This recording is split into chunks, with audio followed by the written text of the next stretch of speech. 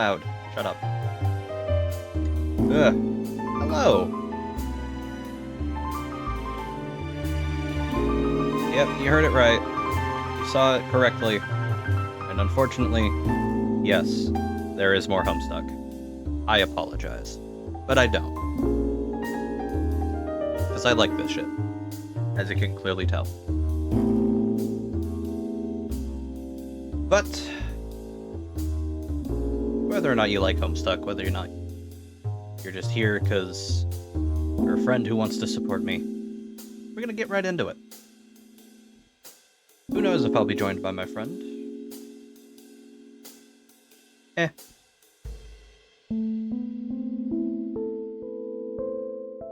me see here. Window capture. Actually, is this the window capture I use? No, that's for Shadow the Hedgehog. Ah, here it is.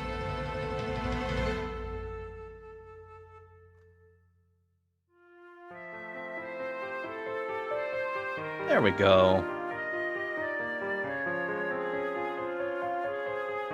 There we are. It's time for the Stuck of Home. That's right, every pony.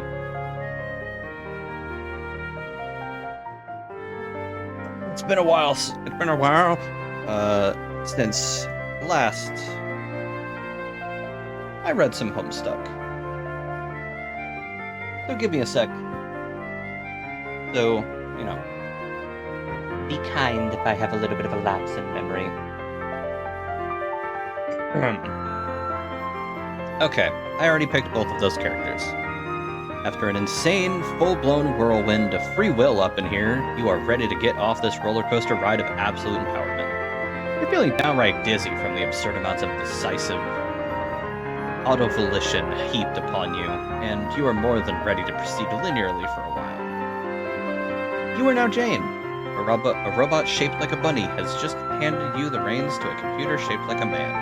What will you do? Turn down the music a little bit. You're not supposed to be powerful. You're supposed to be background noise.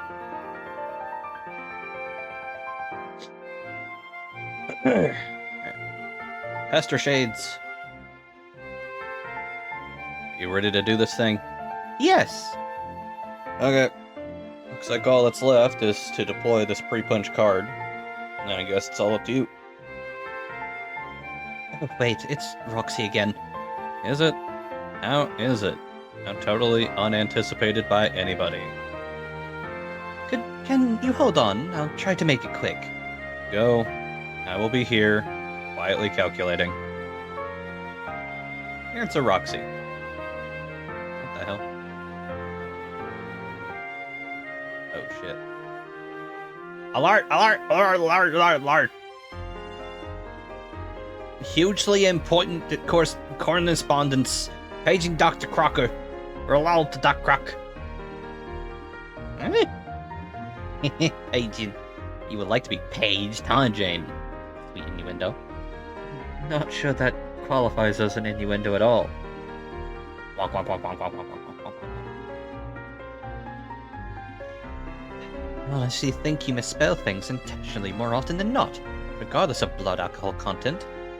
You just typed wonk 5 times in a row. I have only just begun to wonk. What is this urgent thing about anyway? Is it about your booby trap? Because you're too late. It already blew up my whole bedroom, thank you very much. No, I mean, I still feel shitty about it, but it's not about that. I know you already ran it, because I've been talking to the Shades. Yes, me too. Right now, in fact, and I'm in a bit of a hurry. What is this about? What are you even doing? I'm in the lab doing a thing with my cat. But that doesn't matter, I was doing some thinking. I was still feeling guilty about fucking up your computer, and all of a sudden I'm BFF the mode here. So I gotta tell you something you need to know before it's too late. Before what's too late? You and Jake hooking up, stupid? Oh my god.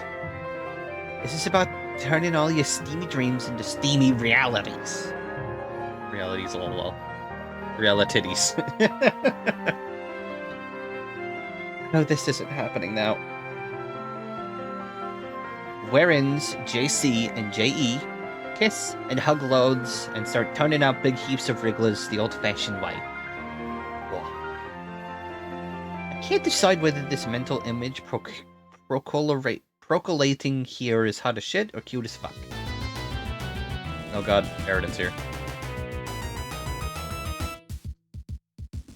No! Cease your lascivious porculating at once. Roxy, I can see you're set on just wasting more of my time. Understand if you don't wish to play this game, but please do not interfere with those of us who do. No, I'm fine playing, just shut up. This is serious, you need to tell him how you feel very soon. You might miss your chance. My chance? What are you talking about? I found out today that Dirk's gonna make a move. A move?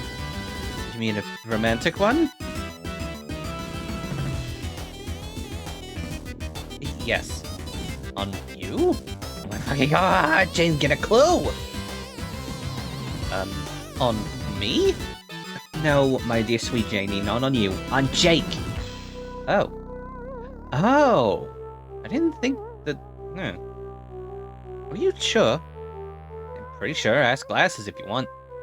Well then. This is quite a development. Poor Dirk! What do you mean? Well, surely when he reveals his feelings, Jake will... I mean, he couldn't possibly... What, reciprocate? She said that correctly. Interesting. Yes? Why not? Because Jake is not a homosexual! Are you sure? Are you saying he is? No. And what are you saying? I'm saying that I don't fucking know. But I thought it reasonable to presume he takes a shining to ladies. He does speak fondly of certain females from his favorite films, does he not? True that, but how much does that really mean here, Jane? Be toad sure on account of some dorky, naive crush Moeve crushes? Well, now I just don't know. You've me completely bamboozled about this. What do you think? All I'm saying is, my gaydar is like the exact fucking opposite of yours. Which is to say, it is better than completely non-existent. Mine is so sensitive it has been used to sweep the ocean floor for mythical sea monsters. Turns out, all of those monsters are so gay. Truth. Okay, then what does your cute CB scanner make of Jake then? That's what I'm saying. I really have no idea. Kid is a goddamn enigma. It's hard to read as a fine print. And how I do mean fine. Brother, then I guess your guess is as good as mine? I'm not sure what I'm supposed to concede from this. Or conclude from this. You're supposed to conclude that you said you were going to believe anything I said today, remember? Yes, but you just said you don't know! Exactly. Therefore, you must believe me when I say, if Dirk lets on all his feelings, there is at least a chance Jake will go like, Dirk, okay, dude, let's make out. And that means poor Jane is screwed without ever even throwing a filthy old fedora in the ring. It is a ring, like, called the English sweepstakes. And if you don't, you'll regret it. And I mean, officially, I can't have a horse in the race. Wait, bad metaphor because Dirk and his fucking horses, never mind. Like, you are both my friends, and I'm not out to mess him up or anything. But I kinda owe it to you as my friend to let you know what's up. And also to get you to stop being a world champion tight ass. And let Jake know. Oh, not this tight ass baloney again. Jane. What? Jane. JC, you are the tight-assiest tight ass who ever tightened up an ass. No way. We settled this, remember? My prior resolution made it definitive. I was to be regarded as exceedingly permissive in certain respects. Jane, I'm afraid that your bottom is a stubborn claim regarding priceless treasure and a deadly secret. It's so ridiculous.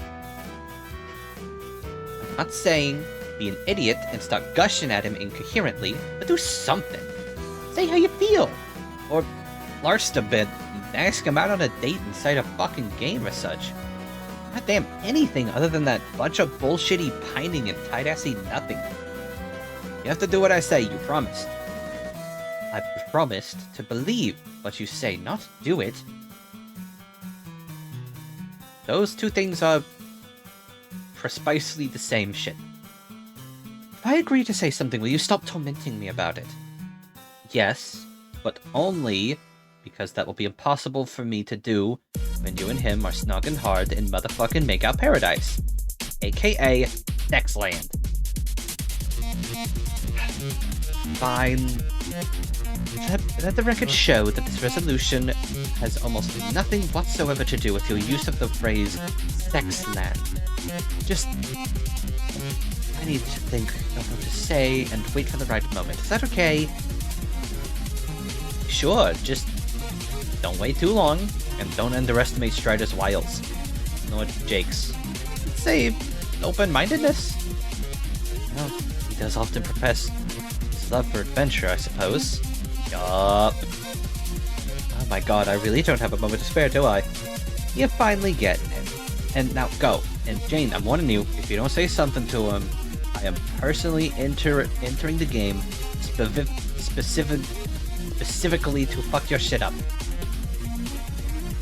Walls outie. Prince of Heart. Rise up.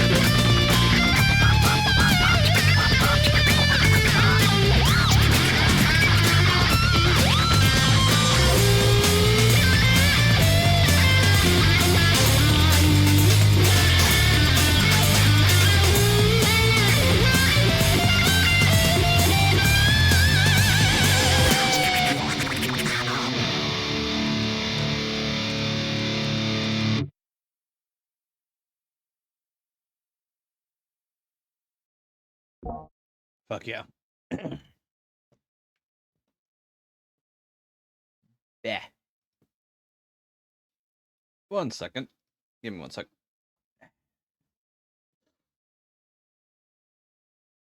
Fuck yeah. Jake, level up. That absurd drubbing earned you another rung on your Esche ladder. One of the steeper prices you've had to pay for a bit of ladder climbing, but in the end you suppose it was all worth it to be able to bask in the glory and prestige of the Peter Panache rung. You guess? Are you kidding? You don't have a clue what that means.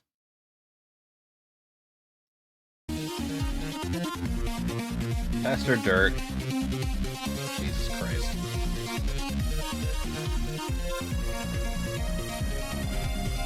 Bro. Your contraption and its busy fist just royally kicked my ass. That sure as gold little green apples isn't all there is to say on the matter. Are you listening, my friend?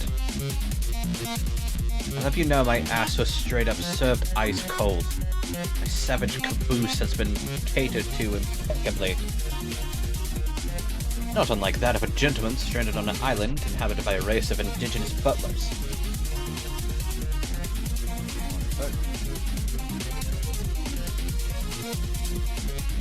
I hope the far-fetched scenario I have described has adequately communicated the severity of my robotic butt-whooping. Does this mean I passed the test or whatever the fuck?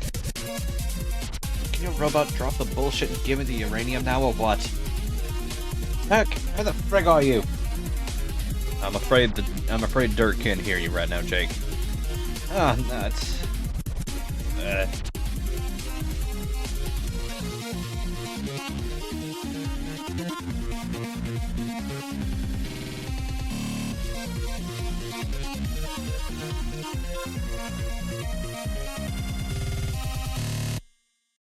Oh, hey. Aranea.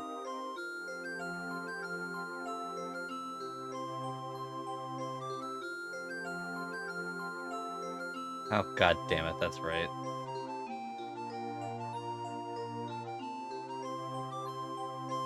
Esther Roxy.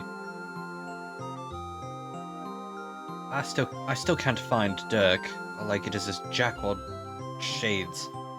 Surprise a frickin' prize.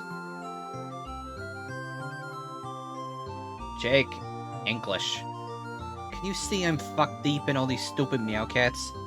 No? Oh. No, I can't see that actually. I'm also fuck deep and busy. What is it? Just seeing if you had heard from him yet. I'd really like to speak to him today. You know, like actually in person, rather than through his aggravating liaison who is so far up his own ass. This HAL 9000 shtick, it's redunculous. Is he avoiding me or something? I better didn't piss him off through some indiscernible slight. Gosh, sensitive. Nah, he's just biding his time, I guess. Oh, okie doke. Just had a crazy dream after getting cold-cocked by this roughhouse droid. Yeah, where's it? Yeah, there's been that going around. What? Dreaming. What was yours about? Well, I don't want to alarm you or anything, but I may have just featured none other than the girl of my dreams. What?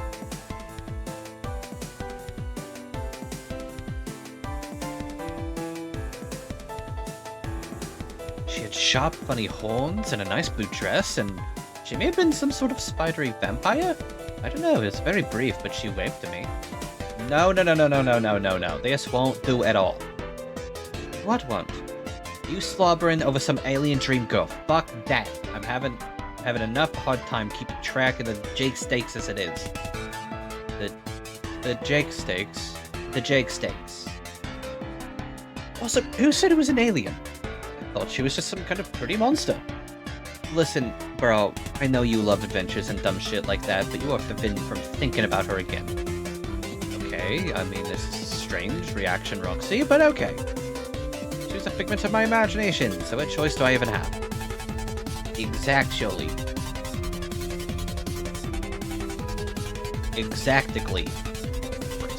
She was a fake girl, so forget it. A fakey fake. Wait a minute. Has Jane talked to you about anything yet? About anything? Yes, I do imagine our last chat could fit about that description. What? No, I mean, about anything serious. Feelings-wise. Shit, about your emotions. No, not really. Bruh. I knew she'd procrastinate on this. On what? Can you just message her now? Yeah, sure. But what are you talking about? Should I expect a serious exchange about feelings and whatnot? Depends on the present magnitude of a tight assery. Something needs to move you fuckers along and get stuff out in the open already. Wait, would this be about certain unrequited pinings you may have alluded to earlier? I didn't say nothing I didn't say nothing and ain't saying anything to that effect. Indubitably, Miss Zipperlips, was it? Humorously misspelled, of course. Sweep. Guess I can't help but wonder if that truly is the way she sees me, or if it is some wild ego-stroking delusion on my part. I always get this sense that people sort of fancy me, but who knows? I could just be miles off the old rocker about that. You're right, I think it's high time we cleared off the air on some things, even if there is a chance it gets all awkward and prickly. That is what being brave and adventurous is all about, after all. It isn't just summoning the courage to pilfer some priceless loot from trap-laden catacomb, or shooting at stuff with 2 guns at once. There are treacheries of the heart to consider. You effing dork. But yes, go do that. Shit, I gotta go. I think there's someone in here. But you in danger?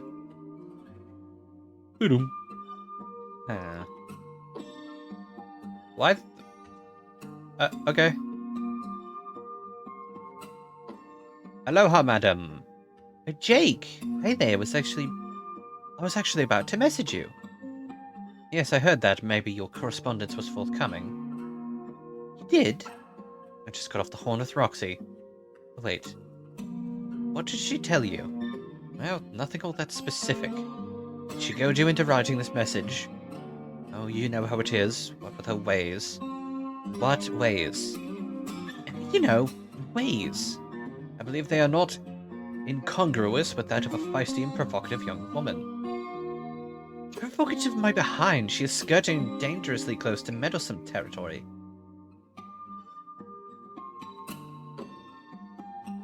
No, it's really not like that. Hold on, god damn it. Huh? No, it's just Dirk's inscrutable wrestlebot acting up over there. What the fuck is he doing now?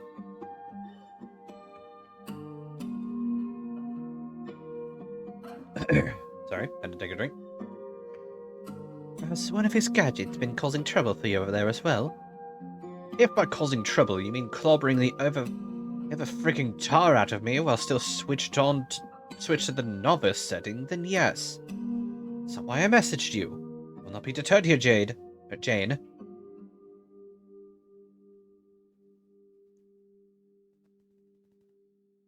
Deterred from what? Jane, I think it's time we had an honest-to-goodness dame-to-fella thing talk. Like, about our stuff, you know? Our stuff? Our feelings. How can we feel about each other? Yes, okay. I don't think I'm out of line in suggesting we've been tiptoeing around some feelings here, do you? Have we? I think so. It's just a hunch. Is there something you want to say to me, Jake? About how you feel? Absolutely. I feel that total honesty between us would be the best policy as we begin our journey together. So I say, let's put all the facts on the table where we can both see them. Don't mind, I would like to ask a question, Jane, but I hope it doesn't strike you as being too forward. Go on. Well, maybe it's just my imagination, but I've picked up on certain, let's say, hints. So, I have to just come out and ask. Oh boy, this is actually proving to be a serious challenge to my bravery now that I'm going through with it. Getting a little hot under the collar here. No, it's okay. Go, please continue. Okay then.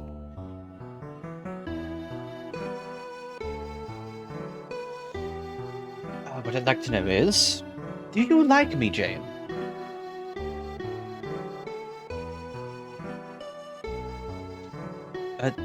Wait, what? I mean, do you like me as more than a friend? Do you envision us as, like, an item? A romantic pairing of sorts? Wow,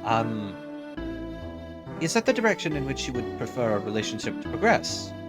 Uh, well, I... Please, be honest with me, Jane. Just come out and say it. Do you fancy me? No! What the fuck? I...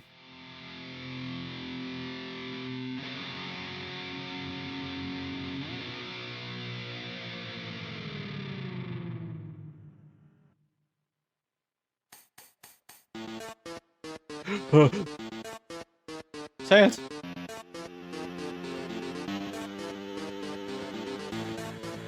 Frisco Sands. Oh god, no! I'd see. Very well then. Jeez, I must have really misread that one. I feel like kind of a bonehead now. Are you sure the answer's no? Alright, as much as I love Megalovania, it is not fitting the atmosphere at the moment. That worked. I guess that sure was the thing I said. Yes, fair enough. I guess I did put you on the spot there, didn't I? You know, it might sound cocky of me, but I was really was not prepared for this answer. You must think I'm just this epic freaking tool now. I couldn't say I'd disagree with you if you did. Oh no! Oh my god, what am I saying here? Jake, I didn't mean it. I didn't want to make you feel that way. No, Jane, let's not backpedal here.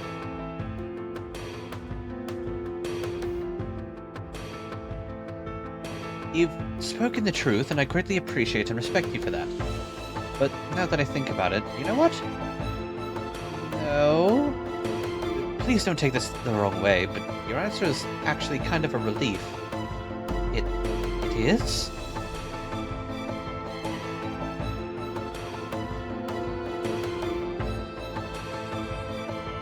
God, sorry, my nose. Fucking being a dick. I consider you to be a lovely lady of the highest caliber, and I really think any gent worth of salt would be a huge bozo to let the chance go steady with you slip through his fingers. I've even given the possibility some thought myself. You have? Sure, I'm only human, Jane. I'm going to entertain, let's say, certain ideas. What ifs, you know? Like, what if we did meet up someday, and you asked me out or something? Sure, I'd say yes, given all we've been through together, and then, well, who knows? You would? Probably, but I'm kind of babbling here. The point is, though, these are all silly daydreams about stuff and about your feelings for me that I was projecting on you, which weren't even real. And now that we've been honest with each other about this, we can kind of move on and just be great friends. Friends! Oh boy! And it's a load off, to be honest, because that was a lot to think about on top of everything else. Everything else? Things are kind of complicated for me, Jane. With you and Roxy and Dirk and this crazy responder, and now... Well, it's a tangled web, let's just put it that way. I don't think I'm following. There are a fuckload of irons in the fire, Jane. So many irons in the fire, such a tangled web. It's a web of flaming... It's a web full of flaming ions. And mixed metaphors, apparently. Exactly. See? You get it. I really don't, Jake. Oh, son of a bitch. What? The robot is being weird again. What a fucking dick. What?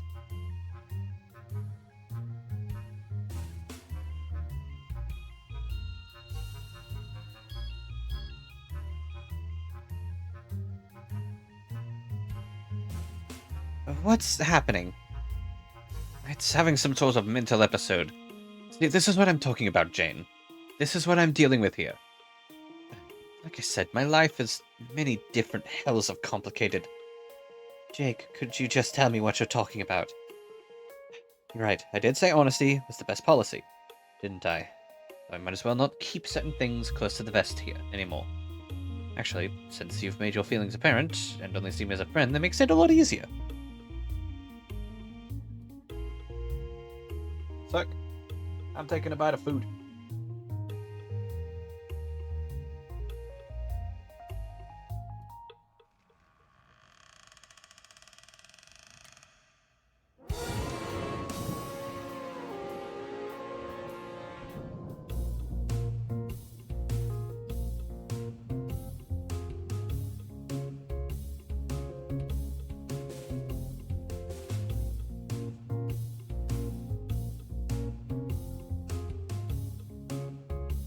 Fuck.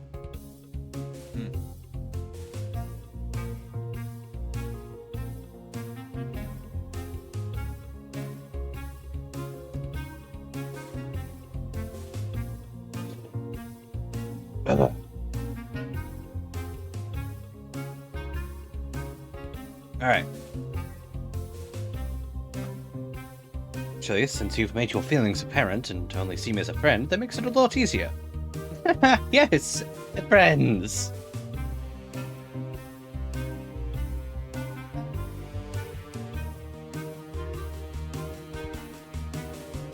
Maybe you could help me sort out some stuff that has been weighing on me lately. Well, what are friends for, Jake? Jane, you alright? You seem to be exclaiming more liberally than usual. Me! I'm just terrific.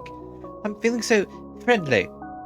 I clearly just want to be a good friend and bring all my amazing friendliness to bear on your problems. Friendly style. Shit, I mean... Who the fuck? Stop at it.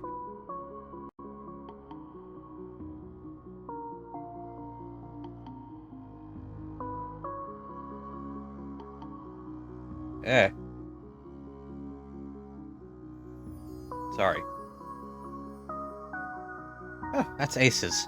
Jane, you're a sweetheart. So, as I was saying, I kind of feel like all this stuff going on with Dirk, like his responders' mind games and his brobot's mysterious and brutal hazings, are all like... Man, I don't know. I know this is going to sound crazy. What? Like they're all some part of some really long-term and esoteric courtship process that is bizarre but somehow makes perfect sense in his mind? Courtship? Yes, from Dirk. You know, to, woo me.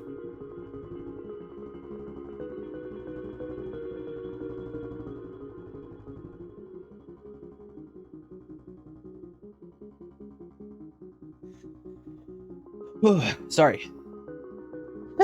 Really? I know it's hard to believe, but I know Dirk pretty well, and... Oh, more than a little sure he likes me in that regard. That way, if you catch my drift. And, well, with how he is, just so relentless and aggressive about everything, you know? Yeah. So I just start to wonder deep down if maybe it's inevitable. What's inevitable? Him and me, as more than just best buddies.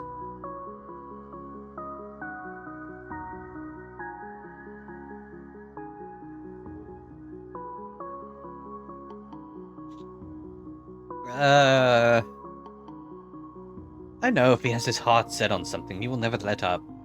So maybe it's just going to happen and things will be easier that way, and I should just try and come to terms with it? I don't think you have to do anything you don't want to, Jake.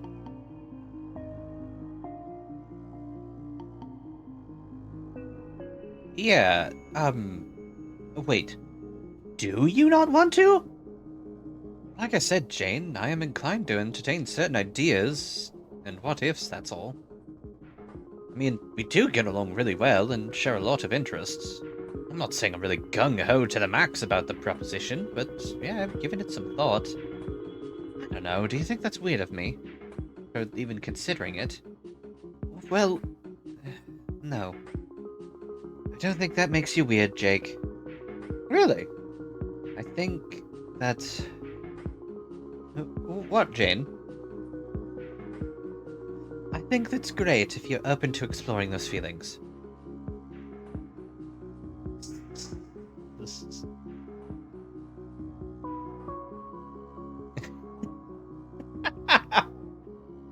Yep. Had it like that before. Had moments like that before.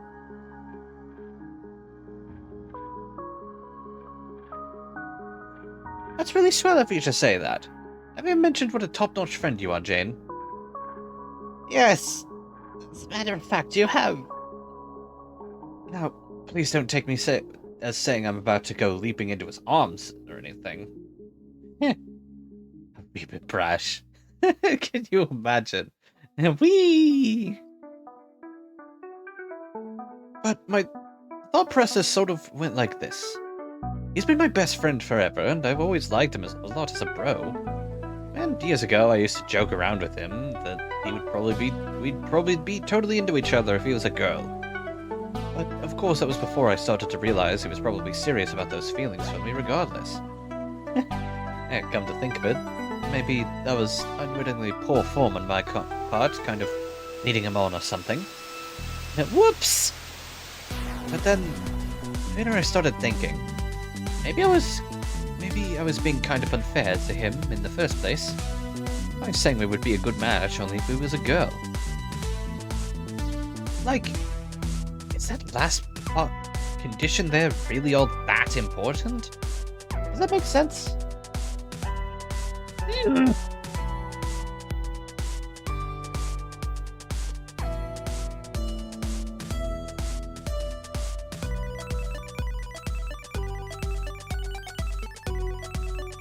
You're incredibly understanding, Jane. Thank you so much for listening. I've never told anyone all that. It's so great to have a friend as good as you. That's what I'm good for, it seems. If you hadn't cleared the air just now, I probably never would have had the gumption to talk with it about it with you. It's so cool how you were honest with me about how you felt. I think honesty is always the best policy. I can't believe how much I was overcomplicating all this in my head. The situation is really funny when you think about it. Hey, yeah. Yeah, bruh.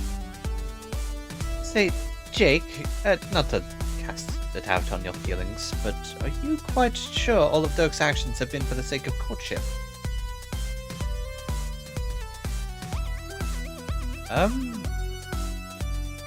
You did say his robot was prone to assailing you, did you not? Is that really an affectionate gesture? Well, he basically sent me that thing as kind of a sparring partner, like to wrestle with. And I love to wrestle.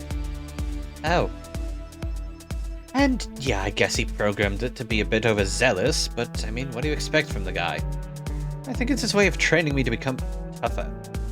Which sometimes is annoying, and sometimes when I walk through the jungle, I'm sweating bullets, wondering if it's going to pounce on me out of nowhere. But there's actually something kind of exciting about that. It's like every day is more of an adventure. And truthfully, it's probably working. I probably am getting better at being in scrums. Yeah, I guess you're right. And his responder, which I guess is really a part of his personality, even if he doesn't like to say so, it kinda lets on a lot more than Dirk ever would. It's almost like it's this weird clone of himself playing passive-aggressive matchmaker between me and his real self. Yeah, I can see how such a complicated relationship could keep you preoccupied. I guess I can't blame you. Maybe you should just... I don't know. What? Maybe you should just go for it. Hell, why not? Just tell him you know how he feels and that you're open to the idea.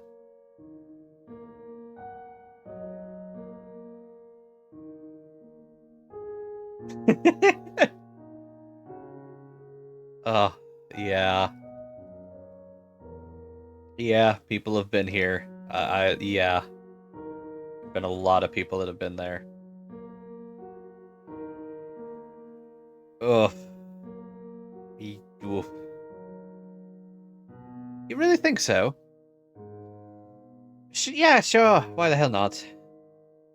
Well, I was kind of going to let it play out and just see what happens and go from there. But you think a more proactive approach would be better? Well, he likes you. You seem to like him well enough. Just, yes. Why not? Sounds good to me. Wow. I must say, this sort of advice surprises me coming from you. And why would that be? What, are you expecting me to advocate a more conservative approach? Tell you about being shy and cagey and keep beating around the bush indefinitely? Who would ever give you that idea about me? Hmm. Yes, I guess that is certainly a strategy to consider. Jane, I must say your perspective on this is refreshingly bold. I believe you will find that as refreshing boldness goes, I am simply the best at where it is. Sure looks that way. Screw it. Ask him out. Just kill the suspense already. Become boyfriends and such. Have some babies. Whoa now. Hey, Jane, the decision to sire children with your best bro is not going to be taken lightly. Okay, I think I have to go. I have this stupid game to play.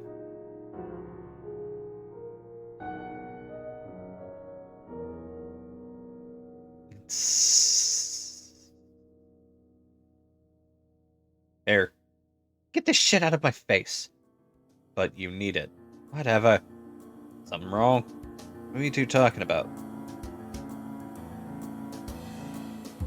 I don't want to talk about it, and if I did, I sure wouldn't want to talk about it with you. Should I be offended or apologetic right now? Help me out. You're talking to glasses here. I'm gonna go to sleep and not wake up forever. I think I'll just put this on this card over here on the desk. Founder. You just knew you hadn't finished the job. Comes to children, ain't quite been offed yet. You've got a sixth sense. Finished job. Hang on, it's this guy. Gotta answer this. You better be bearing news of murdered youngsters. Answer dignitary. He says the deceased child count is still sitting at 0 up here. You say, what? He says that's not all. Wait for him to spill the beans. Says that one of the brats staged a little rebellion on the moon. Stuck the brute's head on a pike for all to see. Real black eye for the kingdom and the condents. Press is going nuts with it. Wait, the brute's dead, you say? He says yes. Damn it, he was one of your best agents. Never really cared for the guy, but you admired his brutality. We all did, sir, he says. Get personal, you say. What's the status on these little shits? Where are they now? Says the prince flew the coop and the girl's gone. You say, gone what? Rogue? After a little while, he says AWOL. The guy doesn't really take a shining to puns, and you can't say you blame him. Okay. You say you're just going to finish off your business here and take the next shuttle to Durst. Over and out. Nice.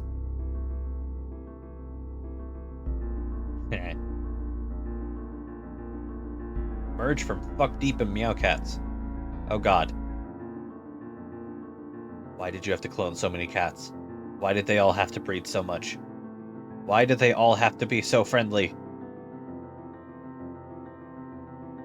Proceed to Transmaterializer.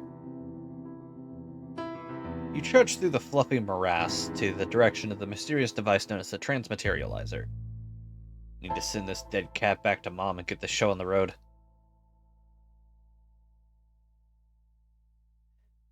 More noises echoing in the distance. Some of the meow cats get nervous and poof up their tails. Pretty clear you aren't alone in here. Better make this quick. Never understood what the point of this thing was. Old and damaged. Whatever is supposed to show up on the screens is blacked out, either due to the damage or due to this voidy blackout bullshit that seems to follow you wherever you go. Here's the lab's funky purifier, which you use to clone all these cats. You use your other purifier to make paradox slime from cats, gather and mix the slime in this machine, and crank out the mutant kitties. You can't use the cloning device's native purifier to make cats because the target is locked into your mom. Most of the time the screen is blacked out, so you haven't been able to investigate her past carefully, much to your regret. Or her tragic death, for that matter. Right now, the target is locked onto a time from her childhood. It's a good thing you stopped by, reminding you to collect the DNA sample for later, so you can jumpstart this tri-generational Lalonde family reunion that's apparently supposed to happen. To purify.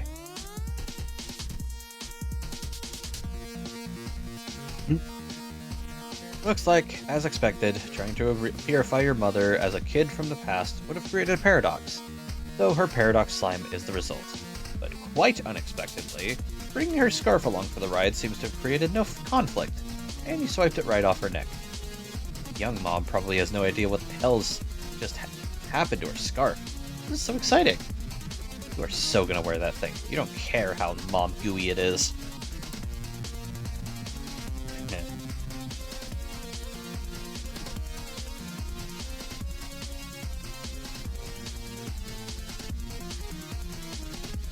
Huh.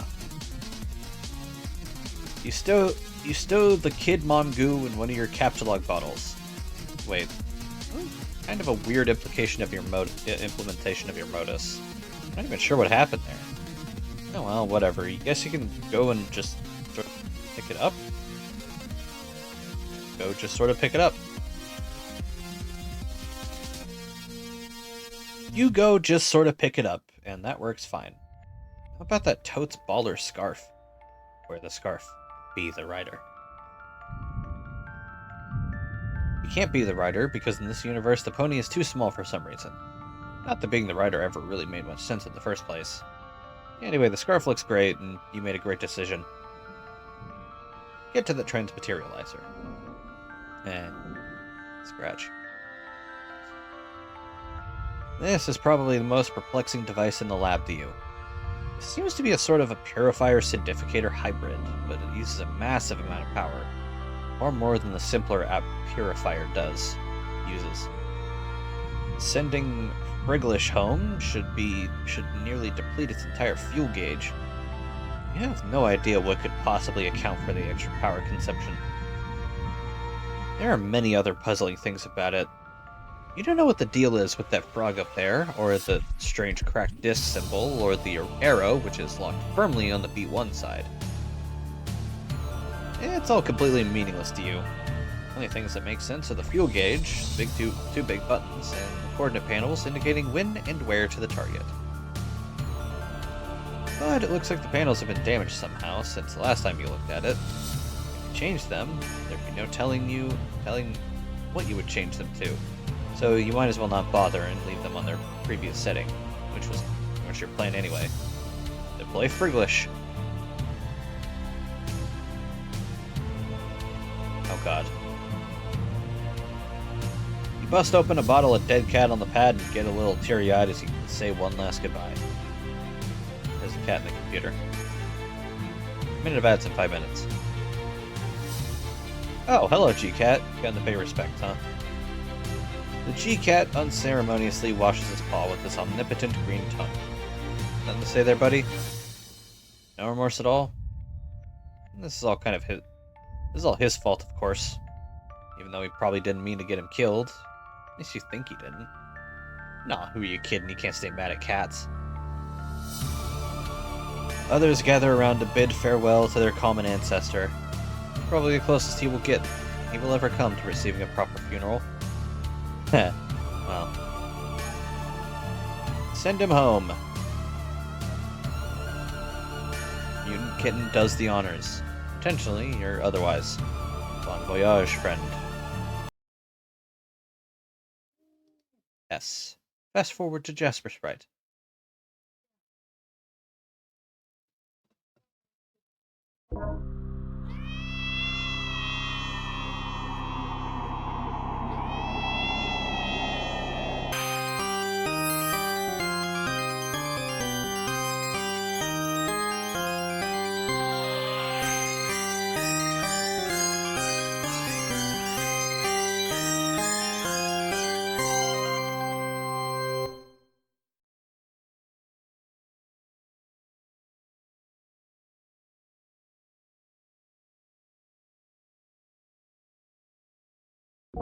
It was a little faster than I wanted to.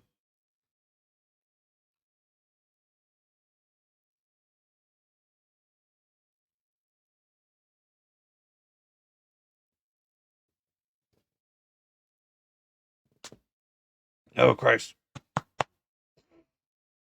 Jasper Sprite, say hi to everybody. What do you think this is? Act 6, Intermission 2? That'll be happening pretty soon, don't worry. Let's all try to settle down here. That's it, you guys. Hey, where did all the cats go? G-Cat, did you do something pointlessly mischievous again? Wait, there are a few hiding behind the equipment there. Looks like something has scared them all off. Or clank noises behind you. Tend not to notice. And slowly, calmly, reach for your... Freeze, motherfucker! Motherfucker! Shit! Sure are a lot of them today. You must be getting more desperate. Fire! You can't do it. They may be dangerous, but you know they're just only looking for food. It's awful feeling these guys sneak in here now and then to hunt for cats. It's not to think about it, really. I'm gonna figure out some other way to get out of this jam. Solicit G-Cat for assistance. Maybe he's in one of his arbitrarily helpful moods? What do you say there, friend? It'll help? God damn it, G-Cat.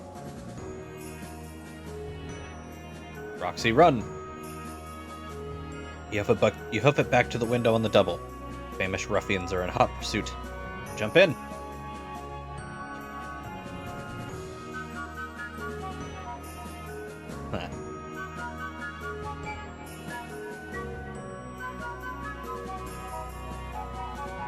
Uh-oh.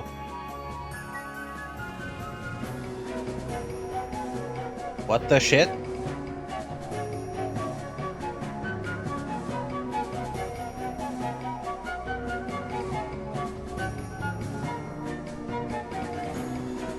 Oh. Oh, hey, Mina.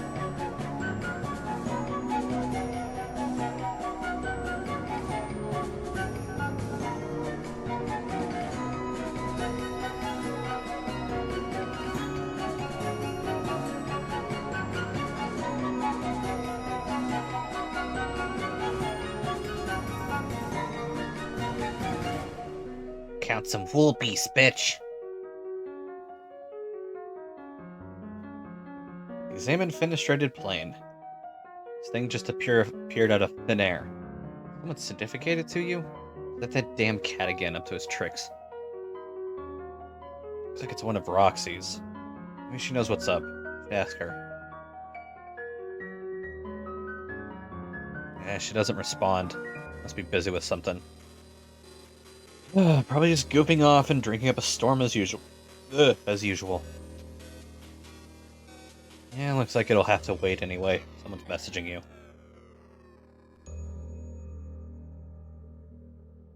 Hello, Dirk. I want to play a game.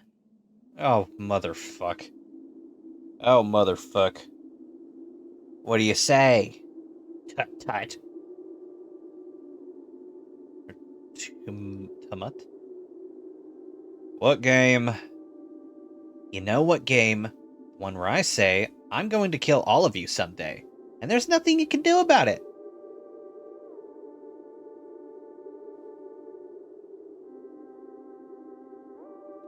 Sorry, I just realized my phone was being a bitch.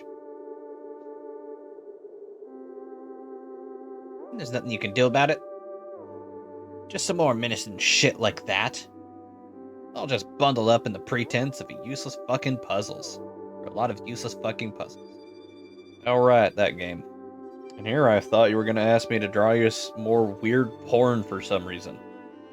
Well, the night's still young, so who knows? But nah, I was just dropping by again to say how I'm going to kill you. That's all.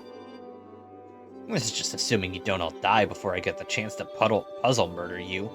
On account of you being a bunch of hideous fuck-ups. I mean, look at this. You already blew it. Blew what? On Durst. You upset the order, didn't you? Went and pissed off the witch.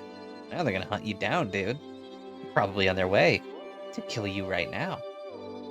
I'm pretty well hidden on Durst. I doubt they'll find me until I'm ready to be found again. No, not on Durst. On your planet. Earth? Pretty fucking easy to find there. What do you think? Oh yes, your aggressors are coming for you. I have seen it. In fact, I'm probably already here. Yeah, well, I was expecting as much. That's kind of why I was on my way to the roof just now. Until I was interrupted by this window appearing, and then by you. Maybe I should try plugging it in. Oh my god, who cares?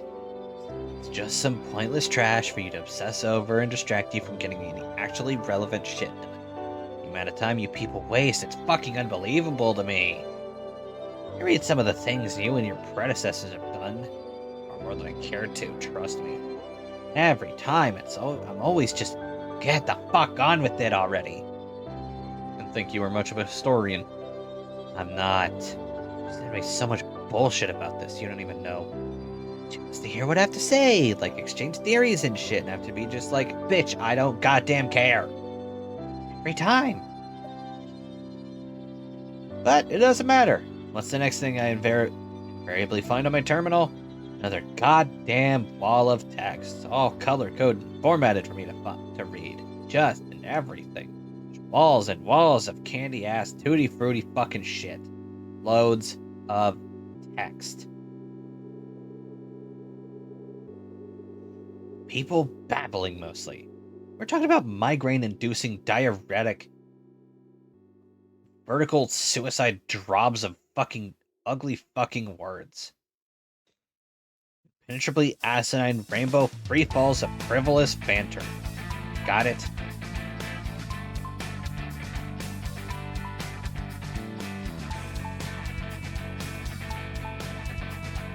Cascade, my beloved.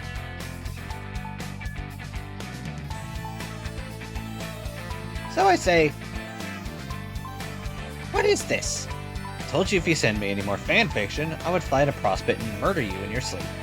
Which I still might do, regardless.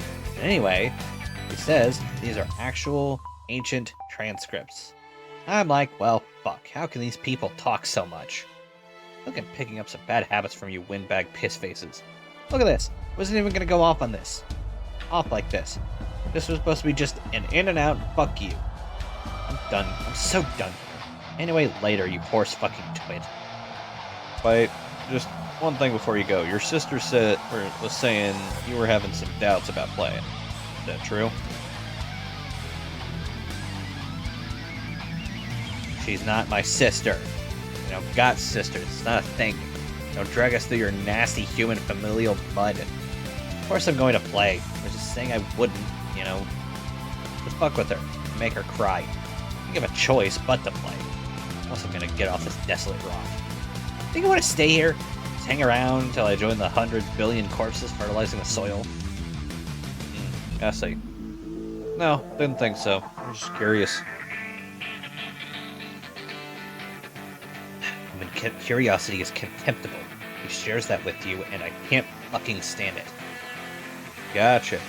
Sure seem to hate us, but I notice it doesn't stop you from talking to us frequently.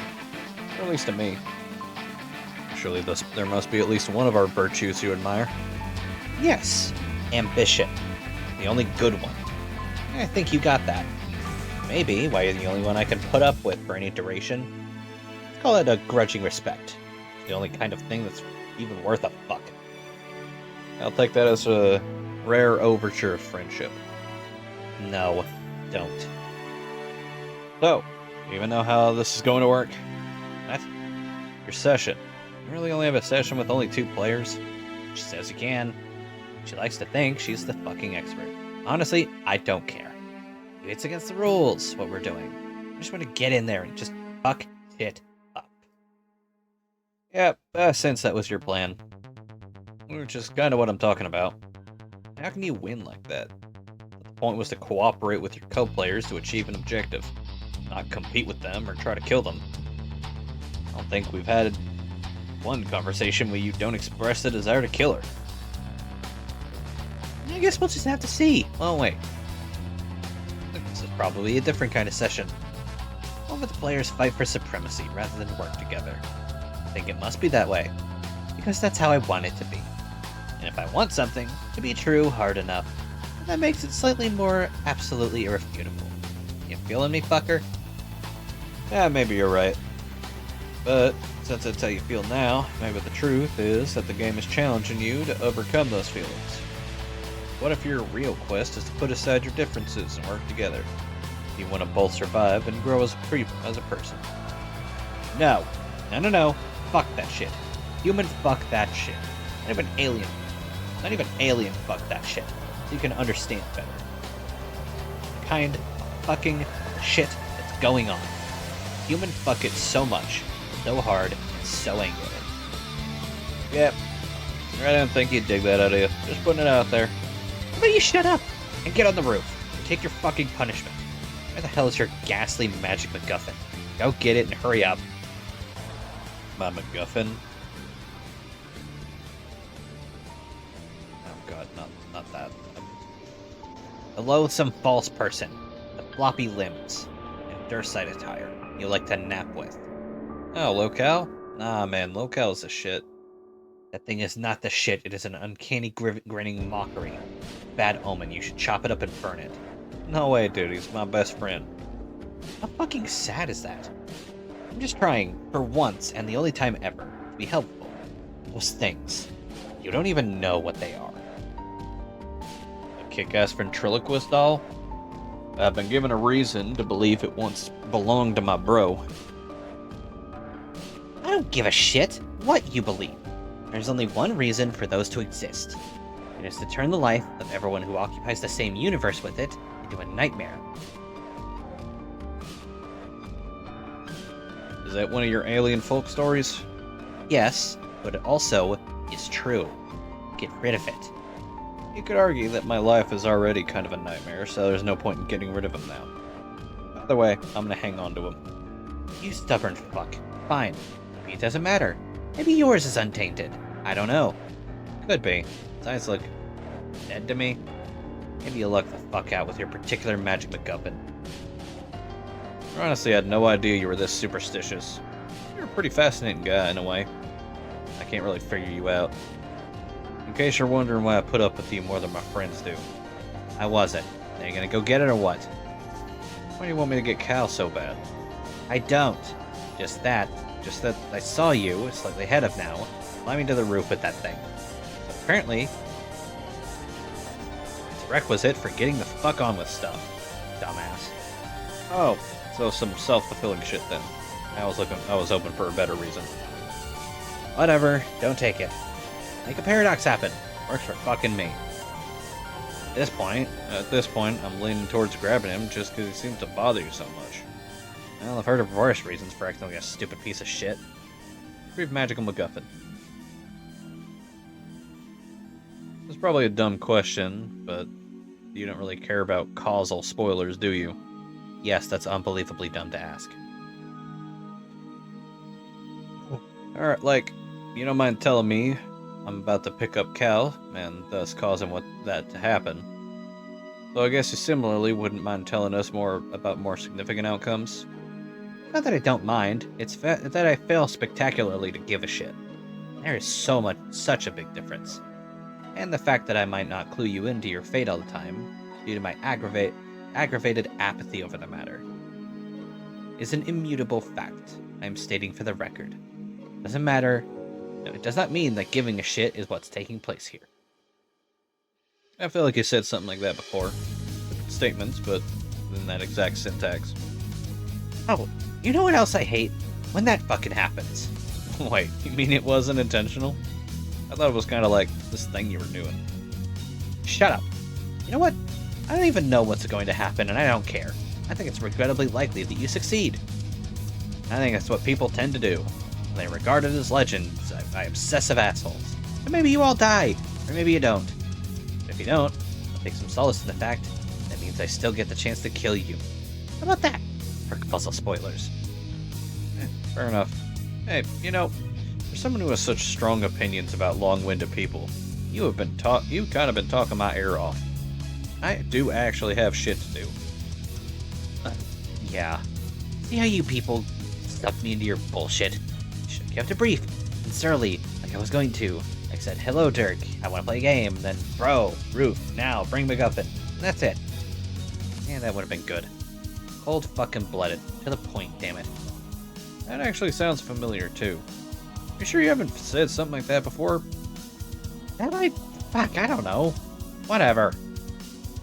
Anyway, let's wrap this up. You've stolen enough of my time. I didn't even get a chance to try plugging in the window. I did you a favor. Another pointless act stricken from the timeline. Hang on. Something's happening. The drones have come a-knocking. Told you. Coming for you, man. Later, douche. Later, douche. I think you just had a flip-off malfunction there. It's shit. Oh, that's what that is. That's better.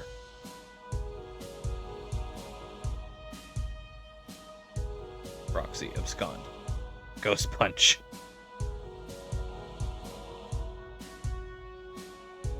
Oh, right. These guys. Not into the frying pan yet. Run again! Everybody out of the goddamn way. Everybody out of the goddamn way! You got a lap full of cats, a skirt full of scamper, and a head full of vodka. Hide. Phew! For the time being, it seems like you're safe from punky-looking fish aliens and cat-hungry chest bandits. Now what? Screw me, that's pretty great. Oh. Examine pre-punched card. You have no idea what you're looking at here. What are you supposed to do with this? Oh well, might as well get started. It's not like there's anything left to do besides embarrass yourself over Professor Chum some more. Already done enough of that today to last a lifetime.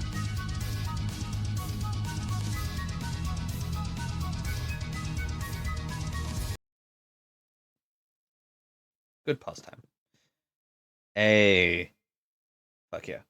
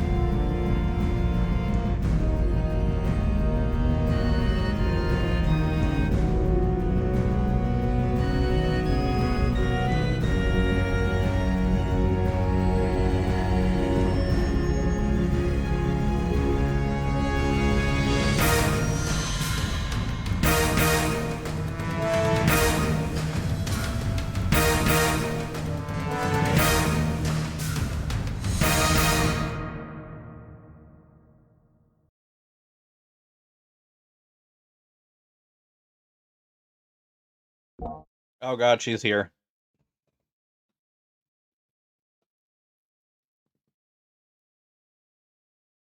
Oh, into Act 6, Act 2.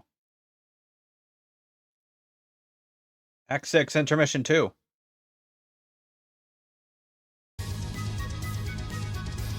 Hold still, Slick. God damn it, would you quit fidgeting and drink your milk? Warm and nutritious. Fresh from the butler's teeth. You just watched me milk it. Oh, for fuck's sake, you were impossible. Miss Paint, is that soup ready yet? He's being a dick.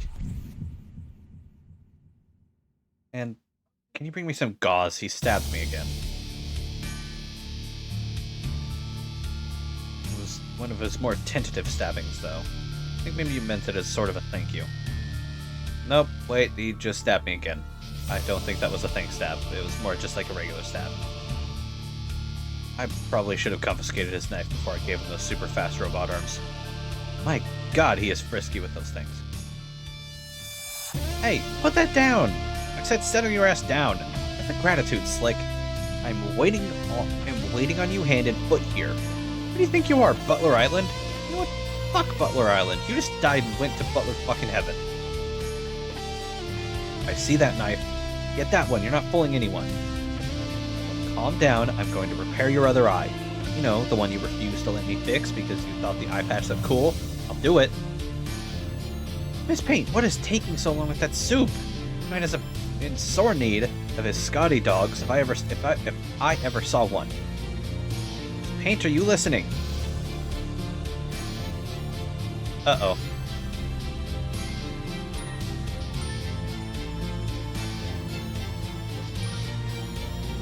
Oh no.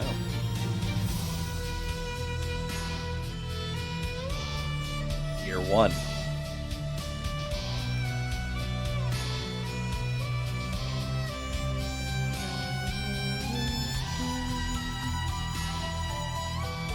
Oh no. Carcinogeneticist right now opened memo on board Fruity Rumpa's asshole factory, boring road trip through the fucking afterlife edition. Oh god, I can't believe I'm actually doing this memo bullshit again. I guess I don't know what else to do. I just need to air out some shit with somebody. And everyone here has their heads so far up their nooks I want to scream louder than I usually do. They're troll nooks and human nooks, whatever the hell a human nook even is. You know?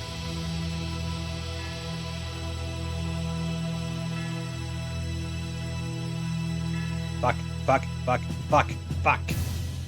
Oh. Hey. I just cannot fucking believe I have to go through all this bullshit again with you/me. What the fuck made me think this would be a good idea? What's with the text? Why don't you tell me? I just have this incredible premonition you're about to anyway. Why the fuck would I know why you changed your text red? We don't do that. The showy self-absorbed paint your text in your blood color thing.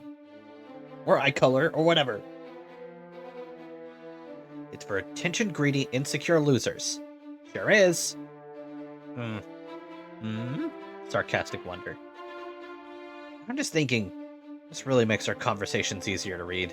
Remember those insane blocks of gray text we used to write together? What was that? Half a sweep ago already? It's weird that I'm actually looking back on all that insanity with a certain amount of fondness. At least shit was happening.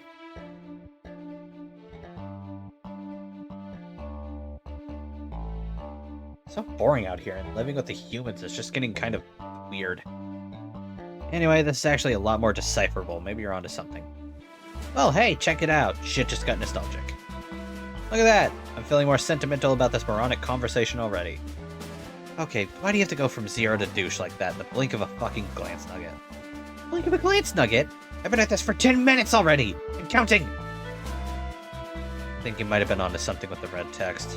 I was just trying to pay you a compliment, you antagonizing fuck.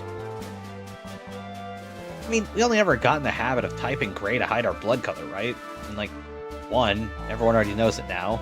It's the worst kept fucking secret ever. And 2, even if they didn't, it's just us here.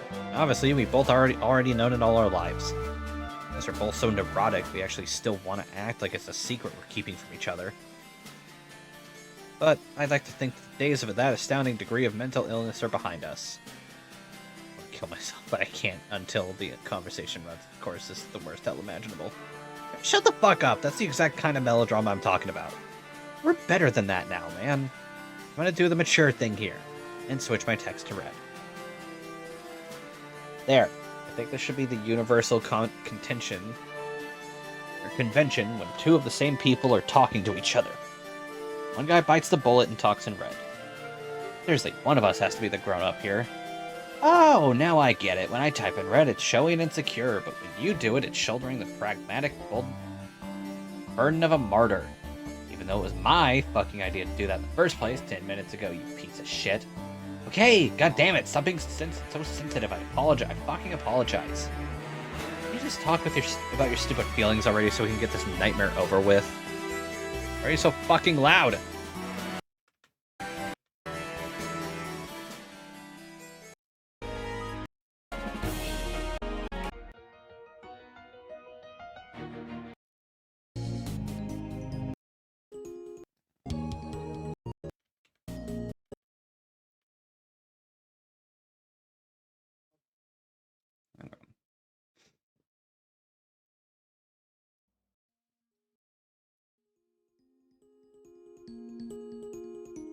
It sounds like a Toby Fox.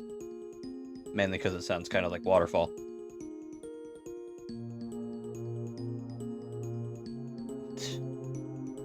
Well, look, it wasn't supposed to be this lopsided thing where I spill all my feelings into idiot space while some shithead yells at me. Kinda thinking there would be some give and take. You presumably share a lot of my thoughts. Okay, whatever, just say some stuff already. All that shit I said 10 minutes ago. I will rife with you and somehow pretend it doesn't feel like I'm rehashing a bunch of lines written in fairly dried ink. Okay, well, I'm having a hard time even putting my thoughts into words about this bizarre trek through the ring. First, it was just bland and uneventful. That was kind of a relief, remember? Having to worry about being killed all the time, or trying to rally a bunch of uncooperative troops around an impossible objective. Yeah. Then, as if it wasn't crazy enough that sometimes we visit these crazy dream bubbles when we go to sleep, we started physically passing through them too. Like, I think I could handle it better if it was just one thing or the other. Like, only the monotonous day-to-day drudgery on the same gloomy fucking meteor with the same bunch of ridiculous people. Basically nothing to do ever, except to get all up in each other's business. Or only a sweeps-long safari through an ephemeral realm of ghost memories and dead friends shitting around in a haphazard and existential clusterfuck. But having to deal with both in totally random intervals? Kinda taking its toll. I hear you, man. That was when I was supposed to say that, but for the record, I guess I meant that. Yeah. I mean, don't get me wrong, I miss all my dead friends a lot. Even the assholes! I miss them too. Maybe even especially them in some perverse way. I should be relieved that they all seem to be happy in some way, even if it's by floating nebulously through dream projections with other freaky blank eyes. Jesus. And I guess I'm relieved about that. But at the same time, it's left me unsettled, for reasons I can't really put my finger on.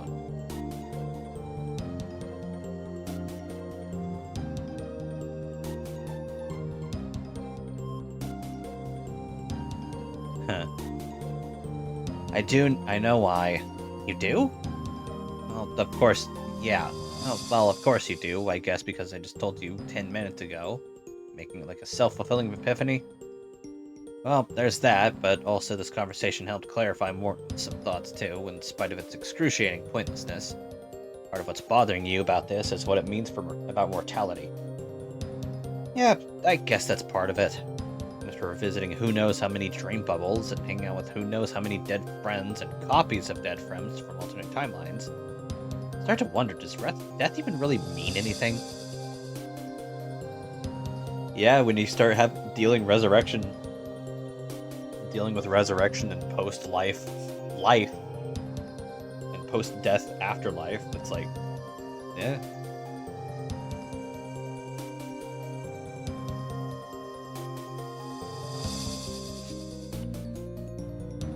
Did life mean anything, for that matter?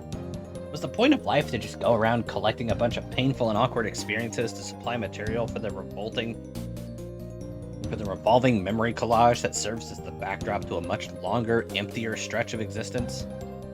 How unnerving is it, running into our dead doppelgangers from doomed timelines?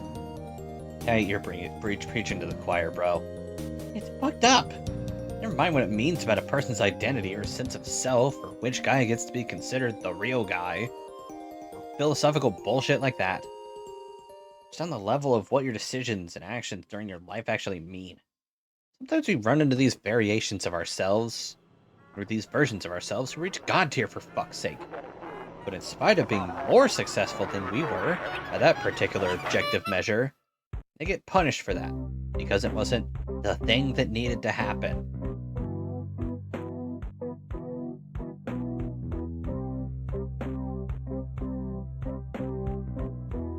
Yeah, pretty much. So, where does that leave us? Or to take some lesson from that, what is it? Try to be great and successful, but maybe not too great and successful? Maybe don't try it all in some cases. Because if you do, some giant fucking squid in the middle of nowhere is going to be like, not so fast, my hideous monster, plans beg to differ. I think we'd have been better off if we didn't even know about any of this dream bubble shit. Well, yeah, that's what I was thinking 10 minutes ago, but now I don't even know. Yeah, well, yeah. Yeah, well, at least you're listening. Even if you were being your usual shitty self about it. Nobody else even gets this. They don't want to hear it. Like Resi used to be that she could at least humor my most ludicrous vitriolic garbage all the time. Remember those days? Way back before we even knew what a human was? Back on Alternia when my biggest fear was if people found out I was a mutant. How quaint can you fucking get? I was an idiot not to understand how good things were back then. Between us, now it's just like... But what? Yeah, this part of the conversation.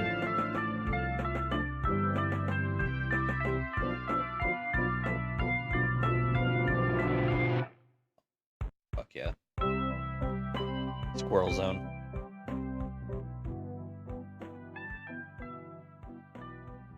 Oh, get over yourself. Our 10 minutes is almost up. I would just like to know, is she punishing me for something? I don't need to remind you how much time she spends gallivanting around the meteor with you-know-who. Oh, you sure as fuck do not.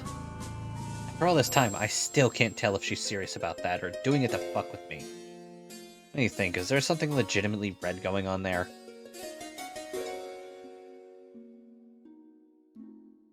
How can it command such absolute mastery over the romantic sciences, yet remain perplexed by this? Maybe I can't get a read because he's not a troll, and therefore has no idea what the fuck he's doing. I'm trying to decipher an intricate courtship process between an attractive potential mate spread and some sort of vegetable. Like, it doesn't compute. Fuck, this is so embarrassing listening to this. Make it stop. Quiet, I'm talking. I just feel like maybe I'm past the point of no return with her. Where before there was a margin for error. Probably way more than I ever deserved. And now that's it. She's totally had it. There's a new dude with candy blood in town. He's just got it all, doesn't he? He's a much better artist than I am, for one thing. His horns are so nubby, they don't even exist. Talk about hitting the jackpot. Am I off base? We just went over this. I don't get it when... I didn't get it then because I was too busy whining and feeling sorry for myself like you're doing now, so pipe down and listen. You've been sending her an endless stream of mixed signals for as long as you've known her. No bullshit. Like, fuck it's bullshit. It's all too clear to me now. The classic case of quadrant vacillation. You don't even know it. No wonder she was so frustrated and got fed up with you. This is outrageous. Is it? Tell me, how many times have you treated her in a way that would be objectively constructed as a form of black solicitation? That's just... no. That's how we've always rolled each together. It's like spirited platonic contention. Totally normal territory in normal matesmanship. Yeah, a healthy one.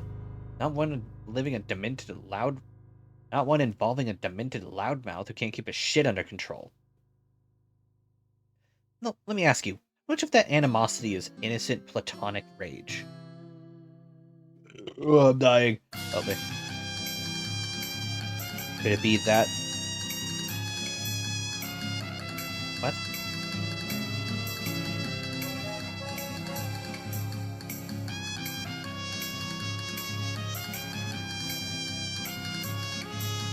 Sorry, I was so caught off guard by Desperado music. Could it be that subconsciously you want to push things with her onto collisionist turf? Maybe see how things work out there. See if you can have your grub and cull it too. That way you can have her all to yourself. Fuck you. You want her in every quadrant like a desperate fool. You realize what you've become? You're the sad joke character in the rom-com. You know the guy I'm talking about, who's greedy and indiscriminate about filling every quadrant, totally oblivious to it, and in the end has fuck all to show for it. I don't have to put up with this. You kinda do. For at least another 10 minutes. No, fuck that. I'm so done with you. Yeah, you pretty much are, because the 10 minutes are about up and I'll be gone. And I'll be just be you and the other guy, spinning our globes together like a couple stupid pieces of shit ad infinitum.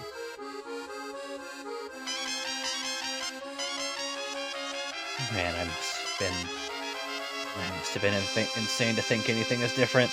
You haven't changed at all. You're just as petty and horrible as ever. Fuck you forever. Fuck every 10 minutes ahead version of myself all the way into 10-minute fucking eternity. Can't even do this. Not anymore. Yeah, well, you made your cocoon, pal. Now we have to take turns shitting in it together. It's the most pathetic, smelliest dance of all.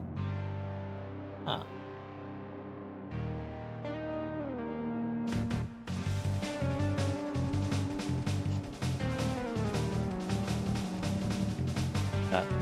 What the fuck is it now?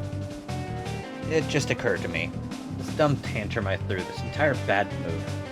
It was just another idiotic, self-fulfilling reach around, wasn't it? What are you talking about? I mean, where did this even come from? It was like spontaneously generating self-loathing with no discernible source. Is this emotional outburst ever even real? Oh no, don't start with that shit. Don't start with that. Do not start getting existential about my anger. You better fucking believe this is real. You sure, man? You condescending fuck, how fucking dare you call into question the legitimacy of my feelings as if they aren't completely justified and 100% grounded in absolute, stone-cold, concrete, goddamned, objective motherfucking reality. Yeah, see, I completely set you off here, and now you don't even know what you're saying. Sorry, this was my fault. I'm gonna try and calm myself down. Oh, so this is why you decided to leave this conversation? You got owned, so you had to slink away like a fucking coward? Oh god. So you had to slink away like a fucking coward. Nice try, shithead, but I'm not done with you yet. Think you're the only one who could list his 10-minute away self's flaws? I could go on forever. Fine, get out of here. Good frittins. As if I could take another sponge-wringing minute of your disingenuous rabble or drivel. Past Carcat. Open the menu. Or open the memo.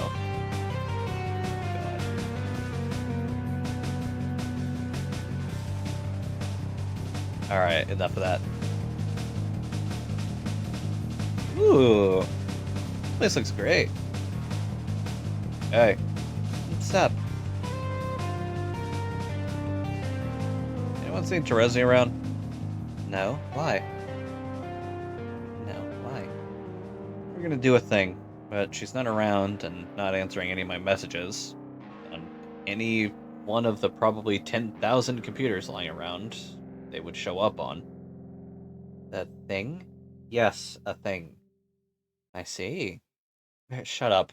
What about you? Have you seen her? No. Have you seen Gamzee?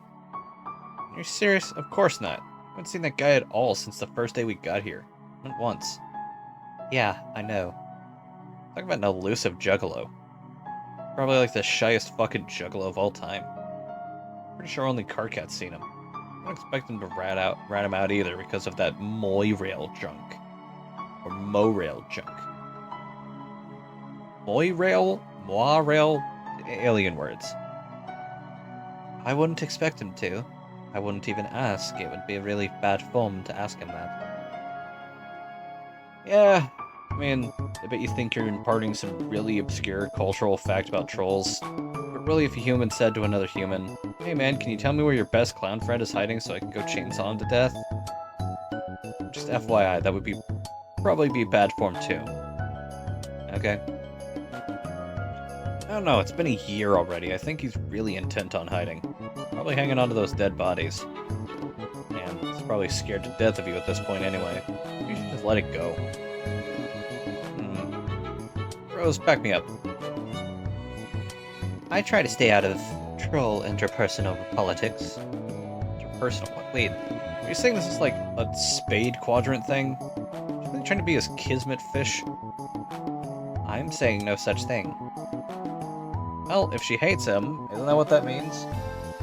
Dave, don't be a dick. You're embarrassing her. No, I'm not. She's cool. Look, she's being cool about it. I'm being cool about it. Yeah, see?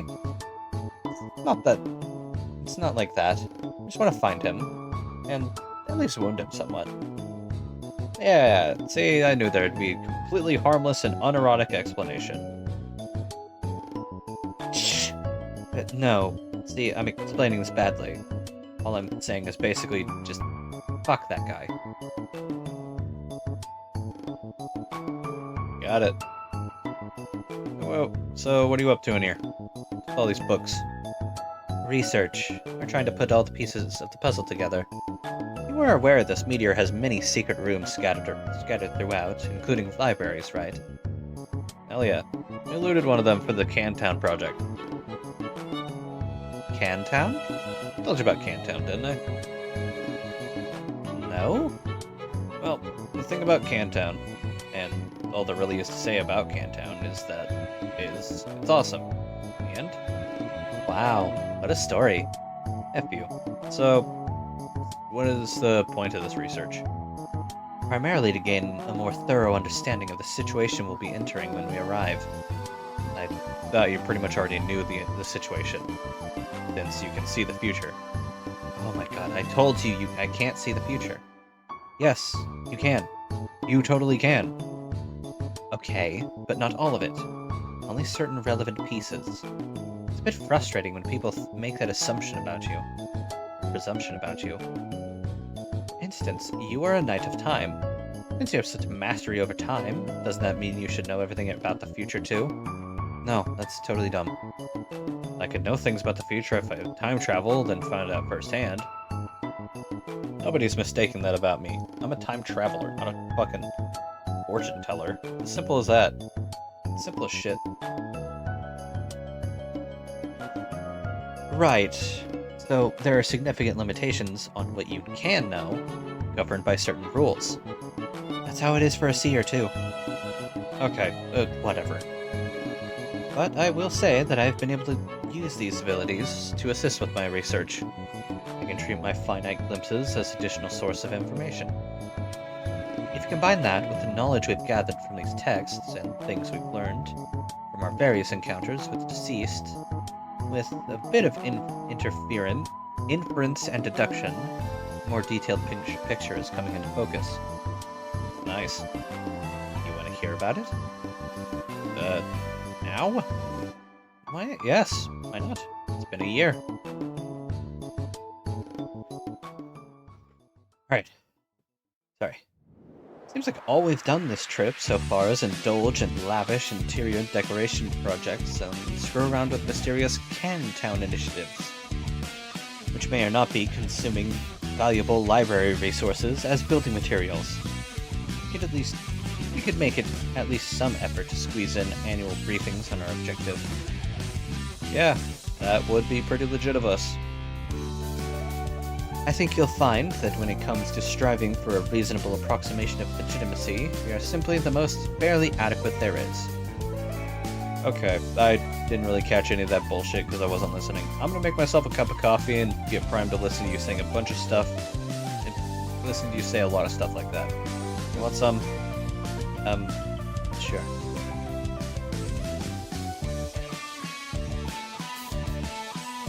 Can I? No, thank you. Okay. This fucking thing. Where should we even unearth this piece of shit from? Oh, okay. There it goes. 2 hot, revitalizing cups of shitty coffee. Fresh out of the weird pod. I don't even drink this shit. It's just because this thing is here. Like, somehow the temptation is even stronger because the coffee sucks. I don't know how the fuck that works. There should be such a thing as apple juice on the troll world. Go for a bottle of AJ. Any booze scrolled away on this meteor. Kinda feels like we should be drinking our asses off here. No adults, nothing to do. That's what you do without adults, right? Get wasted all the time? I mean, what the fuck am I saying? Trolls don't even have adults. Well, they do, but they're all in outer space being insane badasses. I guess they do have the stupid nanny monsters. Do the monsters give a shit if they get wasted? Are you talking to us? What? We can't even hear you mumbling over there. Oh. How's that coffee coming? Off the shit is how. All being like cups and everything. Make sure it makes it to the table before it accumulates that strange, unctuous film on the surface.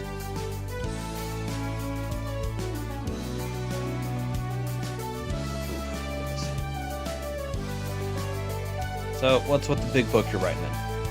Is that more wizard fan fiction? No, it's something like an extensive journal. I'm recording everything we've been through so far and detailed notes on everything we know about the game.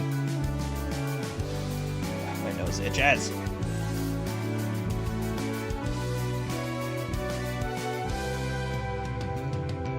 Sorry? I'm also using it to document our research and extrapolate on the new session and players. Yeah, shut up.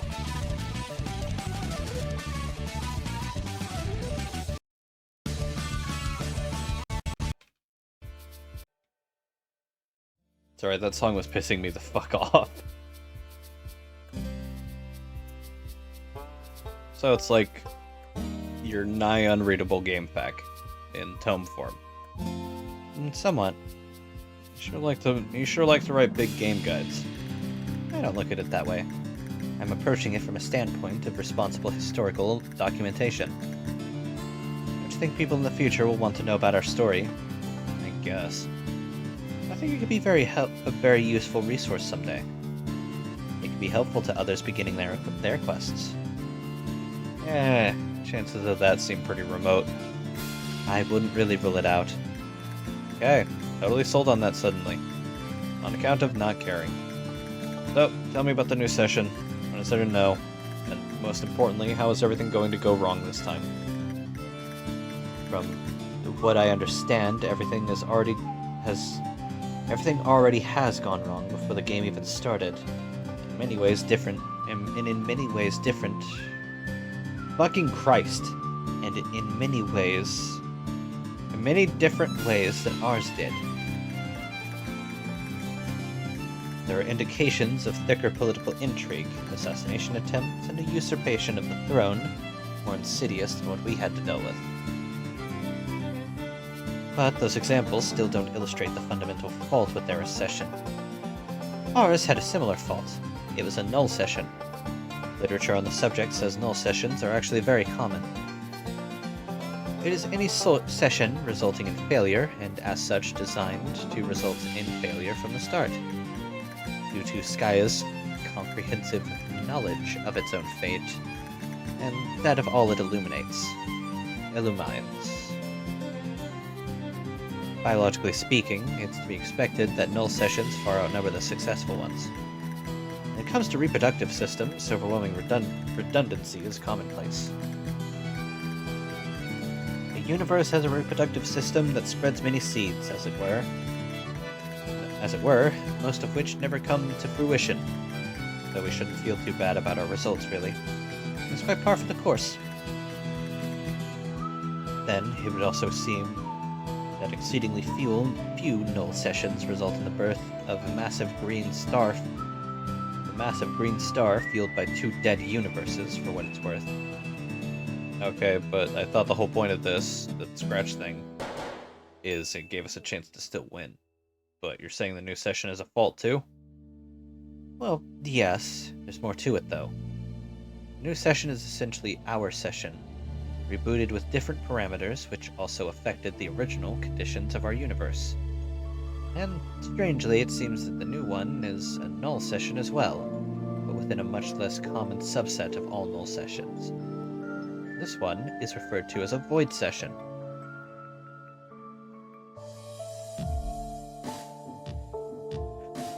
Okay, which is what? Oh, it's very simply a session in which nothing is prototyped before entry.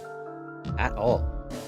Hence, by Skya's preemptive all-knowing and its influence on the rest of the Inciposphere, there are not even any towers on Prospit or Durst built to receive the split kernels.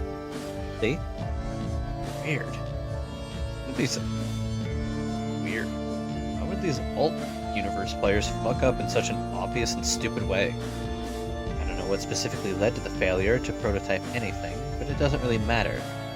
As I said, the session was designed this way before they began playing. Any efforts to prototype may have been in vain regardless, possibly subject to sabotage. Didn't you say that at some point not prototyping anything would be really bad? Yes. It's just another way to create an infertile session, though by a less catastrophic and bloody route we took to achieve the same result. By contrast, it leads to a rather harmless, uneventful session. Underlings remain unaugmented, and so does the royalty. And while this may sound advantageous to the players, it's a curse in disguise. The lack of prototypings, which keep adversaries unevolved, has the same influence on the battlefield. Without successful prototypings, the battlefield will never reach its final form, which must be fertilized to grow a new universe.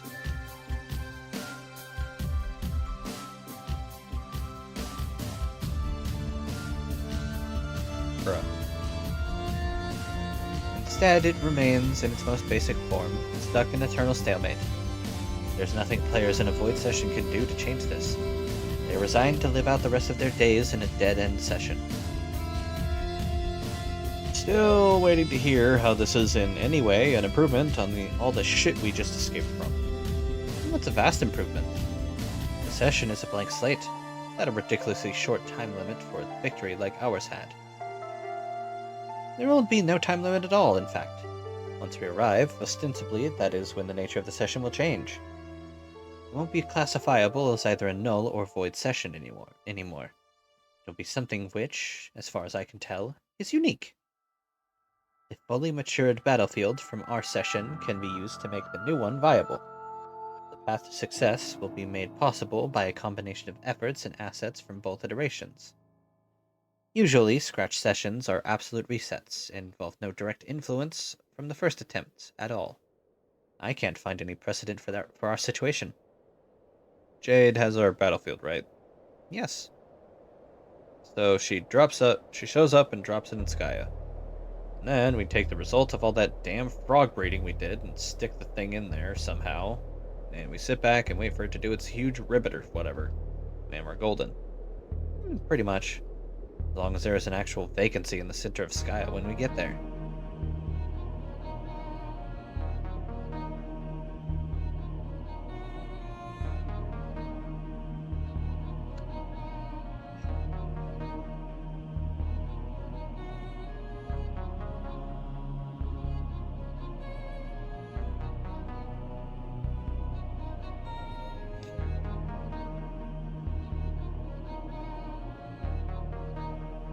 Bleh.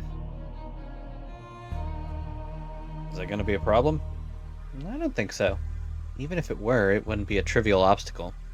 But as it is, I think the forces opposing these players are clandestinely working toward the same goal as we are. From what I can tell, gestures of antagonism, while certainly posing legitimate danger have been factored in as a critical stepping stones to one destination shared by all parties. I don't know why this is or what the motives are yet. The appearance is one of clear sailing ahead, but the traces of conspiracy are everywhere. Okay, but conspiracies aside, did it ever really look like clear sailing to you? Not what I was seeing. We're going to arrive, and soon after, Jack is going to show up. And then we have to beat him, right? Though there kind of is a time limit. Yes, we will have to deal with Jack before all is said and done. That will definitely be a major challenge. But it is not impossible.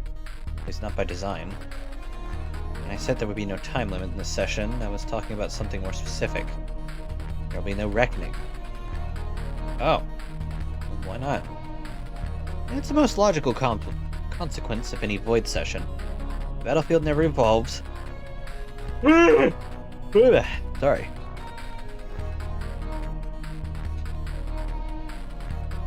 The battlefield never evolves, and therefore the more extensive war between Prospect and Durst never takes shape.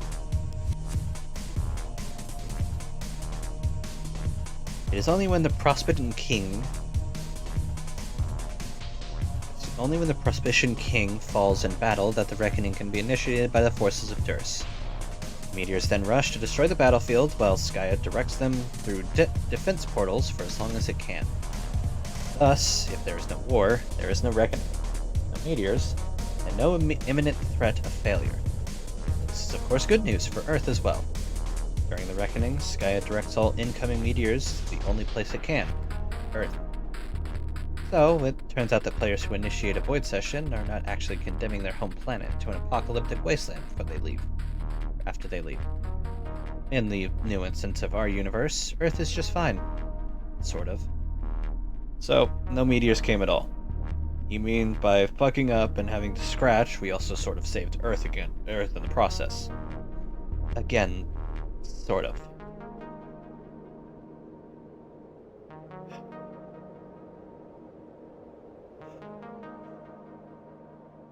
Ugh, pardon me. And it's not that there were no meteors whatsoever, just the vast majority of the destructive onslaught never showed up. But delivering the temple to the site of the forge is still integral to jumpstarting the session. The meteor, however, could have been propelled through a portal by any means, not just via the reckoning. I see. What about the players themselves? They had to arrive on meteors too, didn't they? I guess the baby meteors were some exceptions too, right? Yes. But they weren't flung through portals in their own sessions, nor would they be created there. They were created in our session, and sent back through our portals. Just like us. Couldn't have had some 5 minutes.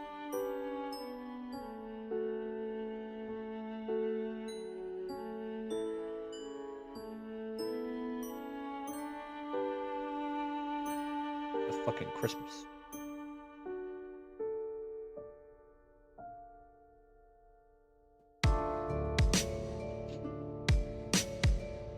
Alright. Give me 1 sec.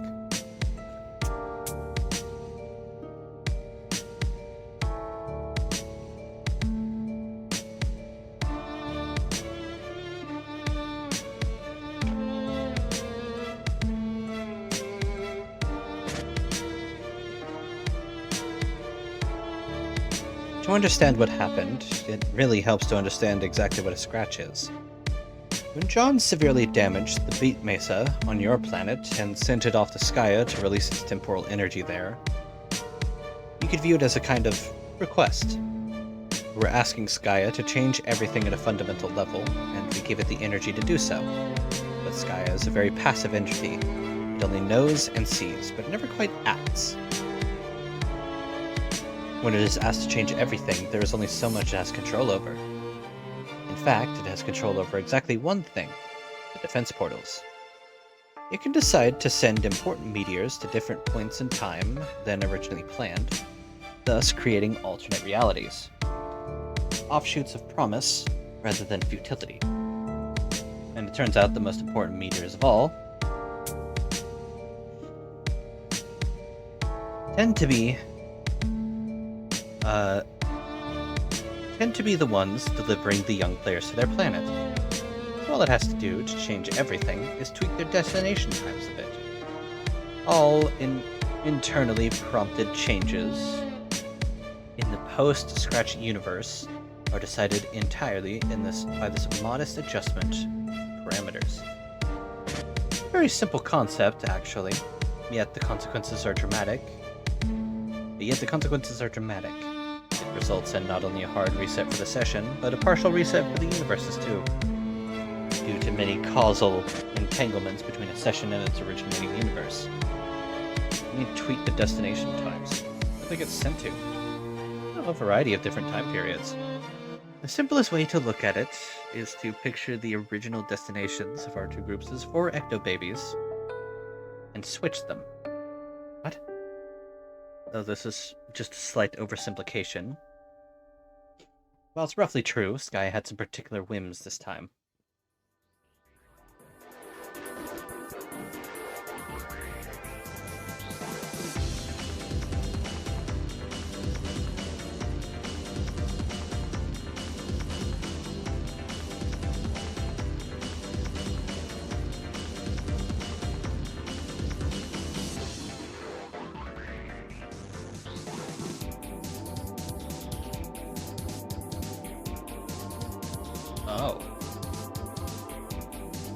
Oh, weird.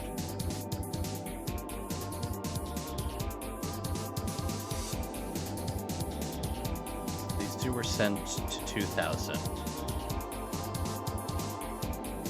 Or just before 2000. These two were sent before that. But these two were sent to fucking 2400?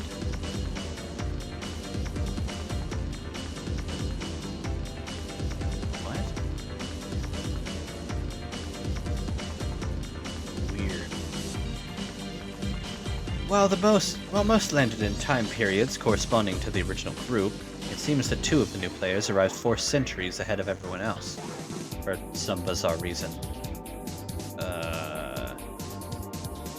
But they're still apparently able to communicate with their co-players through, I guess, some Trollian-like technology.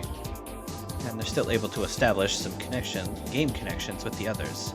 So this stands as an odd, but not otherwise terribly significant detail. So, in this alt-universe group of us and them,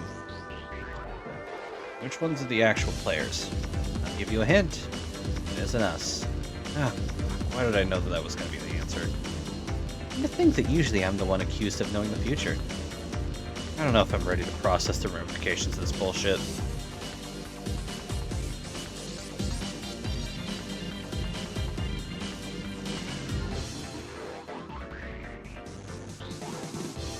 Find it less disconcerting if the players were alternate versions of us. Man, at least I'm used to dealing with alt-daves. I've been fucked deep in alt-daves before. A goddamn delight if you want to know the truth. But I don't even know what to think about... What? Meeting a deceased figure of authority as a peer? Let's not even talk about it, okay?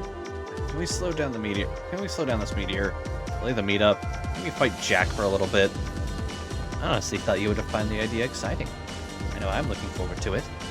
But your mom was a nice alcoholic spinster who liked wizards, and who you complained about for no reason. She wasn't acting like an untouchable master of attorney who could replace the meat in your sandwich before it even occurred to you what the fuck you were chewing. Let me ask you this. Did your mom ever wiggle a puppet in your face, even once? Not that I recall. But anecdotes like that just make me more curious to meet him personally. Fine. Well, you can be on bro duty then. I'll be the ambassador to your mom. And no, that wasn't actually meant as the sick burn it sounded like. She's your mom too, though. Yeah, I know. I'll be the ambassador to my mom then. God, that sounds pretty stupid when I say it that way. Whatever. I'll be the fucking one-man welcome wagon for the John and Jade teen old people. And also our mom. That's the plan. But when we finally see them, we can get our shit into formation like trained acrobats. Like I'll blow a whistle and we'll make a human pyramid. Got it? That way we can totally avoid anything awkward. You do realize we've seen her already, right? What? When? Months ago. In a dream. She was floating along in her Durst pajamas, asleep. Wait, that was her? Yes. Oh. Huh. You're wondering why I didn't tell you? No. No. You're specifically wondering why I wasn't forthcoming with an answer to your question at the time. Hey, who was the choice babe in the pajamas? God fucking damn it. You don't find it nostalgic at all. Retracing the steps of some of our Freudian semi-blunders in conversations past. No. What a load of shit. Stuff said between you and me before we knew we were related. We both know that was a lot of horseplay bullfuckery between like smart-ass 10-year-olds or whatever. You can't seriously have taken any of that seriously. Oh, don't ever fucking do that. All these fucking mom traps and sister traps. What a joke. I hope Skya gets to have a good laugh over shit like this. Wait, I forgot Skya doesn't laugh. It just sees and knows. A huge blue perv that's mad jazzed for kid-cest. Wait, what are you people even... What are you people even talking about? Don't you wink at her. Here's a pro tip. That wink meant Jack Dick. She's just being weird. I feel as though this conversation has utterly outmaneuvered my constructive involvement. I'm going to go. Yep, I'm pretty much ollieing outside, too. I'm pretty much ollieing outie, too. I got some shit to attend to. After you. Bruh. Ugh, why does this always happen? Everybody out of the goddamn way. Got a lab full of humans, a mouth full of yelling, and a tortured psychological profile full of yelling, full of totally hysteric emotions and unaired grievances at practically everybody. Your cat's broken, guys. Yeah. Okay, hold on. If I can settle down a tick, I should be able to make more sense shortly. Just one... Maybe you should lie down on the couch. Fuck. No. Dude, what is the matter with you? Wow, okay, that was a pretty terrible entrance. Anyway, where was I? Don't know, but I was just leaving. Not so fast, Strider. This heavily concerns you. It concerns you exclusively, in fact. Where do you think you're going? Just stepping out to do a thing. It's none of your business. Like my inflamed fucking gall sphincter, it's not. Tell me, are you by any chance going to have some company when you step out to do this thing? Notice the two heavily dramatized enclosure talons surrounding that word, which I'm scornfully pantomiming with my own two hands, as presently being demonstrated for you. Yeah, sure. Oh? Who would that be, may I ask? Well, probably the mayor. He's usually down for whatever. I'm not talking about the fucking mayor and you fucking know it. Hey, don't be saying shit about the mayor. Mayor rules. He's my best fucking friend. He's not a mayor. He's the mayor of Fuckstick Junction, located smack dab in the middle of pretend-ass nowhere. He's a mayor, you douche. His thing says mayor. It says Mayo, and he wrote the R himself. He's at best a Mayo. Who has ever heard of a Mayo? It's every bit as imaginary as his identity as an elected official. No, Mayo is like grub sauce, but without the grubs.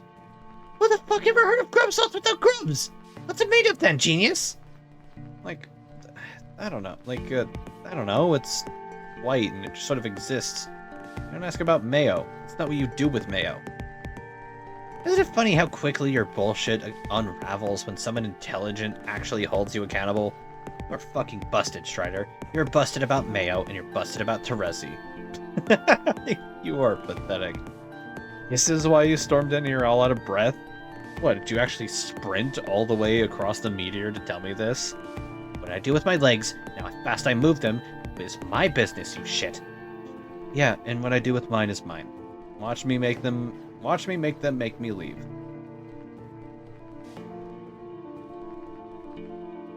I said, stay your ass put. We're talking here. Dude, don't touch my cape. Huh. What?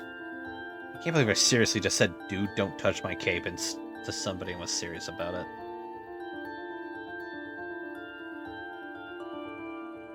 Okay, look. I'm nowhere near your precious stupid cape. Just listen. Where you go off to snog Terezi in your idiot little village of nutrition cylinders, hear me out. Man, you are so overblowing this. I don't think that I am. Yeah, you are. You have some idea about us or what we're getting up to.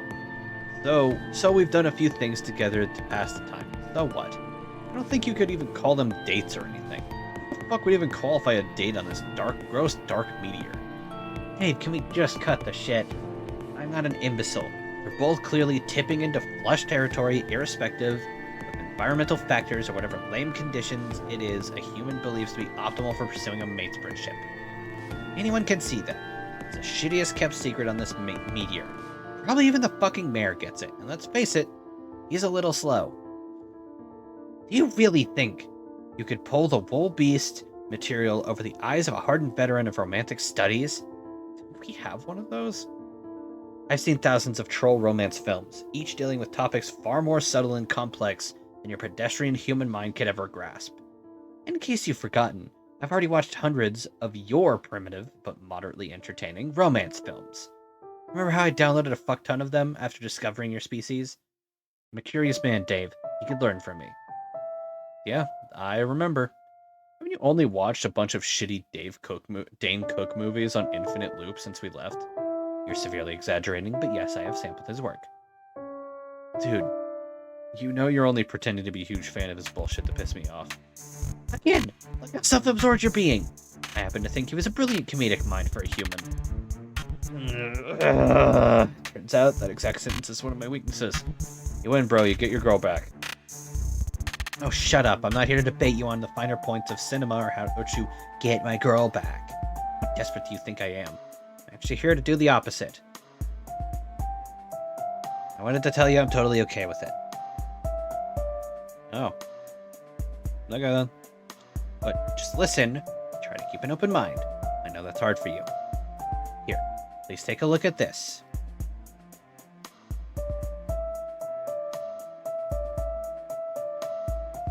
Oh no, what the fuck?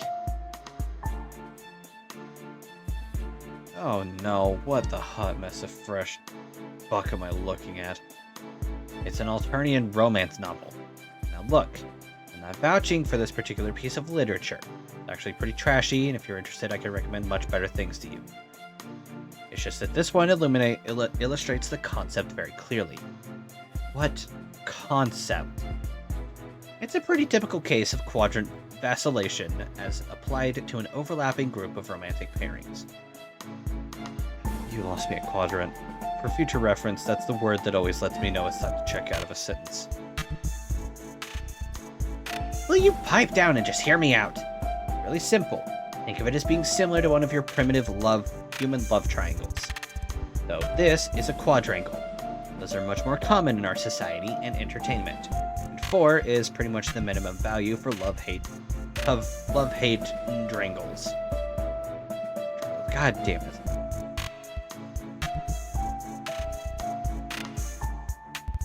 Now, here's what's actually going on with this group of characters.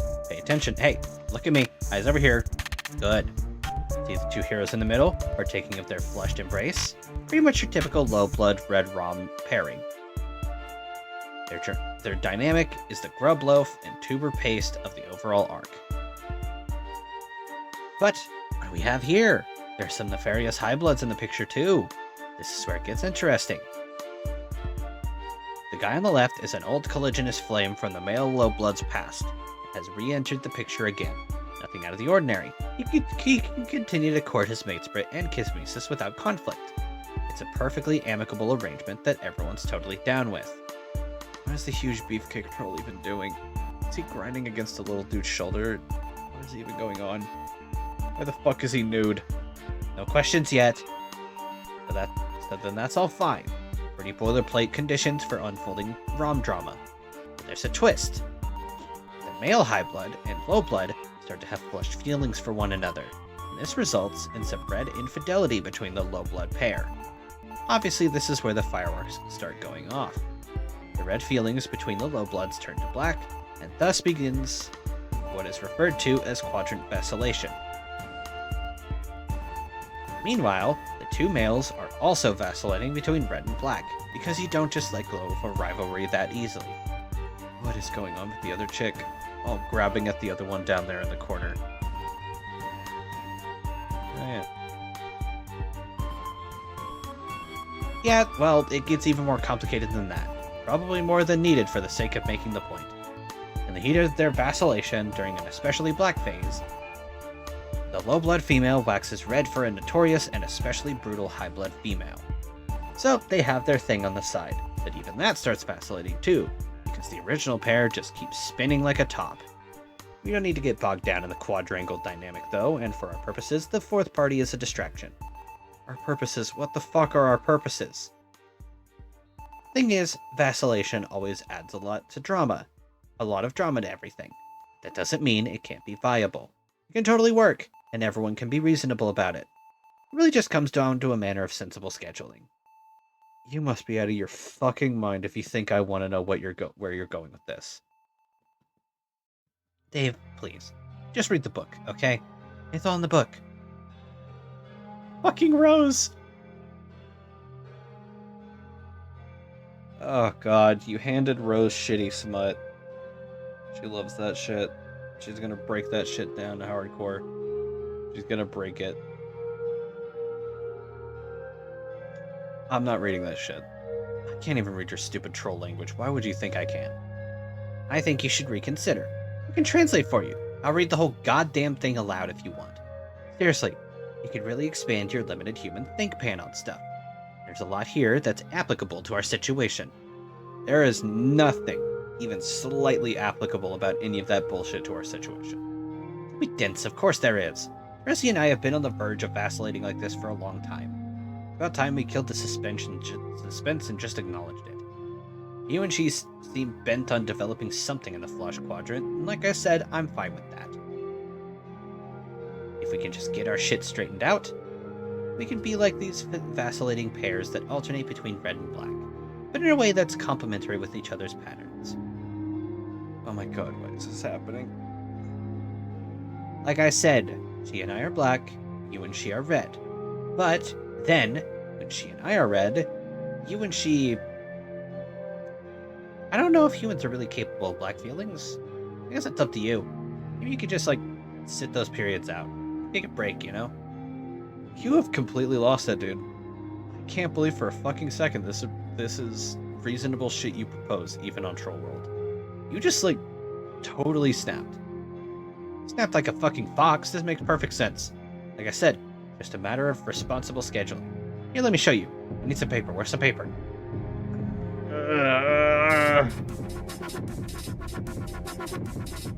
Look, it's perfectly simple. Hang on. Hang on while I draw the guidelines. Oh no. No, you are not making another shipping grid, dude. Not a shipping grid. Some rows and columns for a schedule. It's a grid. You're drawing a goddamn grid. I'm not letting you draw a grid for this stupid shit. Come on, look here. These are the days of the week. And then we have rows for those days, and then we can draw a heart or a spade on any given day. That way, we know what's what, what's up in advance, and avoid unpleasant conflicts. Put the fucking pen down. Hey, cut it out, don't touch me! Do not draw a shipping grid. Do not do it. Not a shipping grid, you obtuse fuck. This is fucked up. Put it down. No! You're drawing a grid to organize our goddamn dating lives. This is some straight up crackpot motherfucking noise I will not abide. Fuck you! Let me draw! Stop drawing the shipping grid. It's not a shipping grid! It's not shipping, you heinous tool. This is common sense. You will not draw anything that even remotely resembles a grid. Do not draw an arrangement of squares or otherwise interlocking polygons. Let go! You will not draw a spreadsheet for the purpose of allocating time with a mutual girlfriend, you horse's ass. This is exactly the shit I do not want to see. Look, I already drew a square. Get ready to see a lot more of those. No, stop. Do not draw any additional squares. Do not draw any quadrangles or trapezoids or rectangles or fucking indrangles. And especially as fuck, not any goddamn rhombuses. I don't want to see your lines making any right angles. Do you understand? In my mind's eye, I am picturing a beautiful lattice of lines and compartments, interlocking with sublime precision at 90-degree angles. I imagine this modular reticulation as an elegant vessel, if you will, for the grand synthesis of our shared shipping dreams. No, that is a perfect example of what you shouldn't be drawing. Yes. No. Fuck yes. Oh, look! Another square. Sort of. Kind of wobbly. It'll have to do. No, you fuck! Wait, I think it's coming. Here it comes, my first ship. It's going in this square. Put the goddamn pen down, you piece of shit. Hell no. Yes. What's your problem? Oh, fuck. This is so sick. Does she even know you're doing this? Doing what? Splitting up her time on a grid for your stupid rotating hate date plan. She will soon enough. What a presumptuous sack of shit. Put the pen down. No, I'm drawing. Step away from your ugly-ass scribble grid. Get lost. You're messing up Rose's book. You smell bad. Don't talk to me about rank smells. You're the fucking man pile. Big man of smelling bad. You dominate the paint with your stink. Your stonk. Lucius brought things home that smelled more appealing than you. Important fact, 100% of what he brought home was either a dead animal or literal feces. Oh yeah, well check it out. You smell as if someone took a dump on a butt. How could she even stand with you with her sensitive nose? Have you ever even washed that ridiculous outfit? They're magic fucking pajamas, they say like permaclean or something. They're enchanted and comfy as fuck, give me the pen. No, it's mine now, I'm keeping it on principle. There's a dick. There's 3 dicks. Amazing. Carcat, whoa, man, whoa, man, what are you doing? Why are you drawing all these human dicks? I don't even know what they look like. Have you been watching? I'm not drawing those. You make me draw them. No way. This book is now like our bite-fueled Ouija board of cock. Stop! Don't. Okay, no. You drew that one. You drew that one! Don't pretend you didn't! Are you sure, man? That's the spooky thing about penis Ouija. You can never be sure who did the dicks. Was it you or me? Or maybe a ghost? Fuck, let go of me! Give me the pen. No! Yes! No! Yes! Fine, take it. No. What? We're still drawing. Go! Are you kidding me? This is a fucking masterpiece. We have to see this through. I tried to let go of the stupid pen, but you won't let me. We're the shit now. We're motherfucking entrenched in this bitch. Crazy fuck. We're running out of room, Rose. Can you turn the page for us? Ah! This altercation is becoming uncomfortably physical. Get the fuck away from me. What are you talking about? You know what I'm talking about. Shut up and draw another penis. I don't even understand the social implications of all this hostile touching and grabbing to you. I don't feel that way about you, Strider. Just step off. Uh-oh. Man, if you want to look at this that way, then that's your business. This is just an old-fashioned beatdown where I'm from. Deal with it. You should go old-fashioned. Go fuck yourself. I'm fighting my cape. Are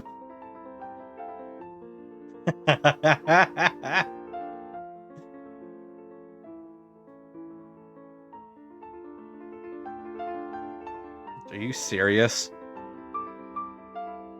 Dude. Unreal. You are like a cape magnet.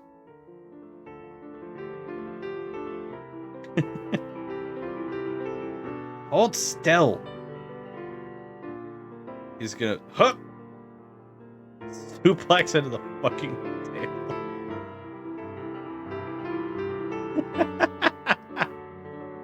Booyah!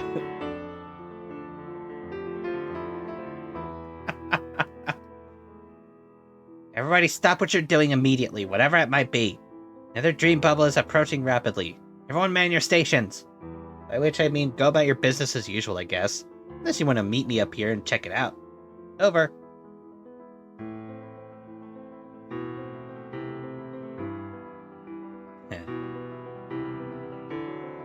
John, I really think we're scraping the bottom of the barrel here. No way! This game rules! I just never gave it much time playing time before because, well, I guess I always had better things to do. That's sort of my point. Where did you even get this? Years ago, I found it in a store in the bargain rack. It's only $1. Isn't that awesome?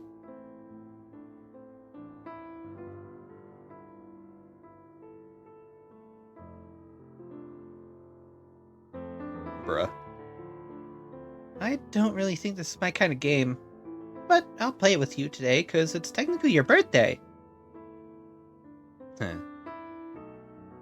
Yes, you won't be disappointed. How many people did you get to play this?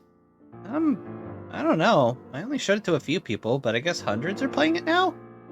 Somebody is very good at it, though. I keep trying to tell the salamanders and chess guys not to cross the streams, but they keep crossing the streams.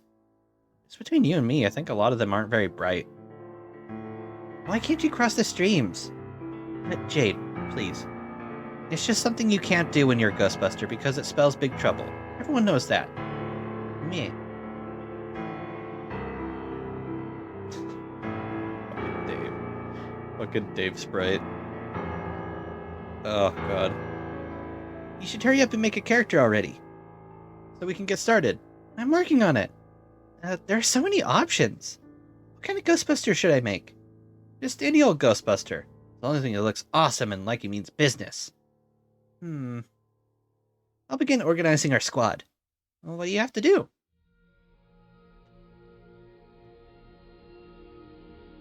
Kill bots for the first.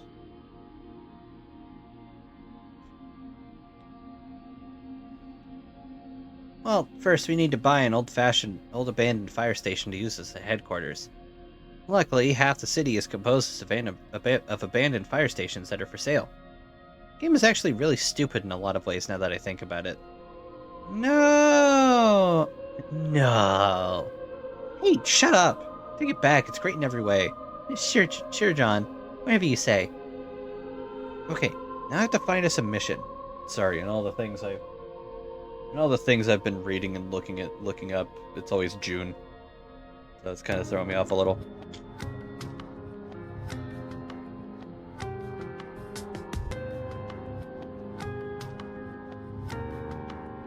Okay, now I need to find us a mission. Gotta hire a sassy secretary. Just have to peruse this extensive palette of sarcastic red-headed ladies. Okay, here's a good one. Then we wait for a phone call. This could take anywhere between 10 seconds to several hours. Are you serious? That's fine. There's lots to do in the station to kill time. Like talk to Slimer and get slammed by Slimer. Okay, guess that's pretty much all there is to do. How about that fire pole? Can you go down to the fire pole? The fire pole is strictly decorative. Are you finished making your character? Yeah, I think I'm done. I'm pretty happy with him.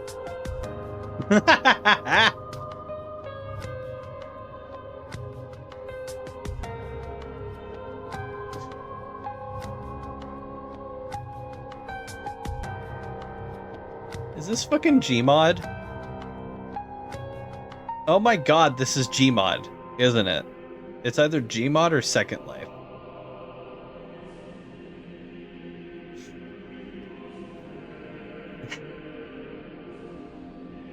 Jesus fucking Christ.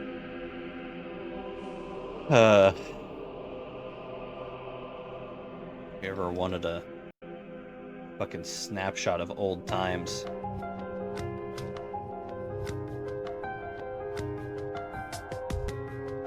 Jade, that is absolutely the shittiest Ghostbuster I've ever seen. No way! Yes, it is so yes way. It's adorable, what are you even talking about? Jade, I thought you were gonna take this game seriously. It's not a serious Ghostbuster. No ghost could possibly fear that thing. I don't want ghosts to be afraid of him. I want to make friends with some ghosts, if at all possible. It's not possible. Ghosts are known to be cruel and mischievous. They will not want to befriend your Foxman. They will only want to cover him in slime and then fly away. I really think you should consider redesigning him. Nope, I'm keeping him. Okay, well, if you want to turn our squad into a fucking joke, then that's your business. Shut up or I'll give him a pink jumpsuit. Ugh. Seriously, those head swap options are for such noobs. It's only fair to warn you. I think I'll manage to survive the embarrassment in front of a bunch of salamanders and crocodiles.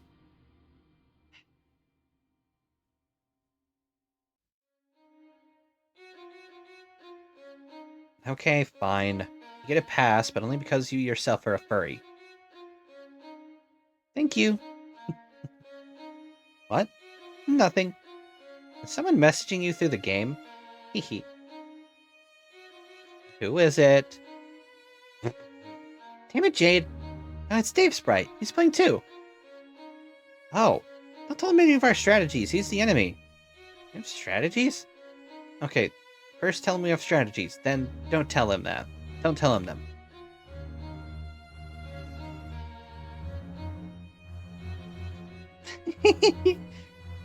Oh god, what is it now? Did you know Dave Sprite is a funny guy? He's alright, I guess. I give most of his jokes a passing grade. Sometimes as high as a solid B+. I just told him he said that. That's fine. He and I keep no secrets. Dave Sprite says to tell you, you're basically welcome for being born 14 years ago, and 1 year ago, you ungrateful douche. Oh, like him taking credit for my existence isn't so old by now. Hey Jade, why do you still call him Dave Sprite? Because he's Dave Sprite? I just call him Dave now. Isn't that easier? I mean, he is Dave after all, right? Well, yeah, but he's kind of different from Dave. He's not so different. Dude's just some magical orange Dave with wings. This is his call sometimes. You know, but there are other differences. Sorry. Just make sure I read that right. But there are other differences. Like what?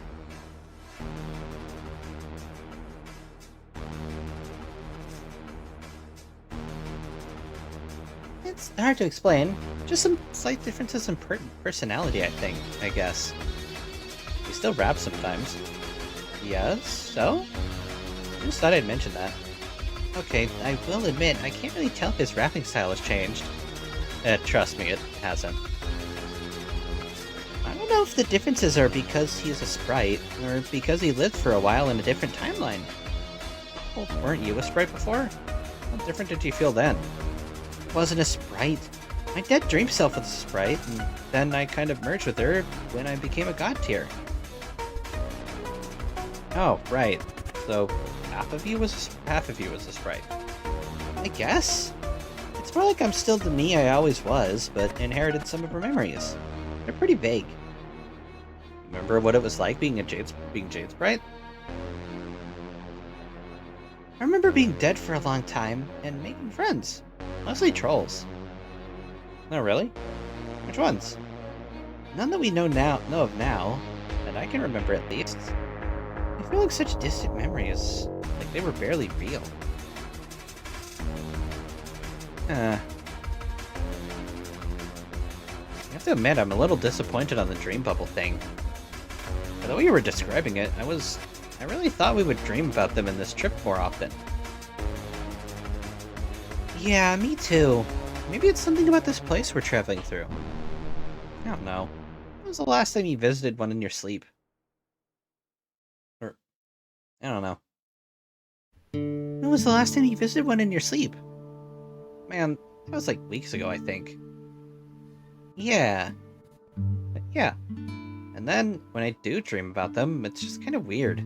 Either I'm alone in my own memory, talking to figments of my imagination, or I dream about someone we know, like a troll we've talked to, and I get excited. But then it turns out that they don't know who I am. It's like a version of them that died before they even knew us. It's just kind of awkward. Yeah. Yeah.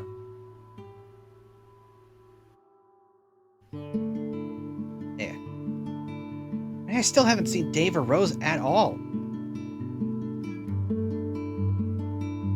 Yiff.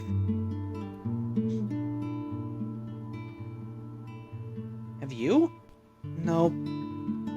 Yeah, I'm starting to think it's just not gonna happen. I wonder if we're just not sleeping at the same times. I don't think that's it.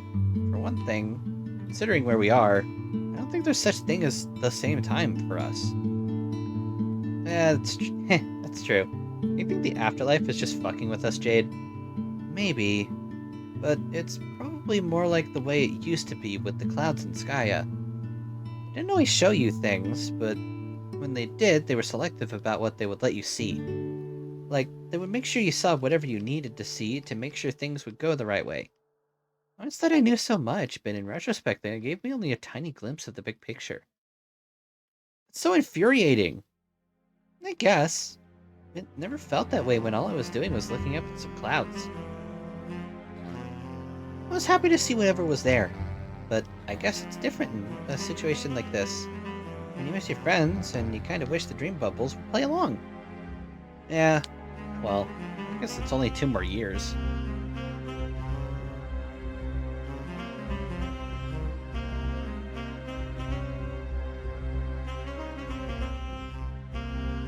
What do you think they'll be like by then? Think Carcat will have driven them all insane? Probably. Maybe they'll all be better friends with each other than they were with us. Huh. Well, look at it this way. At the end of our trip, will you be better friends with a bunch of salamanders than you are with Rose and Dave? I don't know. There are some pretty charming salamanders on this ship. That is true. But you know what I mean. Things have a way of changing. Like, you thought at all about what it's going to be like when you see Dave again? I mean, after the way things are going with you and Dave, Sprite. What do you mean with the way things are going? Jade, please. What? You're not fooling anyone with your koi shenanigans. What's he been telling you? Nothing. You really think you would talk about any of that with me? Just some obvious conclusions a guy is going to make about stuff. Well, I guess I don't know what's going on with that. Really don't. Alright, fair enough. Look.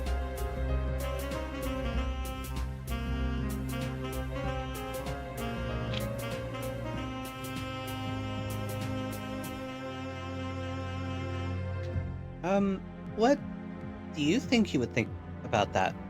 Huh? The other Dave. I mean, hypothetically. So you have thought about it. I'm only wondering because you brought it up. Yes, I did.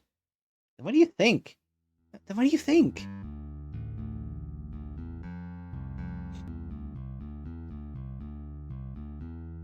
No idea. We would probably never find out one way or the other regardless. Maybe. Well, what about you, John? What about me, even? I keep my mouth shut.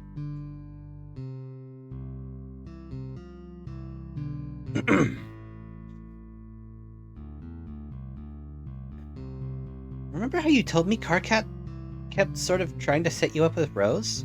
Yes. You told me this on more than one occasion, if I recall. What's your point? Well, I've kind of wondered to myself if you kept bringing that up because on some level you wanted that to be true. Oh, man. Jade, listen. At this point, I could not give less of a rat's ass about romancy stuff. I'd rather just play some games and chill out for several years on this magical floating boat. Is that too much to ask? Not at all, that's perfectly fine. When I catch up with our buddies, I'm sure that I'll give Rose a nice, friendly hug. Aww. Whereas I will give Dave a tender bro embrace and shove Carcat down a flight of friendship stairs. That is it. All very complicated and bothersome, Jade. What? You know, matters of the heart. Okay, well, you may laugh at my choice of words, but it is true.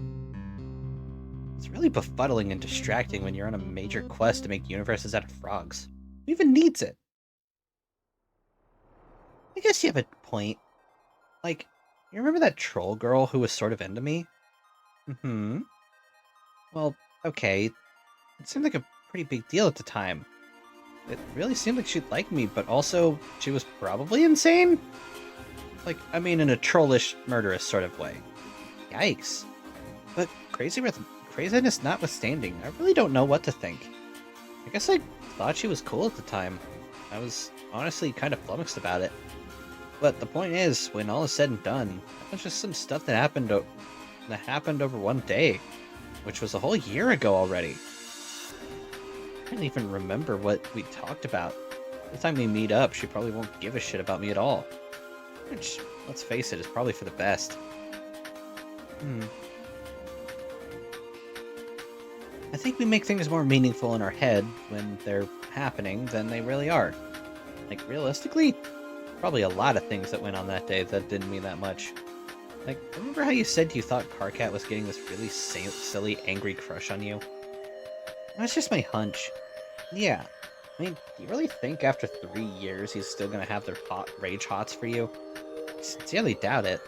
At least, I hope not. I don't think even he is that crazy. Anyway, my point is, who even cares about all that?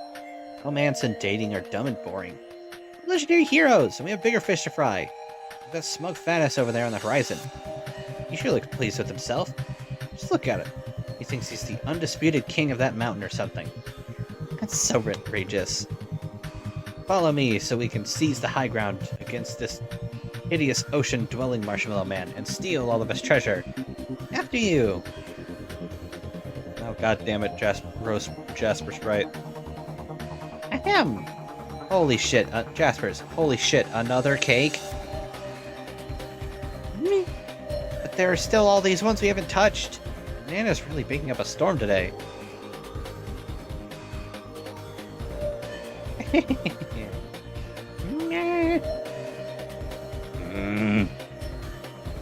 Jaspers, whoa, what are you doing?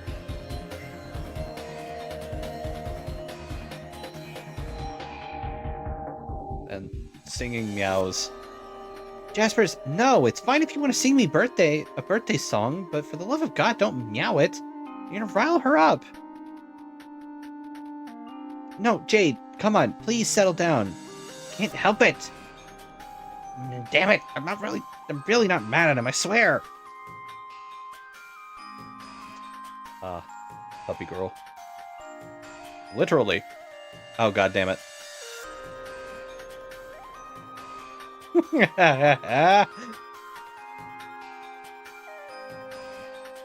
Bruh.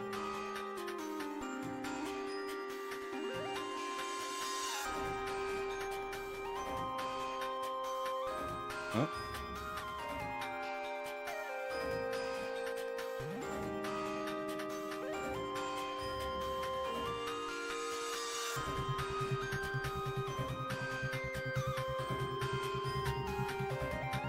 Oh, it's...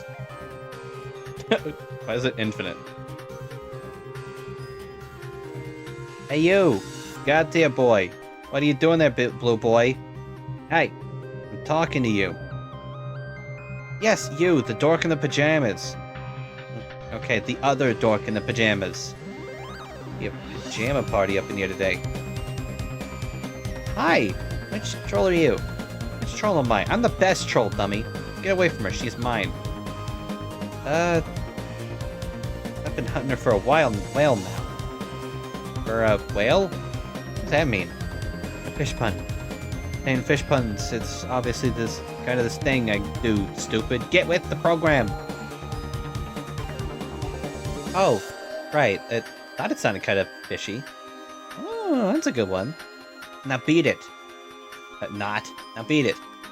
Oh, you must be the sea troll. I heard about you. But I'm pretty sure we never talked. Have you, by any chance, seen Vriska around, or Carcat? Who the fuck are they? Your troll friends? Your troll friends? Weren't no friends of mine if I ever heard of them. You see this golden pointy deal here? Yes. I was gonna use it to poke some holes in that girl there and see what happened. So claim Scray. Oh no, why would you do that? For the halibut. What? Halibut. Okay, that one wasn't that awesome. But I told you to clam Scray. I'm not sure what clam Scray means either. You mean go away? Oh, holy mother glove and mackerel, you are a fucking idiot. Well, if you're not gonna go, can you at least tell me something? What? What? This is the afterlife, isn't it? Which means I'm dead, right? Yes. Well, it's a dream bubble. Oh yeah, you're probably a ghost. I knew it! Yes! You're excited to be dead. Excited? Now that you mention it, yes, I am pretty flippin' excited. Why? Because it means my dream and my plan worked. What plan? Why would I tell a hornless dork like you something like that? I don't know. Just curious about your spooky ghost plan is all. I'm curious about why a couple of freaks like you were sent to welcome me to hell. Are you demons or something? They lame demons if you ask me. You're too friendly and stupid. No, we're humans. By which I mean aliens, I guess. So like, you dead aliens, huh? Never heard of an alien ghost. I know, right? That's what I think sometimes. It's a strange combination of sci-fi things. Like alien stuff is all about science, right? I mean, at least in movies. Aliens love science, but then ghosts have nothing to do with science. They belong to the supernatural realms, which have more to do with religion, I guess? Or a lot of hocus pocus and superstition, maybe even magic. Science rarely enters the equation unless it's something awesome like Ghostbusters, which even ghosts and stuff all about science. Or which makes ghosts and stuff all about science. Even though the ghost science is obviously a bunch of total nonsense. I guess Contact mixes aliens and ghosts because Jodie Foster saw her ghost dad in outer space? But then that was probably just a science projection from an alien to make her feel less sad about her dead dad, not a real ghost or anything. I guess the lesson is that science and aliens taught us that ghosts and religion are fake. Well, though it turns out that ghosts and aliens are actually real, so like maybe science and religion have been lying to us all along? Nerd. Yeah, sorry. So, the girl. You like your mate's bird or whatever? What? No. No. I don't even know her. I kinda thought you knew who she was. I don't know who she is. I don't know what she is. She's done. Gerard! Hello! Been a minute. It sure has. Good to see you. It's just me this time. We finally got to Mina. I'm happy. It's cool. It's great.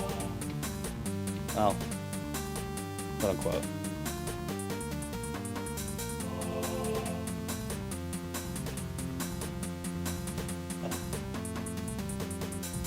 Act 6, intermission 2. Yippee!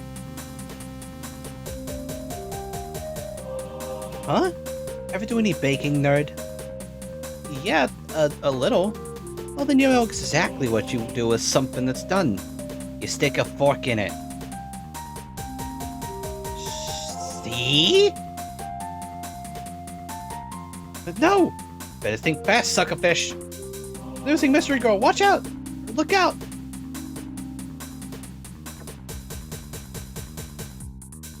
Whoa, it's that, John? Yeah, I think it is. What the hell is going on? Oh shit, John, watch out! Oh, fuck. Looks like he's still an idiot. Alternia, one of the roughest beats in the universe. It's a tough job to keep it safe. Oh, and he's even so when close to odds seeing his are friends. we'll keep it that way. She's a girl with an act for justice, and as the So force close to under her seeing their thumb, friends. he's a guy who just joined the APD, and finding his Ooh, pardon me, bearings is Jesus. about as easy as feeding a giant wop his cough syrup. Truly is And just a together, silly little they thing. are troll Silly little cops. person.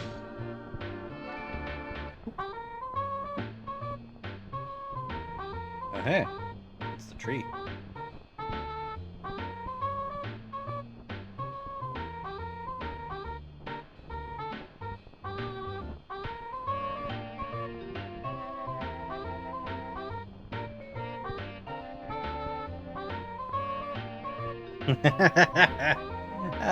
Oh man, fuck this.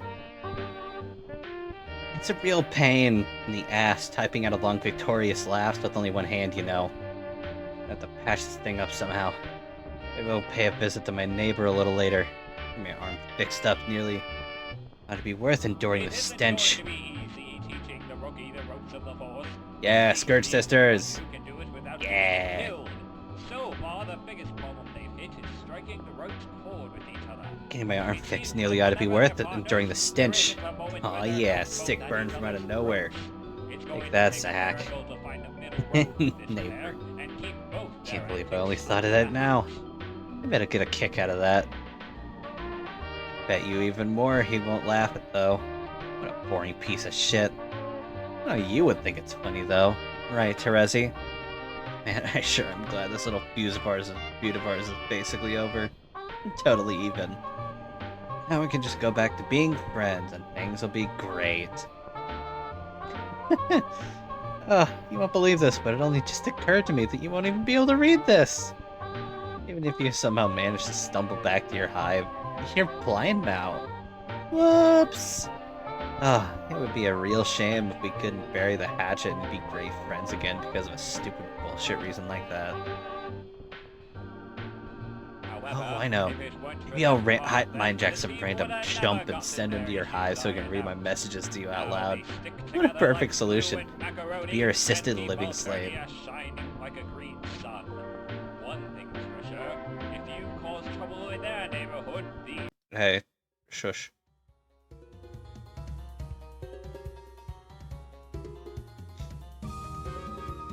I could have the perfect candidate all lined up. I would have the perfect candidate all lined up, but he recently lost the use of his legs, unfortunately. Oh well, so I'll just roll with the punches like I always do and find someone else. Just say the word. Fuck, I keep losing my place. Just say the word and I'll make him do whatever you want. Read my awesome notes to you. Hang some more plush dragons from your tree. Pre-chew your food. Well, maybe not pre-chew it, since I didn't exactly knock your teeth out, did I? Maybe more like pre-look at your food.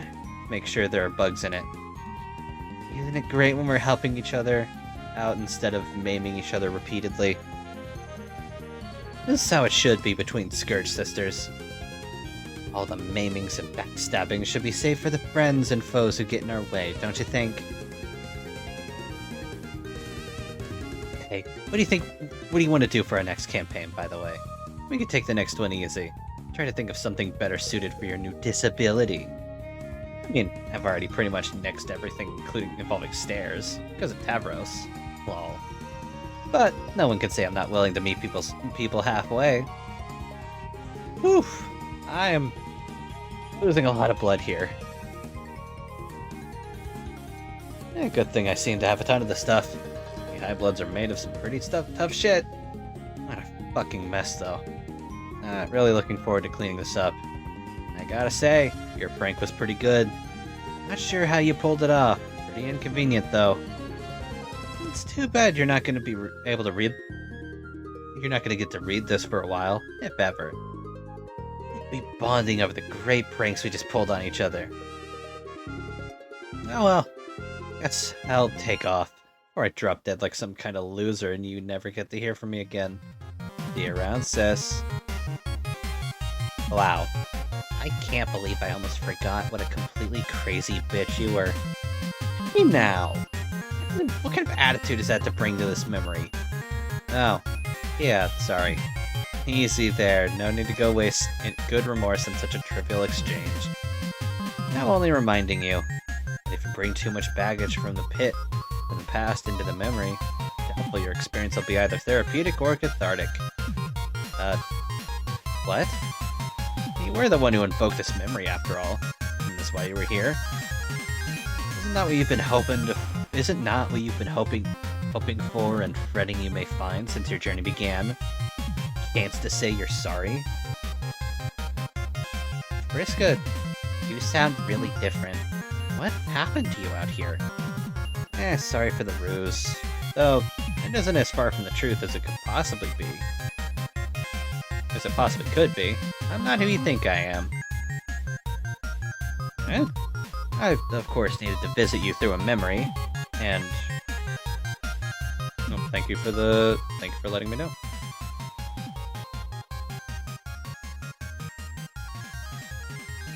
Thank you.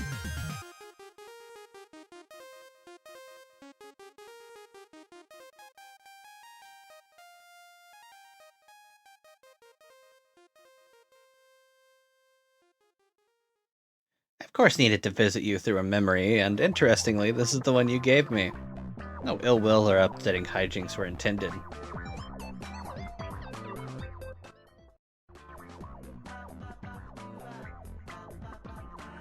Who are you? Oh hey, Arnea. Arnea. Okay, and? And I'm your friend's ancestor. In fact, I'm yours too, in a way. Really? Yes, though not quite how you're picturing. She had an ancestor whom she was aware of, and technically that is who I am. That is to say, she is who I would have become on your world had I arrived in her place. Alas, I did not. She was a figure in your history who preceded you by thousands of solar sweeps, whereas I preceded your entire civilization by billions. I don't get it. Oh. That's okay. There's plenty of time to sort it all out. I've been keeping an eye on you all for quite a while. Your whole planet, actually. It's very interesting this time around, to say the least. Even had a different name! Alternia. How heavy-handed can you get? My responsible was a bit of a wise guy. He rewrote everything. He had a knack for overzealous storytelling, which is a harmless enough habit, usually. I'm guilty of it myself sometimes. But it's not so harmless when the perpetuator is omniscient and omnipotent. Omniscient? You mean Mr. Milkshake? That's right. But he's dead now, and his story is over.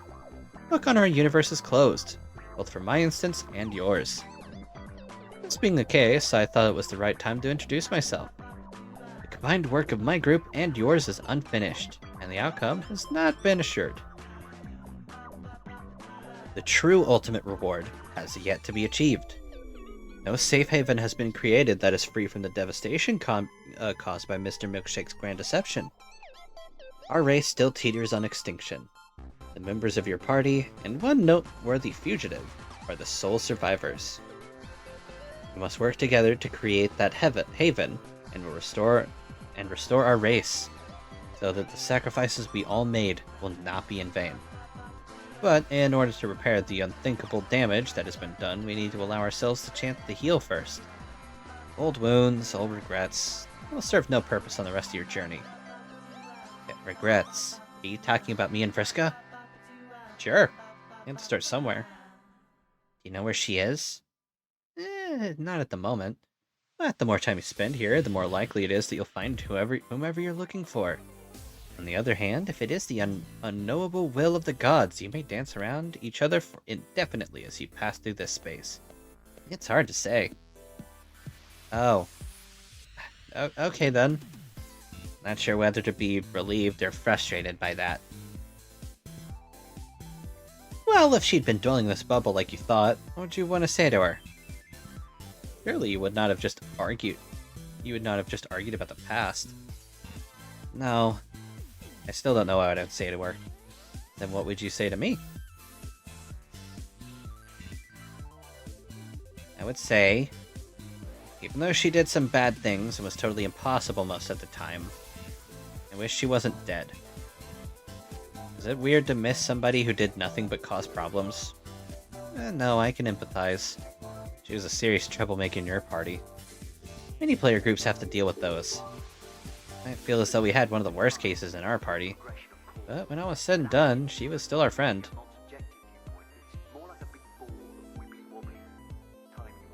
Hi, David Tennant.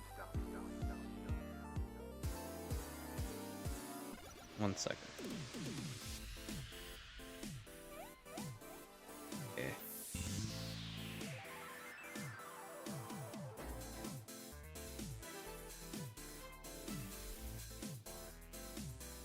I keep wondering if there was another way. Something other than letting her go or killing her. I'm trying to remember what I saw when I looked into the vortices possibility.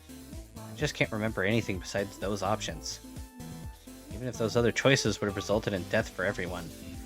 Is that really all I was capable of? Either losing the nerve to go through with it or stabbing her in the back and nothing else? At that moment, perhaps. You know very well the channel's a possibility at that exact juncture resulted from her decision paths as well as yours.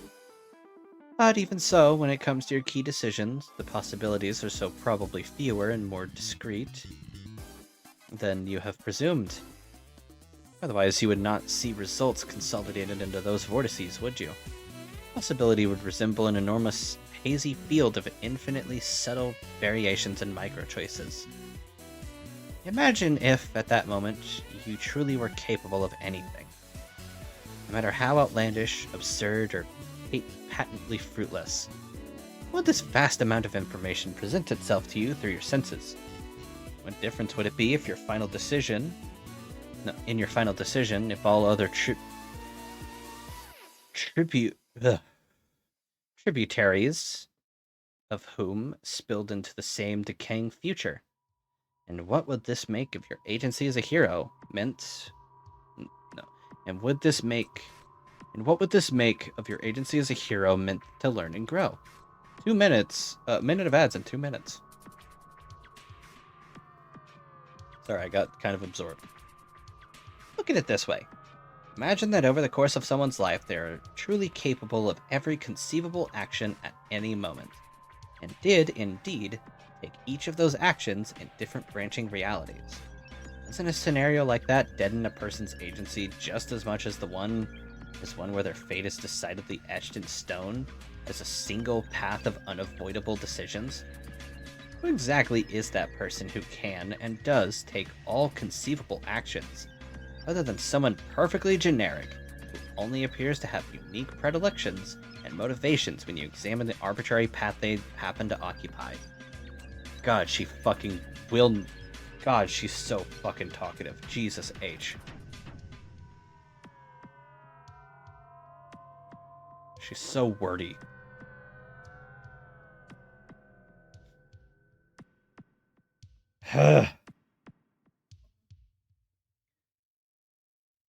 Light players love the yap. They really fucking do.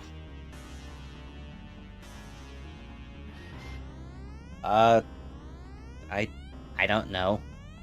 Pardon the esoteric tangent. These are my instincts as a hero of light kicking in. It's hard for us to resist prattling on about matters like this. God, like Rose. Yeah, she never shuts up about it. No offense. You may seek to understand your decisions and look for justice in their consequences. You may wonder why honorable choices from the innocent are punished by banishment to a timeline in which everyone dies and all is gradually dissolved. Yeah. Helps to understand your role, not just as a hero who must overcome, but as a single capillary within a much larger bioexistential system. Think of it like a circulatory system, where the veins and capillaries that do not help the overall flow of blood through the system are likely to wither and die. Those are doomed offshoots. Reality itself is using you and many others to propagate its own existence. Strictly speaking, there is only one path to make it successful propagation, but it still permits you to make choices. Not all that are conceivable, but some nevertheless, as dictated by who you are and the challenges you face. And you are free to make the key decisions however you feel, however you like.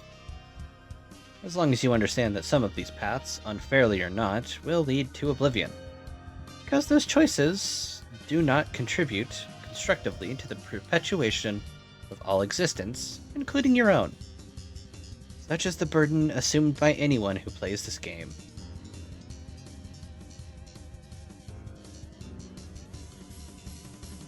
Yeah, I guess I understood some of that, but never quite put it all together that way. I don't think I was a great seer of mind. Well, you aren't finished being one, are you? I don't think of myself that way anymore. I used to feel like some pretty hot shit. Directing battle traffic against the king and all flipping coins in people's faces and stuff. Seems silly now. I don't think I ever really knew what I was doing. When I confronted her, it was time to make up my mind. I thought I had it all figured out. This was what I had to do. Not just to save everybody, but as some stupid rite of passage or something. Then it came time to do it, and it was all happening so fast. and I forced my own hand. I could either let everyone die in one reality, or kill a friend in another. And I tell myself those were the only two vortices I saw. Then, I was the one who made the series of decisions which led up to that choice, and completely painted the options into that corner. Anyway, I just wish I could tell her that. Which one would you tell it to? Huh? The one who fought with Noir? Or the one who didn't? Oh. I guess I mean either?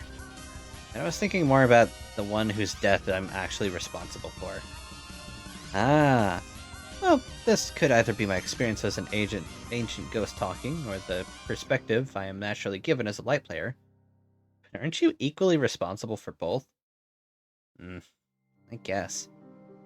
I can see why you would feel more responsibility for one than the other. My perspective is informed by my class and aspect. It was to my advantage as a healer, and to see things a little differently. To find equanimity across many different outcomes. Oh? There's more to the realization of our roles than gaining flashy powers. And there's more to healing than repairing battle damage. You killed a friend, and you understandably feel regret. But it's done. She's gone, and you're still here. Now what? You could look for absolution through rationalization. Or through rationalization. Everyone would have died if you didn't take action, so why trouble yourself with guilty emotion? But there's no real healing power in believing that. And I don't think it's what you wanted to tell yourself really anyway. Not really. Or wanted to tell yourself anyway, is it? No, not really. Or what about through reunification of responsibility? If you were just a tool used by reality to perpetuate itself, where's the blame? But that would be another empty idea that has no power to heal. Yeah, I tried rationalizing stuff that way.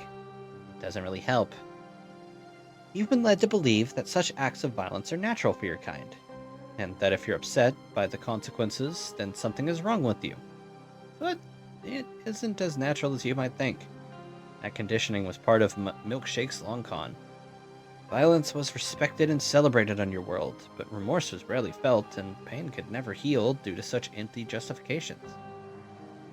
We died out a wounded race, and you are all that's left. The process of healing first involves sifting through what it isn't, which happens to be almost anything your troubled mind has to offer. Then what do I do? What's the answer? No, there isn't one. It takes time, and is only accelerated by looking at things honestly. That's what I did as a Sylph of Light. Help people see things. I could even perform the feat literally if you wanted. Whoa, what? It's up to you, of course.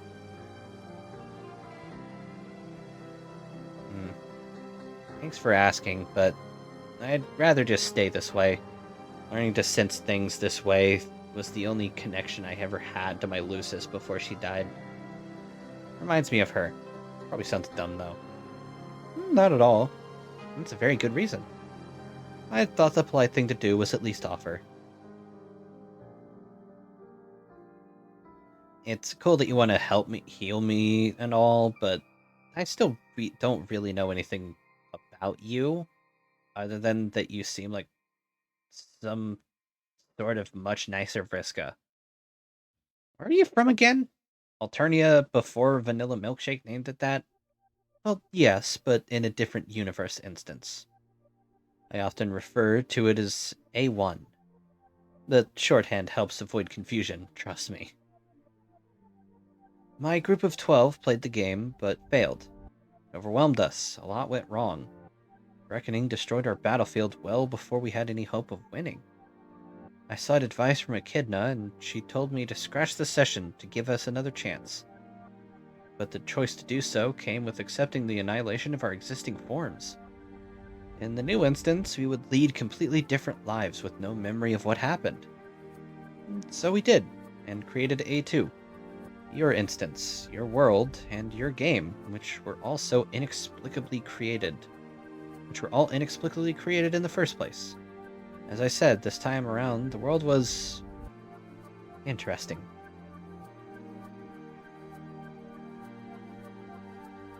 That's when trolls became terrible?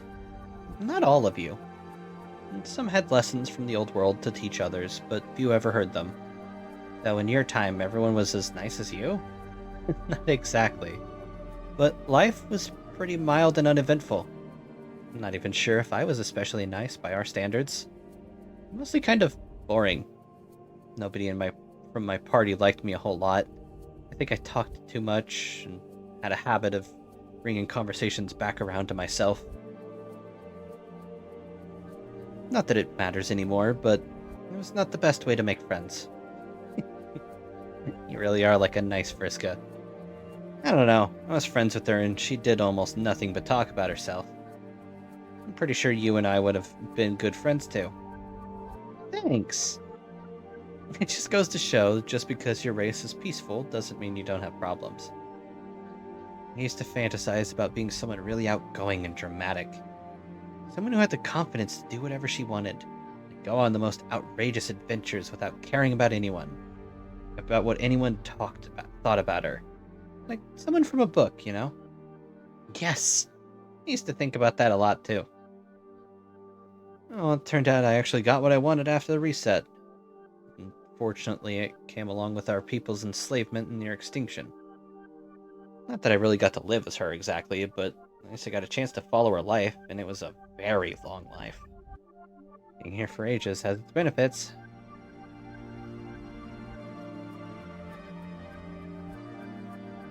Exactly how long have you all been living in dream bubbles? Or, I mean, not living. It's been a very long time. So long, time has been stripped of the meaning it never really had in the first place. It doesn't really pass in the same way as it does when you're alive. Concepts like now and how long are figures of speech used to make communication simpler.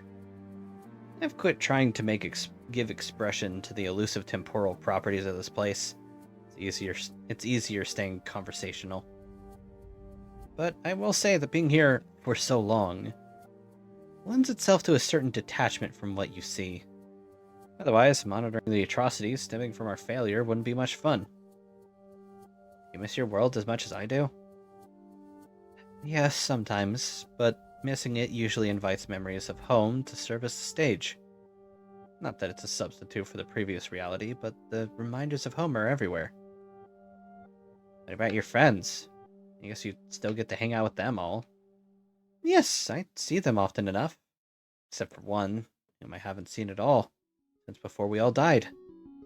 In fact, she's the only reason we're here in the first place, as opposed to merely ceasing to exist upon the scratch. In life, she was the only one I would have called a close friend, in a way. The thing is, nobody liked her much either. We had that in common. Wow, it's been that long since you saw her. Remember how I said the gods could keep you dancing around someone you're looking for indefinitely? Yeah, but billions of sweeps? Well, billions, yes, in a manner of speaking. Is she by any chance the troublemaker you were talking about? And that's right.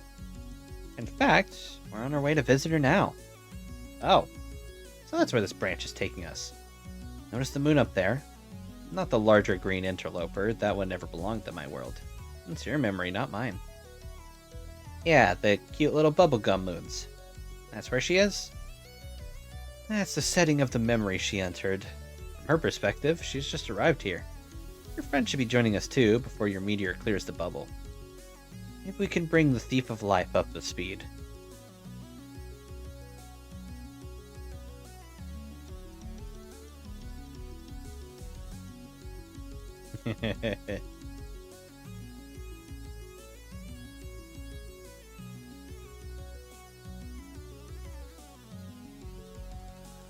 Oof. Oh, shit. How can he be here already? How did I not see this coming? Dude is always already here. When it comes to being here, already is practically all he ever is. Okay, time to stop babbling and think. Think, imagination. The one time I need you, I really need you. No. Slick. Slick, he's come here to finish you off. We've got to hide you somewhere. Now that Rufio is gone, you are my only friend. Oh, you're good company too, humanimal butler who may or may not be Arthur. I didn't mean nothing by it. What's that, Slick? Miss Payne too, of course. That's a little different. Hey, what do you mean, so what's her story? Is she available? No, she is not available. And just what do you mean by that? She will not be available soon either.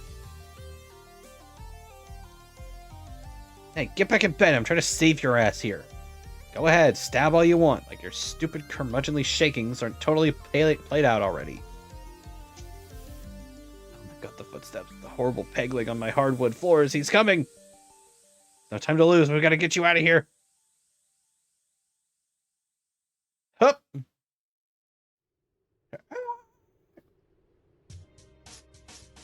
And sploosh. Yeah, Christ. I can just go grab Miss Payne and sneak out the back door before it's too motivated. Oh, are you kidding me? Oh. Oh god. Dark Strider Corn Chips, thank you for following. That is one hell of a username. Are you kidding me? He's here. He's already here again? God, talk about a one-trick pony. Fine. You settle this now.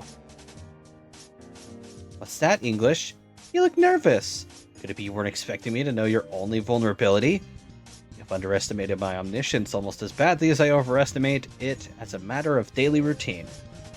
Your reign of terror comes to an end here, in this balcony overlooking an enchanted cliffscape, host to innumerable gorgeous stallions. How ironic that your very demise would be in the proximity of some horses. What? Don't follow that. Just think it over. Think it over. Let you die! Shit. Oh, shit, I forgot. What kind of fucking idiot keeps this deadly white magnum loaded with only one cue ball? Damn you, Scratch!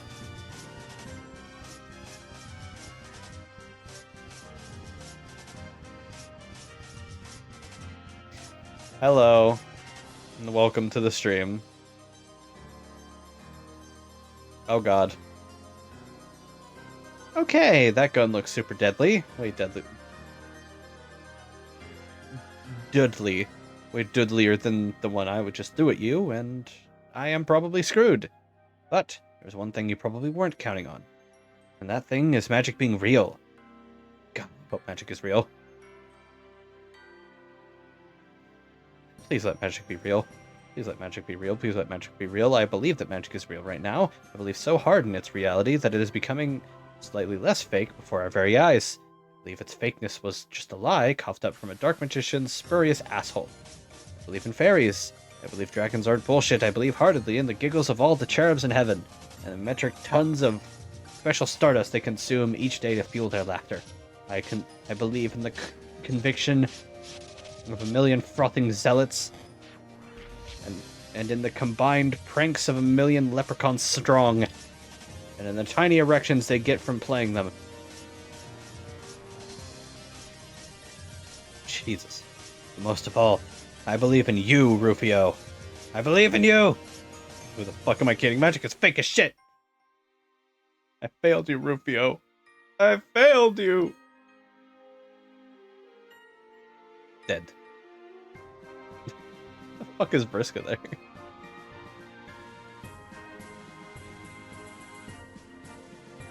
The fuck is that Vriska? Oh god, that fucking long-running joke. Oh, Christ. Alright. Time for another S.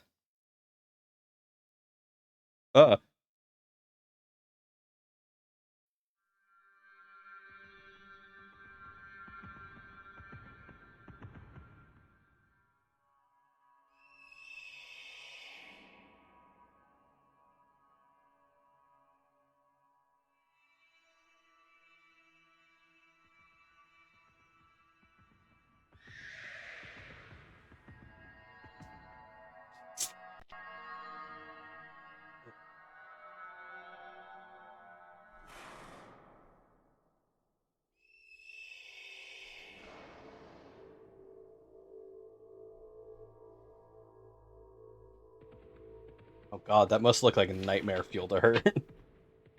Just hyper-realistic horses.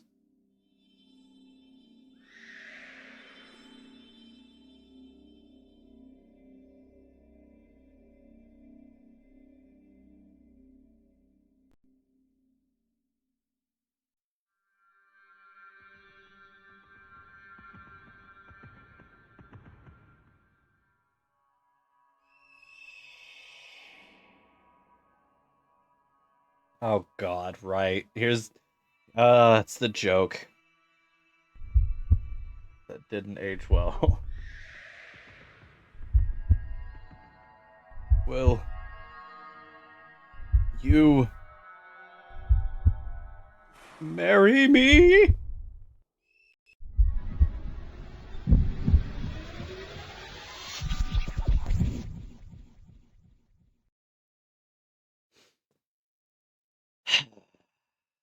Stupid fucking joke.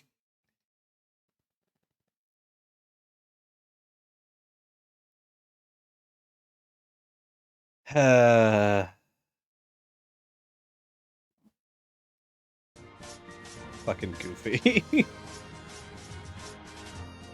Nope.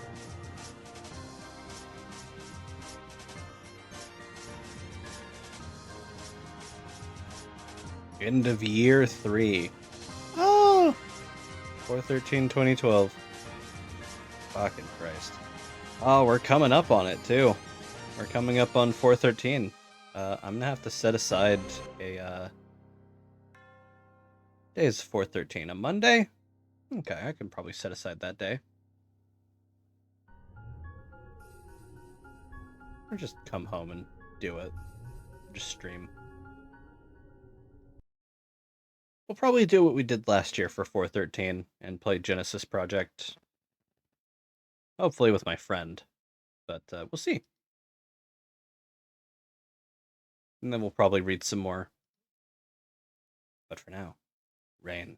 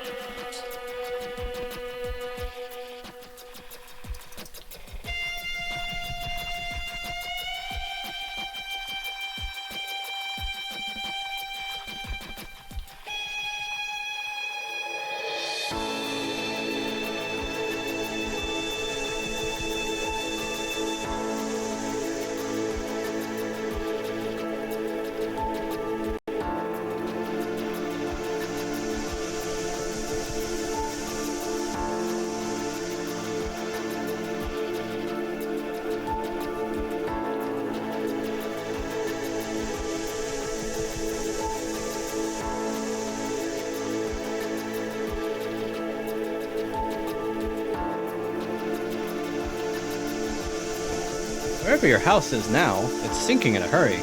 Better act fast.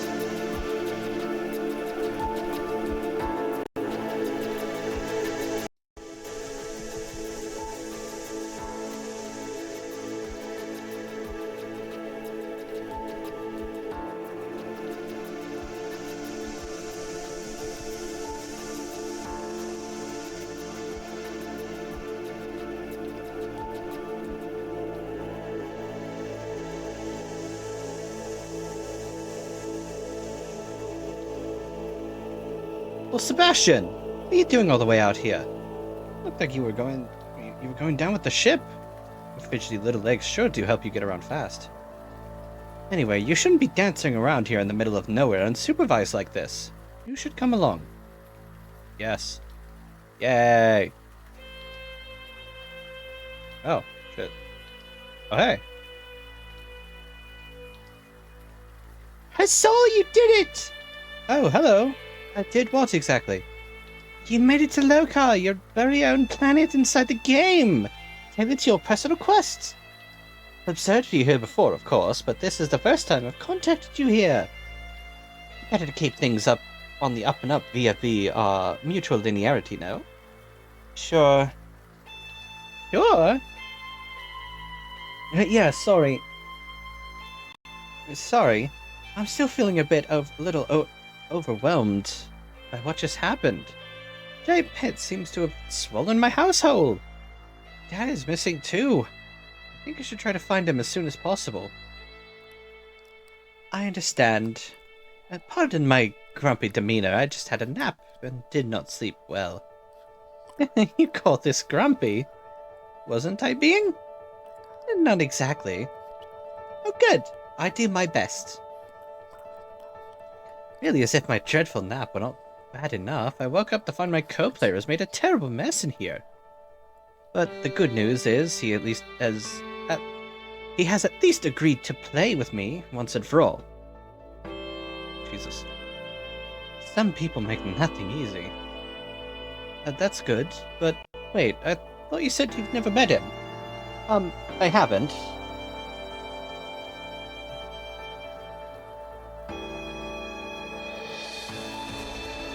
Ah, same body type thing, I forgot about that.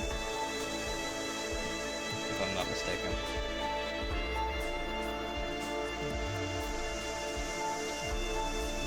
Sorry.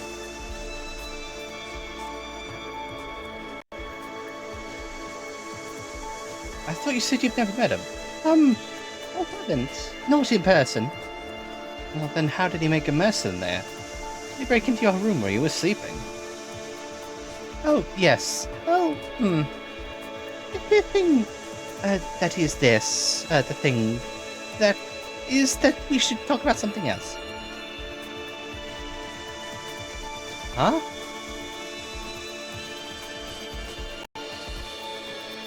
Why does he be such the vigilant gumshoe Jane? Always with the gumshoery. Pitch that puzzle savvy towards the conundrum littered about your planet. I'm becoming grumpy again. Do forgive me. What do you think of the place, by the by? Your new home! Oh, it's rather desolate. Pretty eerie, actually. I haven't run into anyone at all. I think I might be alone here? Yes, isn't it great? The balloons are nice, I suppose. Oh, it reminds me so much of home. So peaceful, so much space to yourself and time to think. So lucky, I can't wait to get to my planet. Yes, but what about your brother? Right, about that. Good run. Ah, kisses and all that. Hey!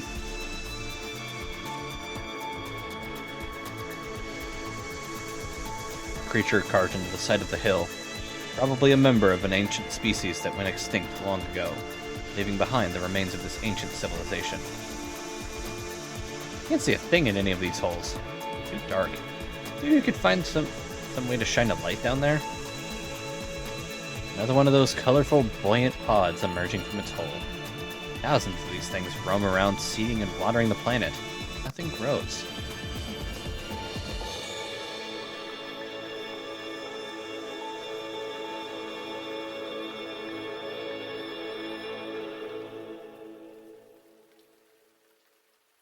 Anything else around here that I missed?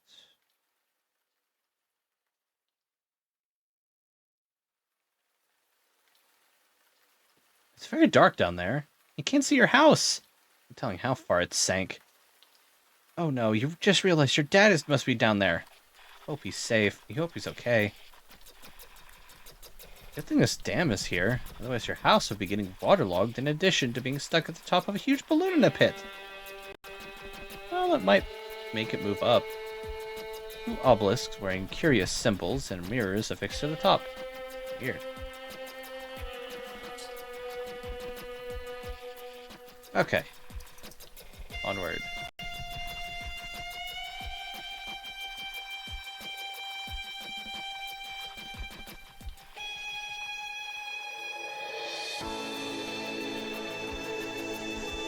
Off to the left. What's down here?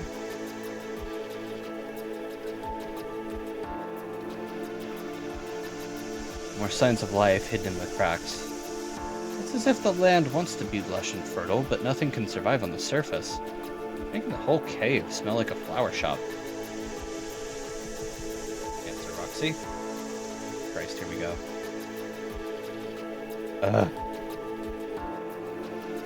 Hey, Crocs. Urgent correspondence. For Professor Bethefsy ever. Roxy, you won't believe where I am right now. Bet you I will.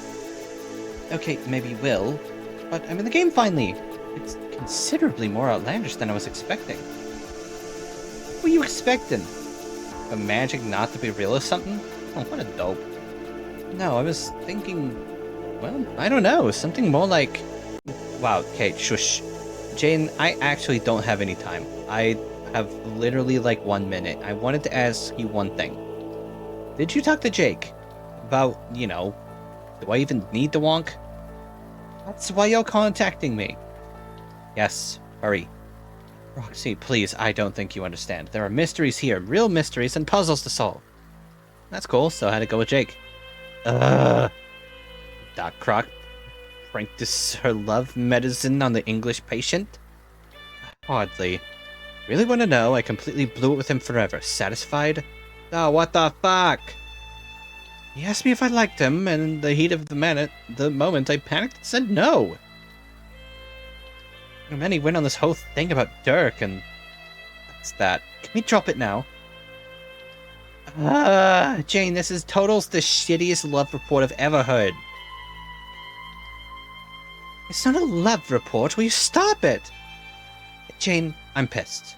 I'm so pissed about this, I just want to go there and smack your ass. You had him. And, oh, Jane.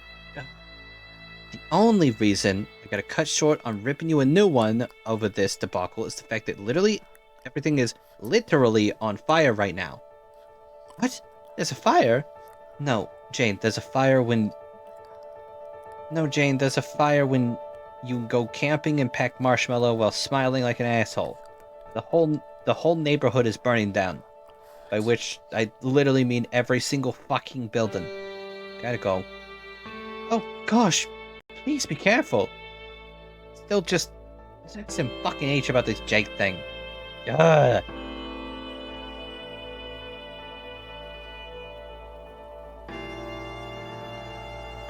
It's a young sig pod yet to be released to the surface. Looks like it needs a lot more helium.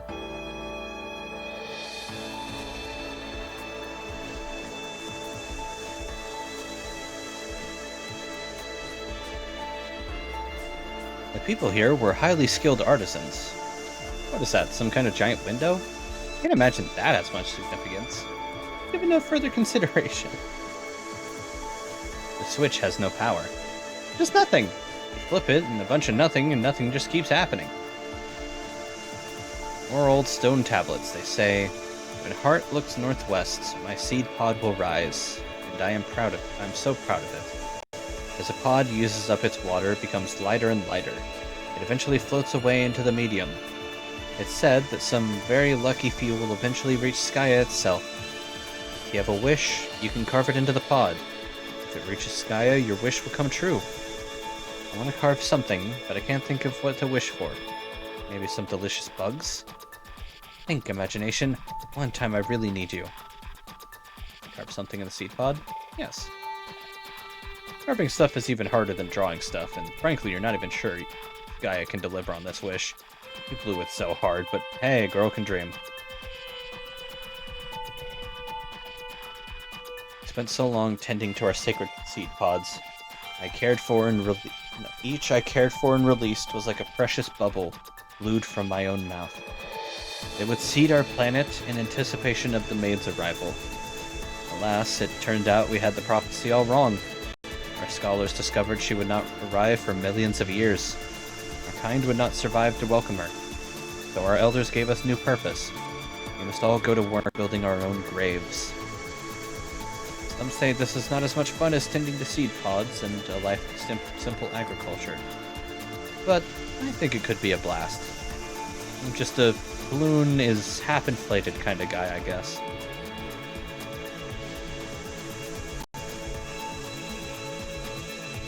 little chamber of bones. I guess the remains of an old salamander or something?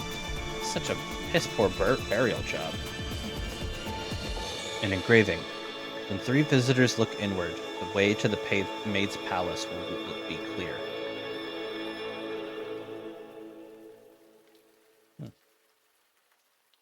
There's a skull weighing this thing down.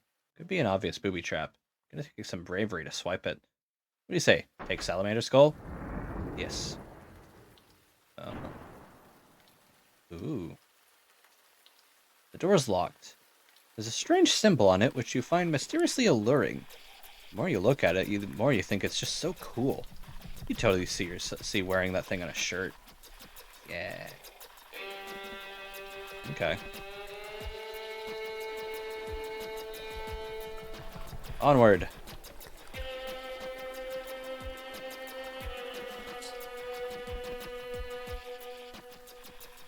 When times were simpler, we called them the 4 heroes. Our stories were so much happier and easier to understand. But we were living in delusion. When it became clear the heroes could not fulfill their destiny by some cosmic flaw, they became known as the nobles. It pretty much means the same thing. Mind if I join? Sure.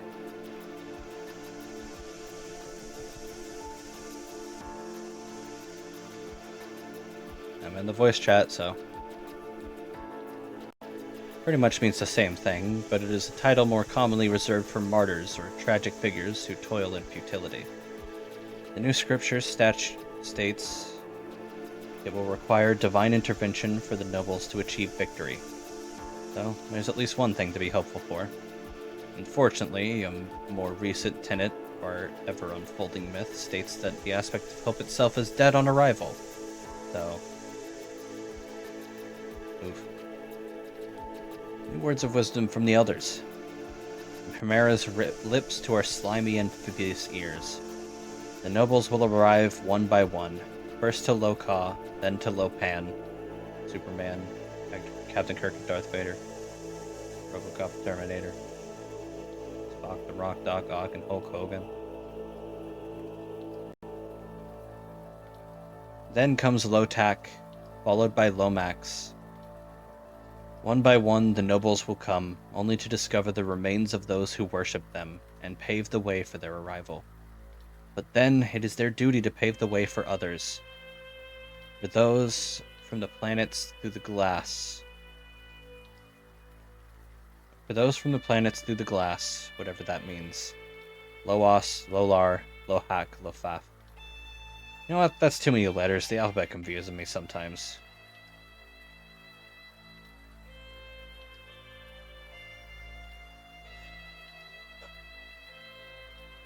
Our people have waited for centuries for the 4 nobles to arrive. And it seems we will wait centuries more. We will wait so long that apparently we will all die waiting. What we're supposed to do, they say. It's just a big waiting game up in here. When the nobles finally arrive, then apparently they will have to wait too. Told they can't summon the speaker of the vast croak without help. So they must wait for another 4 to arrive. Gods, they say. Together, they will raise the speaker and fight invincible demons, I think? I used to think I understood our folklore. It made me happy to think about greeting the maid. But then it all changed. Now it's kind of complicated and distressing and sad. Well, I'll just keep building crypts and carving tablets like I'm told.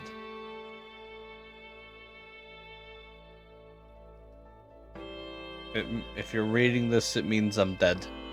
Dang. Carving stone is hard. I want to go back to farming pods.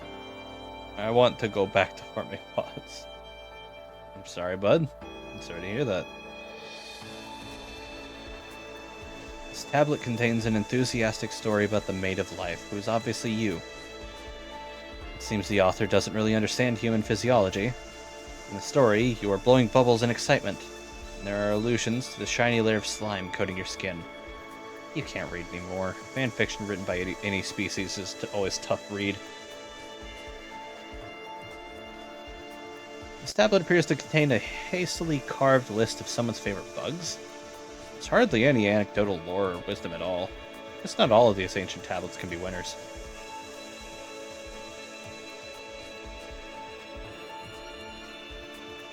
It's strange to think that the only one alive left in the land to greet the maid will be Hemera herself. What an incredible encounter between legends that will be. Of course, she will have been slumbering for centuries when the maid finally arrives. Funny how all the stories we grew up believing have been changing. Of course, I love all our old stories, but personally, I think the new ones are just as interesting. Yes, I know. Unpopular opinion. Take the skull. Oh, there's a skull. You just gotta have it. Take the turtle skull? Yeah.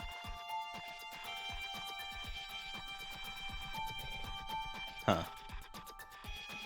4 lanterns suspended from the tower. They're very bright, but the green one is burnt out. There does not appear to be a way to light it.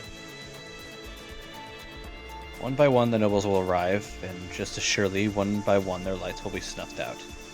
In the beginning, the light of our hope was lost. We must make do without it, and so must they. Then, a mighty gust came and took the light of our life as well. And our people knew despair like never before. The light soon renewed its flicker, quite spontaneously, and has been shining strong since. All in the land rejoiced. Our lights of heart and void will each follow in time, long after our extinction. One will be extinguished, and then another, leaving only life as the guiding light. But they should remain long enough to illuminate the maid's path. Now I'm a little motivated. And assist her, the housekeeping we have left behind.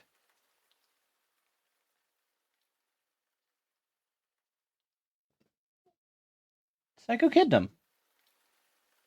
I believe that's what that says. Sorry, I had the thing. Well, following number words. Psycho Kid Newbie? Welcome. Thank you for the follow. Just having a bit of a yap.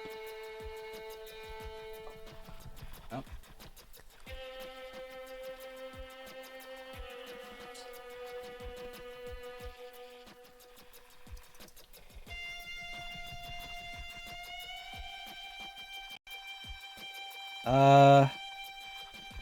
I might need to step away here for a sec.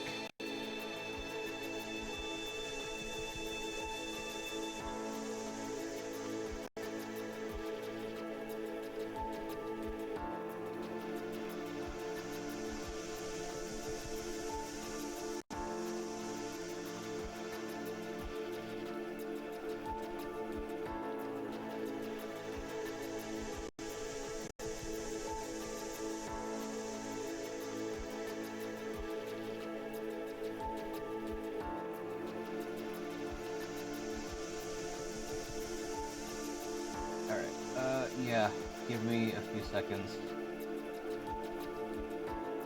I am going to be stepping away here for a sec. We're going to be doing a BRB. It is what it is. My friend will be joining me here soon. But I need to go help and rest my voice for a sec. So, we will be right back and continue with... and continue with this here soon.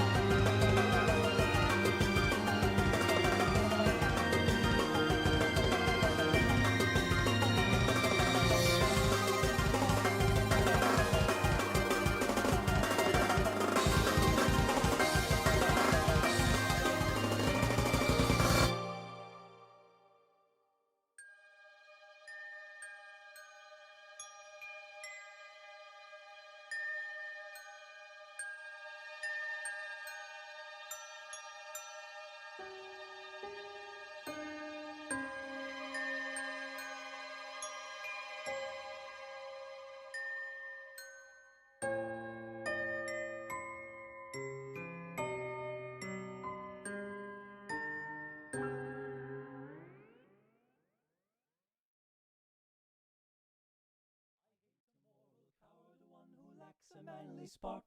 I just detest a man afraid to go home in the dark. I always spend my evening where there's women, wine and song, but like a man I always bring my little wife along. I'm a member of the midnight crew.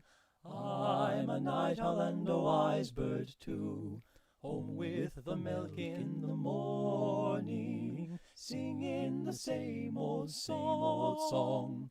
Rise with the moon, go to bed with the sun. Early to bed and you'll miss all the fun. Bring your wife in trouble, it will never trouble you. Make her a member of the midnight crew. Wah, wah, wah, wah, wah, wah, wah, wah, wah. The fun, it doesn't stop till 12 on happy old Broadway. So what's the use of going home until the break of day? Now something confidential, whisper not above a breath. I once went home at 2 a.m. and scared my wife to death. I'm a member of the midnight crew. I'm a night owl and a wise bird too. Home with the milk in the morning, singing the same old song. Rise with the moon, go to bed with the sun. Early to bed and you'll miss all the fun. Bring your wife in trouble, it will never trouble you.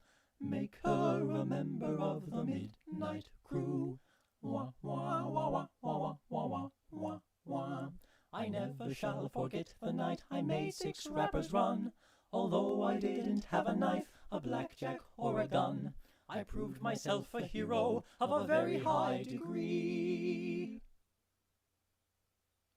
I ran for home and 6 of them were running after me. I'm a member of the midnight crew. I'm a night owl and a wise bird too.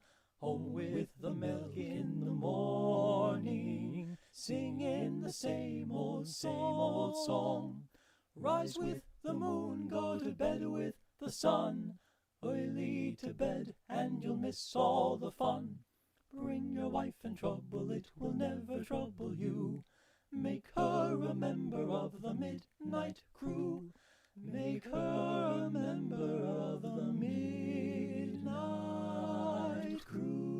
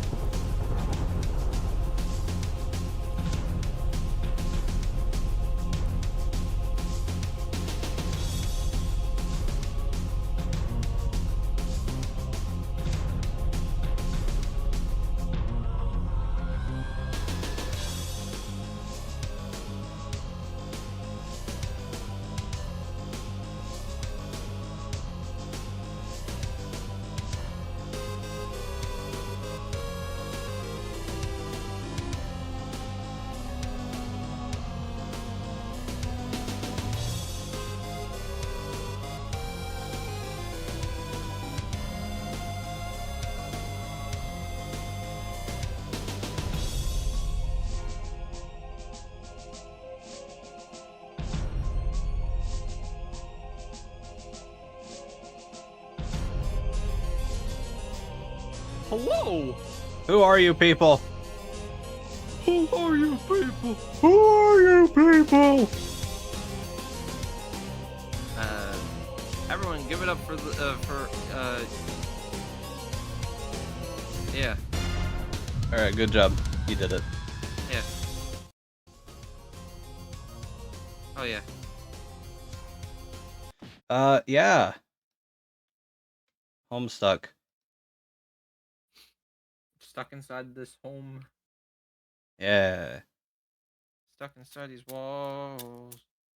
Making every step with permission. I'm waiting for the fall. We Anyway. just started Act 6, Act 3.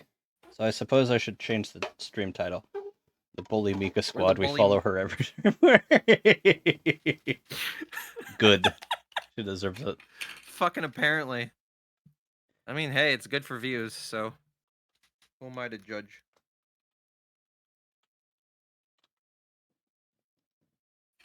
Yeah, we have to be ready at all times. Good. I don't much care for this. Alright.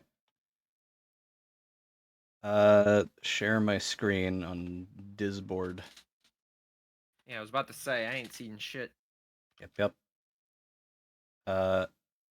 Obviously I have music on the side, but this is an S, so it has music. Oh. Oh god. Oh, it's Jake. Ma- Oh, good. Alright, who's taking over as who? Who's present in this conversation? This one is Jake and Jane. Ah, okay. You take Jane, I'll take Jake. Alright. A I fight? regret it, but I'll be doing it anyway.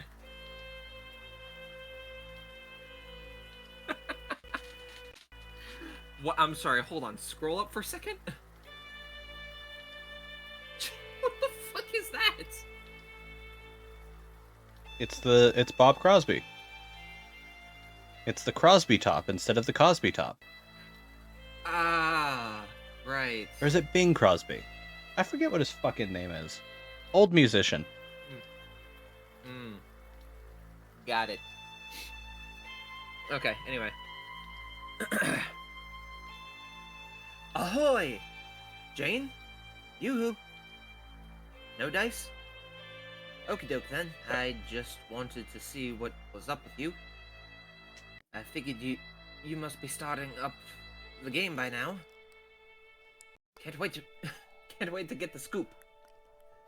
I just had a let's say in I'm sorry. I read that initially as I just had a let's play. Kill me. Yeah, reminder, he uses no commas despite the sentence should have commas. Yeah. Which is infuriating. Mostly just when I'm reading it, but yeah. Yes. Anyone can take Jake in a fight after seeing that face. Okay.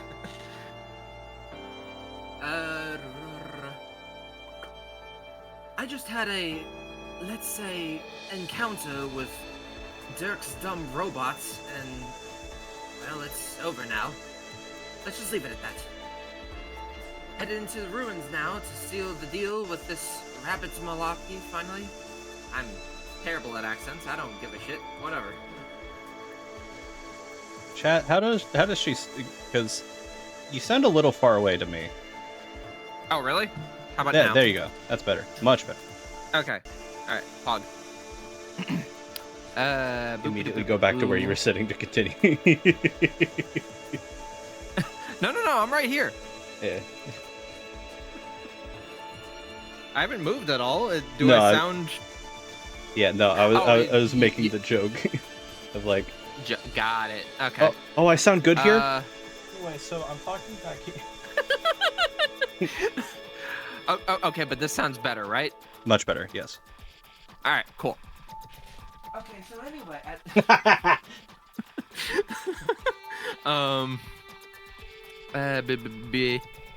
headed into the ruins now to seal the deal with this rabbit malarkey finally.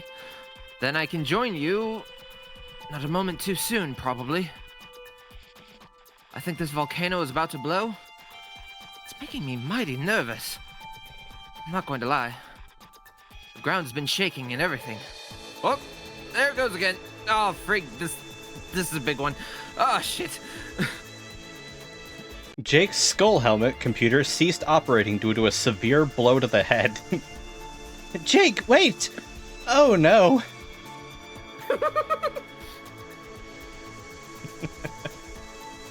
Jesus fucking Christ. Also, not to be that bitch, but hey, I got a throne down below my stream if anyone wants to get me anything for my birthday in a week. Yeah, do it. You won't. No balls. Also, a minute of ads and a minute and a half.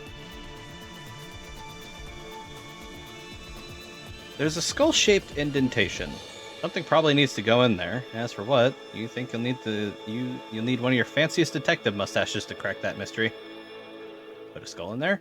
Yes. This one. See, told you anyone could. It's...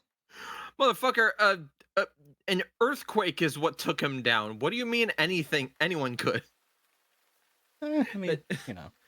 That's like watching it's like watching the dinosaurs get killed off by the meteor and being like, yeah, I told you there were a bunch of pushovers. Exactly. That skull won't that fit. was a cataclysmic event. Yeah, they should have teched it. That's all I'm saying. If they were really all that, then they should have teched it. I'm just plain and simple. Damn. All right. Well, you heard it here first, Lizard folks. Liz hates you. Well, no, not lizards. Lizards are around. They evolved. They adapted. Just fucking dinosaurs. Bitches. Honestly, overhyped. Oh, so you just hate their ancestors. Got it. Mm-hmm. Something eugenics. Damn. Shut up. Yep. Alright. Bit over. Yep. Concluded perfectly. Alright, sidekick, let's keep reading.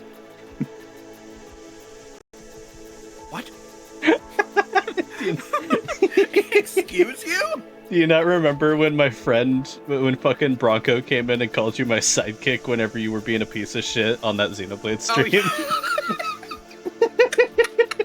Oh, actually, you know what? Yeah, I do remember that now. Yeah, just like your sidekick's being ornery today. As the fuck you said to me? That's so I'll fucking kick your ass. Oh, it was so fucking funny. I also went back and listened to the whole Prim bit again.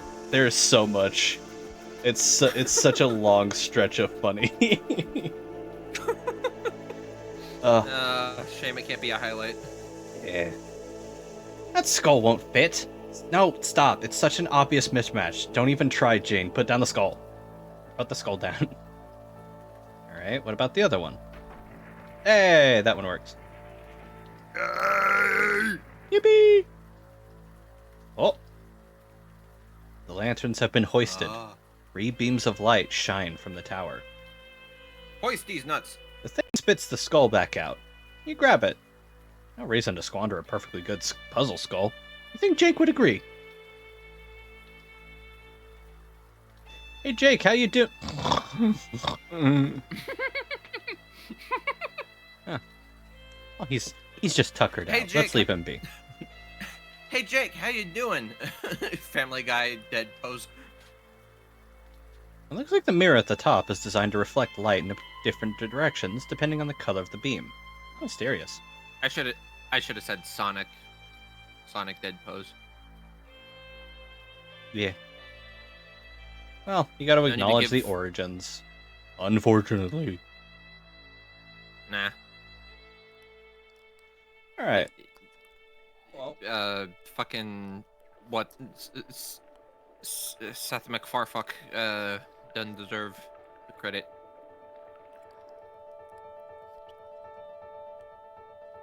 Ooh. Yeah. Wait, hold on. Wasn't Jane's aspect life? Or no, not life. Yes. She is the maid of life. Oh. Okay, so then why breath? No, that's life. Oh, that's oh. Yeah. Oh yeah, breath is okay. Breath is no, sideways. Yeah, I'm done. Life is upwards. It's like Yeah. roots sprouting from the ground. Breath is sideways. Life is up. Thought the original death pose was Hatsune Miku's. You're right. Yeah. Though she, of course, cannot die. But you know. Well, yeah, but that's what made it funny. Yeah, exactly. Okay. So these are all pointing here. Damn, Clark Powell really knows how to write a fucking song. Yeah. You tell little Sebastian to climb up? Yes. Oh, Sebastian! I Okay, missed it, you. lanterns. Yes.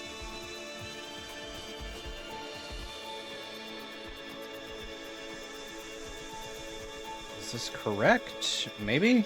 Let's go have a look. Perchance. Perchappin Mayhaps. stansibly.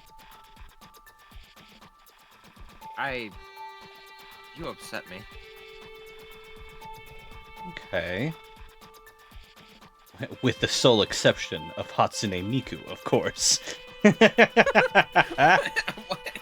What?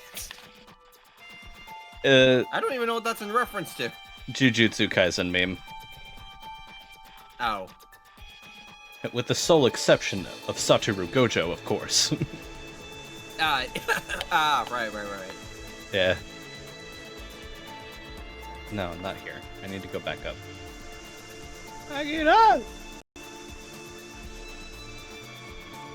I get knocked out. Down.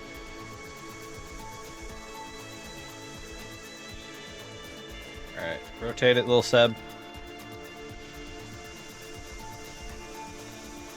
There we go. Alright, come on. Your job is finished, little man. Let's go. Rotato.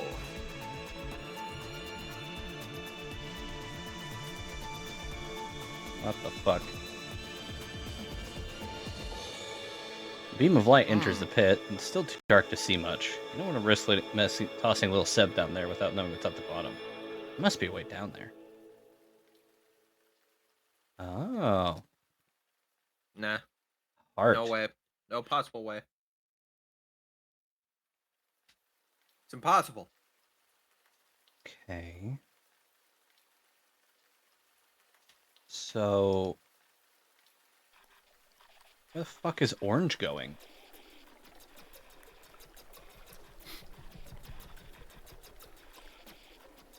The mirror at the top is designed to reflect light in different directions depending on the color of the beam. Interesting. Okay. Depending on the color of these nuts. Depending on these...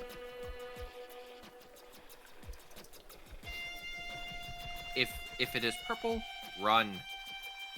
Run, run.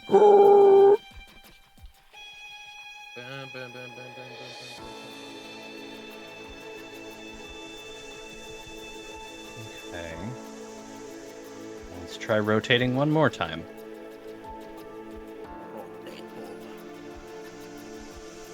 Alright, little Seb. Turn it again.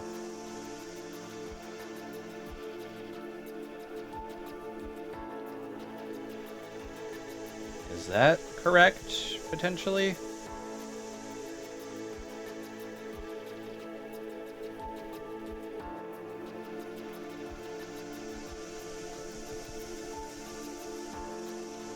Okay. Interesting.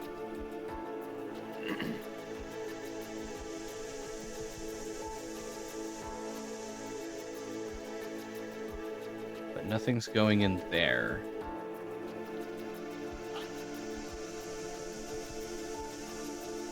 Yeah, because it doesn't love you.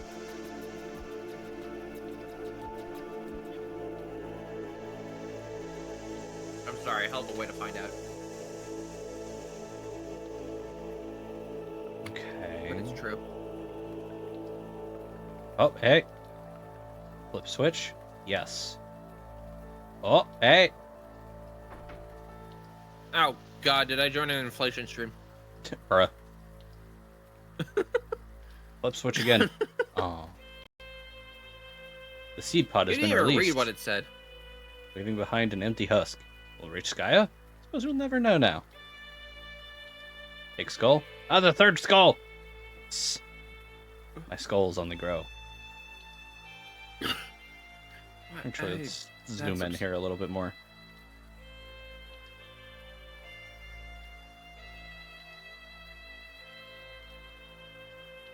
Okay, so I tossed a balloon up, which means that there is... Actually, can I... Okay, nothing on the walls. Wasn't there a Whoa. fucking message? Didn't it show a little message saying, Roxy was messaging you? I have already read the those messages. Oh, well, fuck me then. Yeah, fuck you. Alright, damn! Fuck you! You fucking dick! Fuck you! Fuck! Fuck! Fuck! Fuck! I hated that. That was actually awful. Congratulations. Alright, so that's supposed to be... Void. Heyo, what up? Another Void bitch. What's up? Cringe. I'll eat you. Everyone knows space is peak. Everyone knows space is space. Space.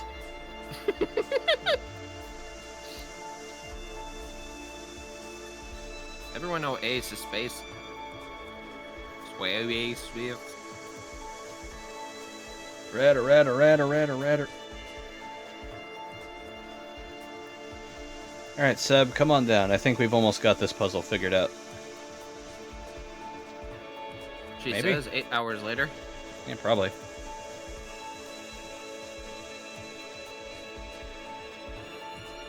Yeah, so... That looks like it's supposed to be correct. Fucking... Bug! Okay.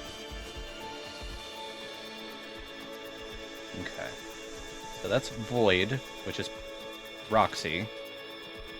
So pink. Everyone knows Mario was cool as fuck.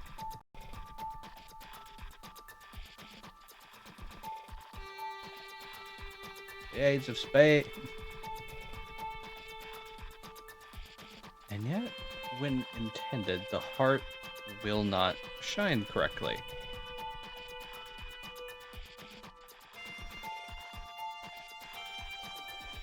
Let's try going down here one more time.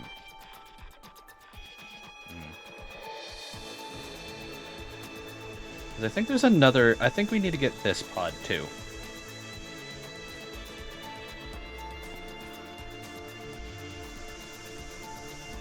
Yeah. Let's... Why is there no green light?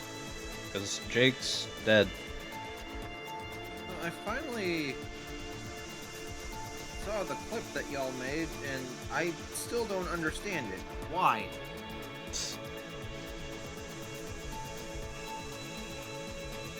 The AIDS of spades. The... Huh? I'm having a stroke just reading that. Okay, anyway. We're gonna try one final time. I'm gonna try the last two configurations, see if I can find anything there. So this is the base one. I never really checked anything out this way. Based. Oh, base. Base. Sweet. Sweet. Yay. Yay. Are you done? Swows.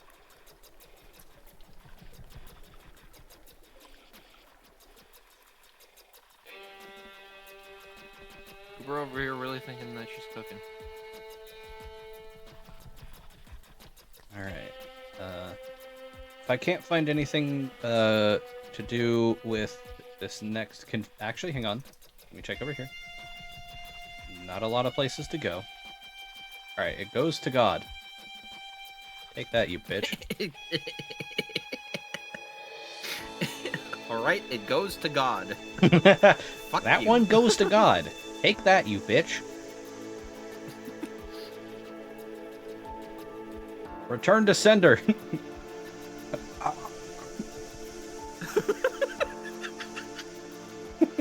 Fucking God. Ashen baby meme, but it's God.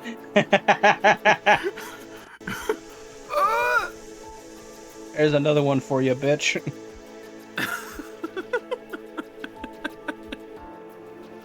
Alright, and finally... Fucking hell. Good fucking Yep. evangelist. I'm sending all the fucking beams at you. Get blinded. Fuck nugget. That's a lot of water. Yeah. Alright. Yeah. I do not think there's much else I can do. No, you here. don't. Nope. Not very often. So, I'm gonna do the one thing else that I can She think told of me doing. to think twice. I don't even think once. I don't even think once.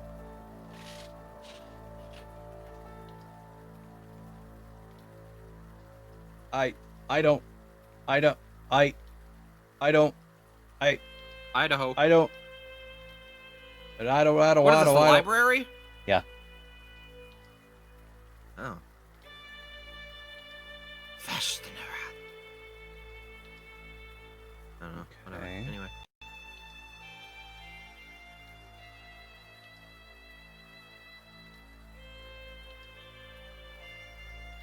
Sorry, Hey, one hurry up and pay second. me already. Who are you? Basically.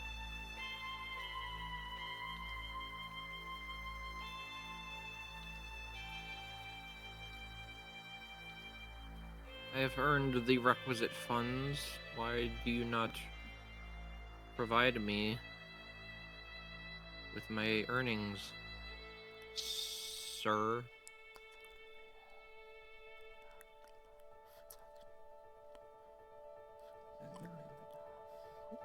Oh, because it's Amazon, of course.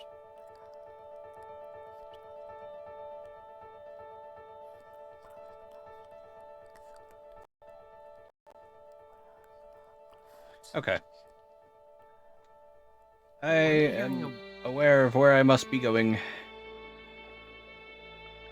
Ah, she found a walkthrough, chat.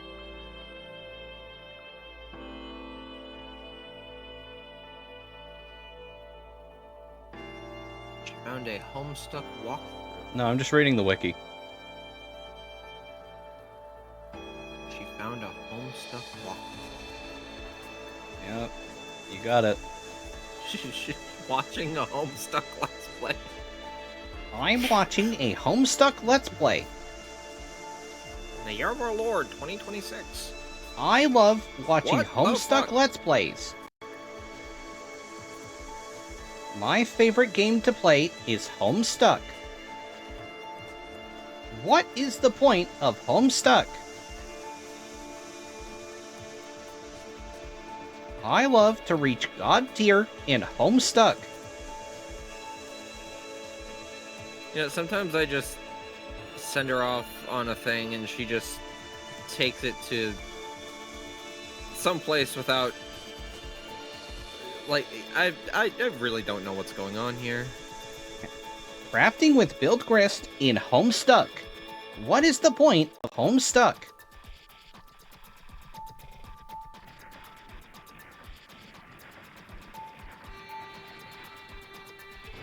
Yeah. I will admit, she does know how to do the funny voice. Yippee. Is what I'm good at. But that's all she offers. No, Yeah. I'm joking. I'm joking. No, I'm joking. Why not? Why? Why not?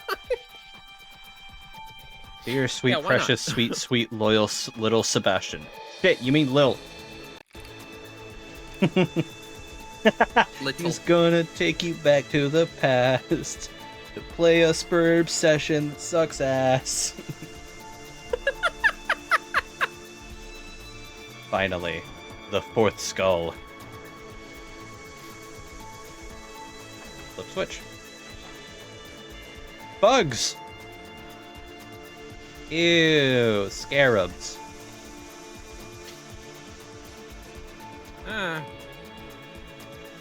More like freakubs. I don't know. I don't know if I'm really. I don't know if I'd really say I'm scared. Skull bit is a pastiche. On the one hand, puzzles need solving. On the other hand, oh god, that cake looks delicious. Take cake? Yes. So Elsewhere. turtle in the middle. Wide on the side. Okay. Cool. Anyways, hey bugs, feast. The switch is already flipped. The horses out of the barn. Yeah, you're right. Yeah. Ah! Help! Help me! Help! Help! Help me! Help me! Help!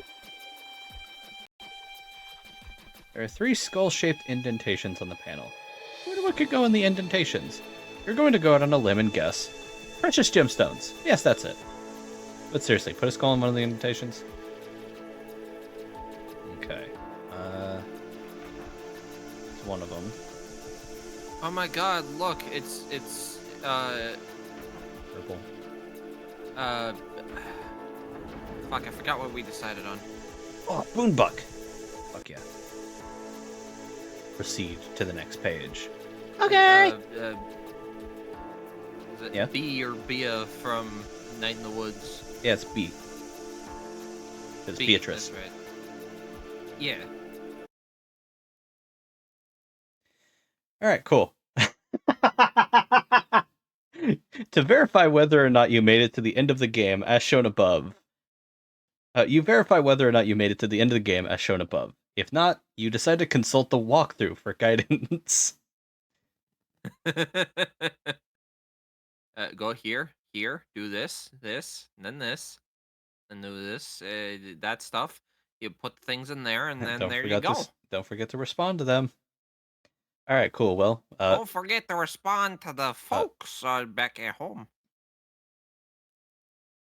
alright. Well, I did it. Jane, proceed. Oh, Michael Guy Bowman. Gotta go buy a moment. Answer Dirk's autoresponder. That was a lot. Speaking of a lot. Yeah. It's okay, I'm ready. Yeah, the differentiation I gave the autoresponder is less southern than actual Jake. Or than actual Dirk.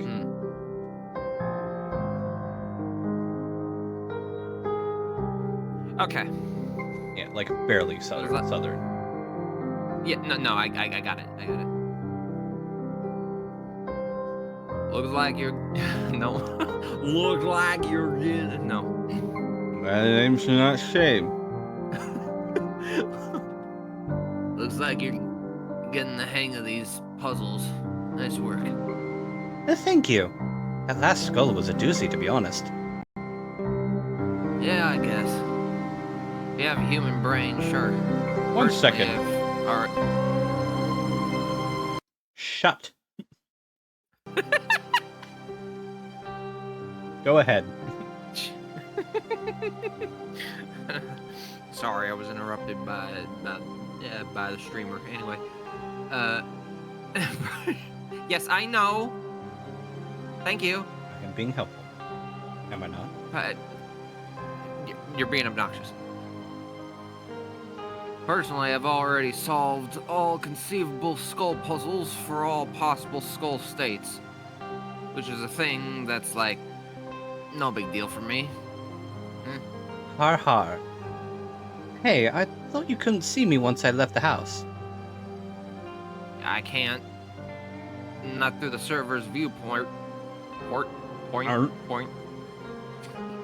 Oh, oh God. But I can still monitor your progress through Lil Sebastian. He and I are linked the hell up cyberwise. We are so tight, like you wouldn't believe. Now I'm a little motivated. Homestuck. What do you mean, Hoomst? Gamer Ram Meg. For the follow. Oh, Pug! Alright. Oh, yeah? Sorry, give me a second. Oh, God. I'm dealing with shenanigans. Speaking of shenanigans, this fucking next line.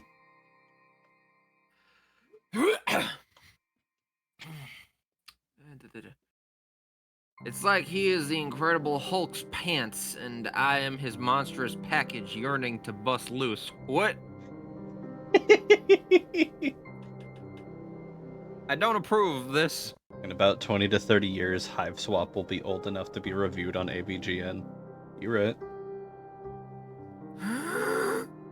Wait, in 2030?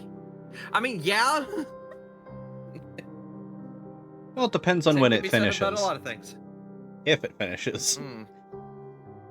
In 20, 30 years, we might get Act 4. Valid. Why? Jane, it seems there is a way bigger than average probability that you do not want to discuss Bruce Banner's megalithic gamma schlong.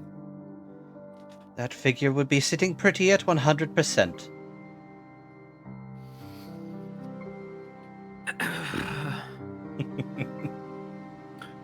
Holy shit. Some of my circuits exploded. That number was intense to robo-consider. Okay, let's stop talking about stupid things for a minute.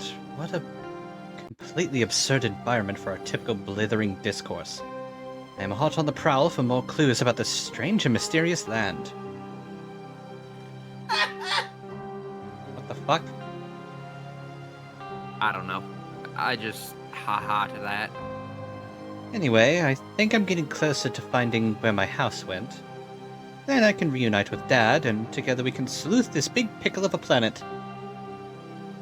Well, the good news is your house should be just ahead if you keep following the trail.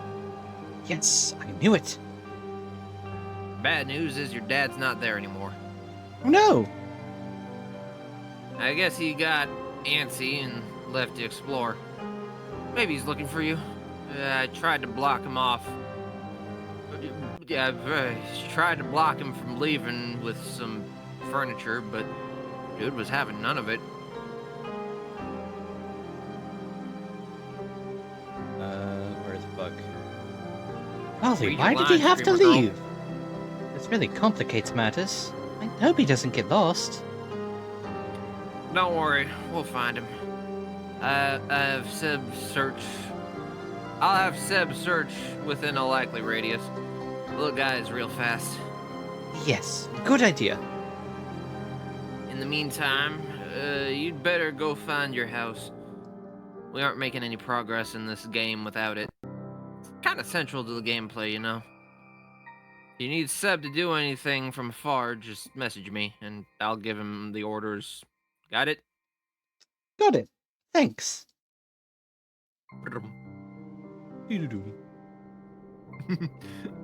Forward.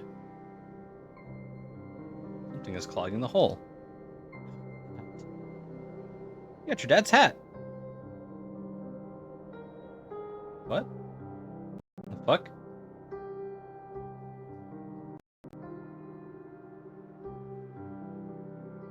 Hello? Something seems to be going wrong on her side.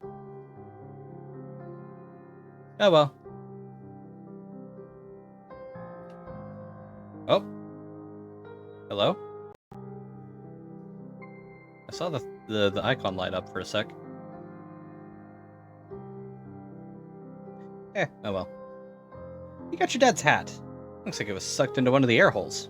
Luckily, he always keeps some spares in his wallet. But this means he came by this way earlier. Forward. Ooh. That is the third fucking time tonight my headphones have disconnected from my computer. I either need a new computer or new headphones. Oof. I am losing what little patience I have left. Oh, Jeebus Lorraine. Flip switch. Who's Laura? Laura. Laura. You haven't played D, have you? D? Yeah, D. I don't know what you're talking about. It's a game. It's just a game called D? Yes. No, I have not played D. Honestly, it's awful.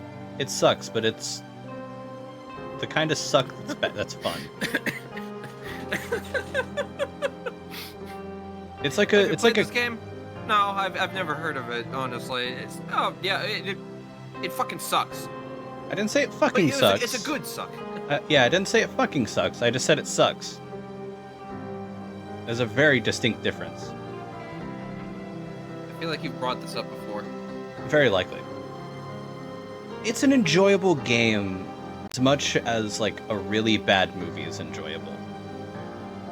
D is a 1995 horror-themed interactive movie and adventure game developed by Warp and directed by Kenji Eno. The game was first released for the 3DO. Yeah. The fuck is... what? You're learning gaming lore.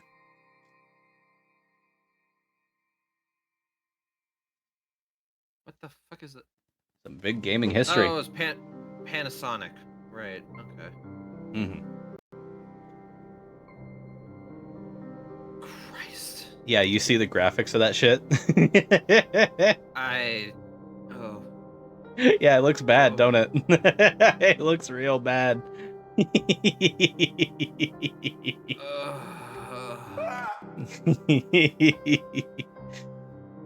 It's really campy and really badly acted and doesn't look great. Like, the environments look fine, but the character model looks like ass. But it's silly, it's kind of fun, but it's also like has a really horrific section where it's just like RNG.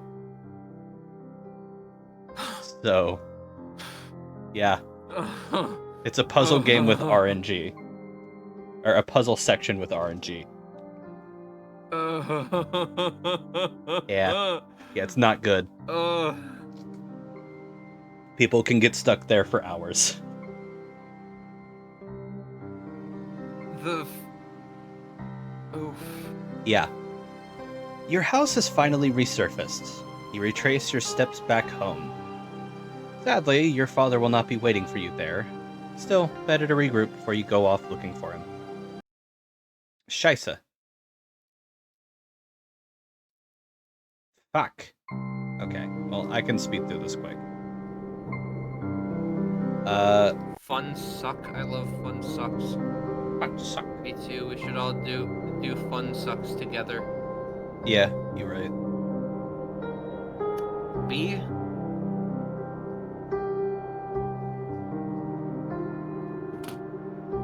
I think there's a specific, like, that's a very specific activity that people have done. There's a name for it, I'm pretty sure. Yeah. Can't for the life of me Perhaps. remember what it is, though, clearly. Ugh. It's lost on me, honestly.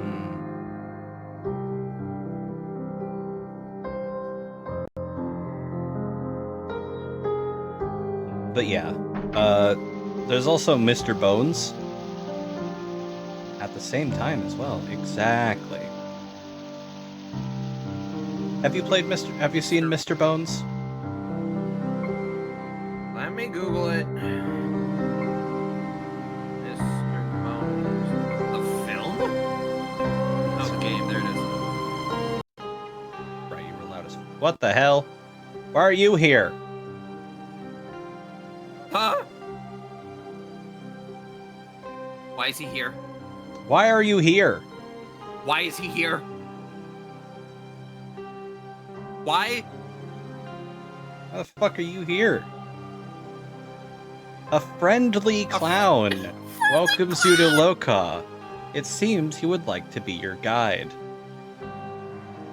Fuck, would you let him be your guide? Fuck no.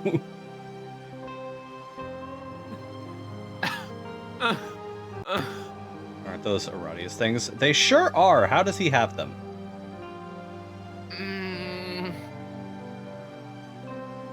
Why does he have them?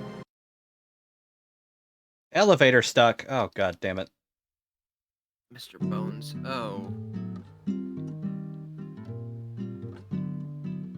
Oh, God.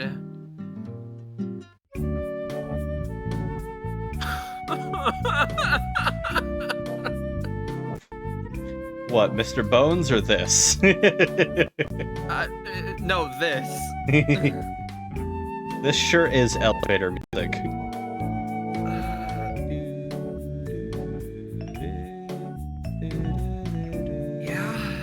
Yeah, it is. It's a nice looking outfit, game. So it sure is an outfit. It is by definition now an outfit. You cautiously approach your new guide. Wait, you said you didn't want him to be your guide?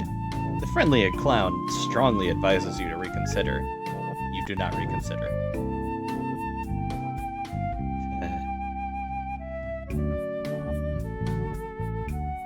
You ask him who he is, but he maintains his cryptic, serene expression in perfect silence. You give some thought to sidling away from the awkward encounter and go inside when the clown finally speaks up. He wants to know if you would like to buy these motherfucking potions.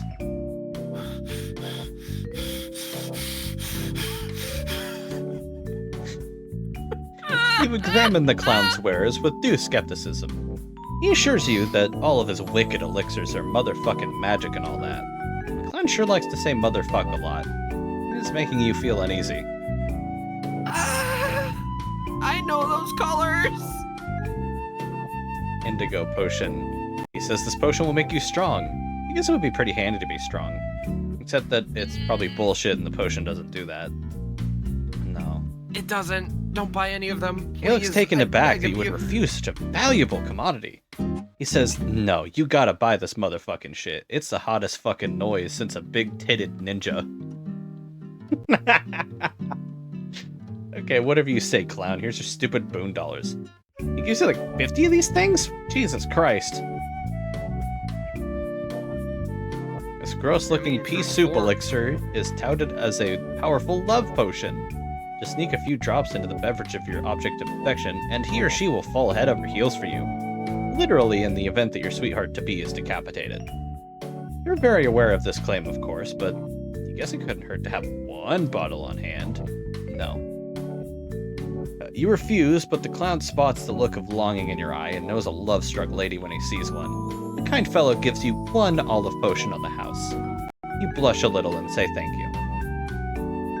Huh? This potion is to be imbibed by anyone who wants to exhibit unabated lust for all he or she encounters. I don't think these are potions. Nah, it's fine. It's fine. As well as to behave like more of a douchebag. You wonder why anyone would want that. He gives you a sly wink and says nothing more. You'd say no thanks, but he asks you if you want to buy it anyway. No.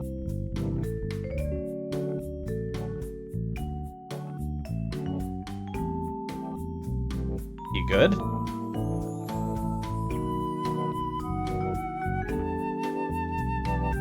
I will end civilizations.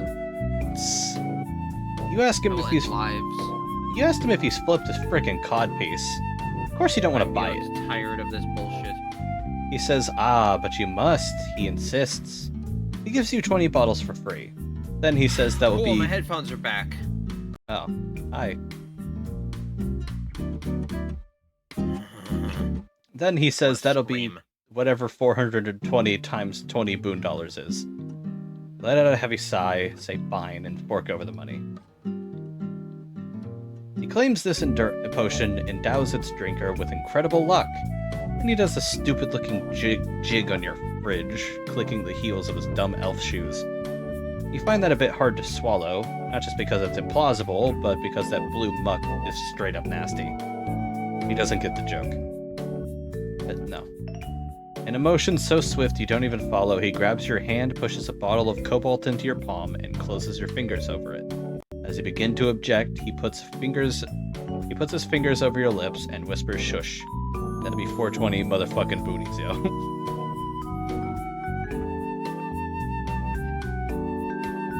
Gold potion. The sickly mustard goo is supposed to make your hacking skills go bananas. Like you would ever care about that. He says not so fast though, for its benefits are twofold. It also makes for a pretty killer substitute for grub sauce in a pinch. No. You tell this clown that he to go take a long walk off a short cliff. Oh, Sonic reference. He pretends not to hear you and restates his offer. You're getting kind of fed up with this idiot, so you purchase yet more useless bottles of liquid. Are we done here? This lovely-looking potion is supposed to have powerful healing properties. A must-have in the inventory of an up-and-coming maid of life. No. You don't want it. But the clown really thinks you should take at least one of these handy elixirs. He won't take no for an answer. You say fine, and buy just a few to shut him up. I want to break his horns off and jam them in his eyes. Valid. The clown says one sip of this potion will cause you to lose the use of your legs. However, you will become an excellent kisser. A trait that is more than motherfucking fair, he says. Personally, you think someone would have to be suicidal to drink that heinous brown liquid? Absolutely not. The clown appears crestfallen, then counters with another offer. Buy one bottle, get one free. You scowl at him as if he is quite mad. He gets the picture. You're not interested. He then gives you a few bottles of the stuff and says he'll just put it on your tab. No worries.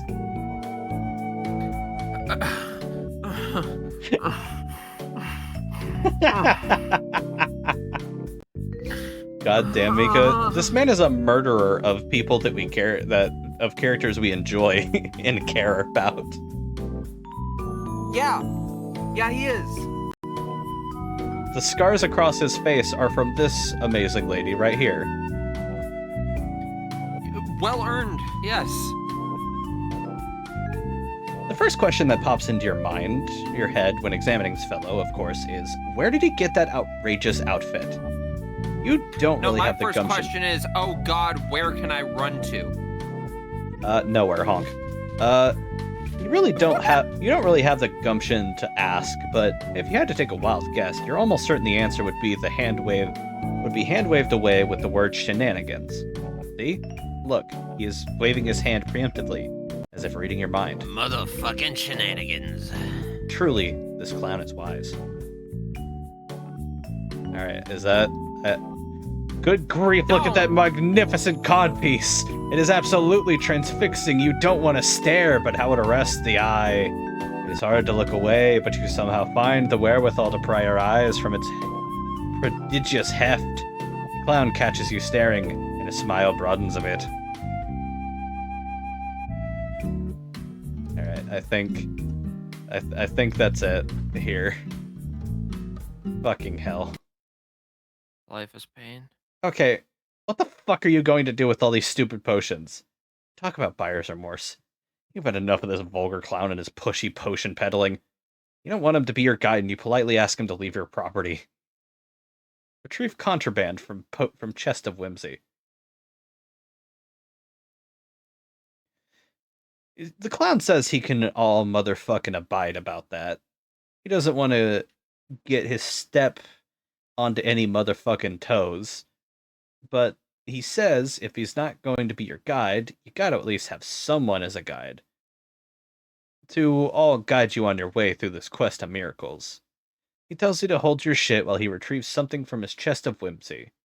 You say, you mean the refrigerator? He acts like he didn't even hear you. The music's back on. Oh my god. Ah! Well, there's some of the friends. There's some of the people that we liked.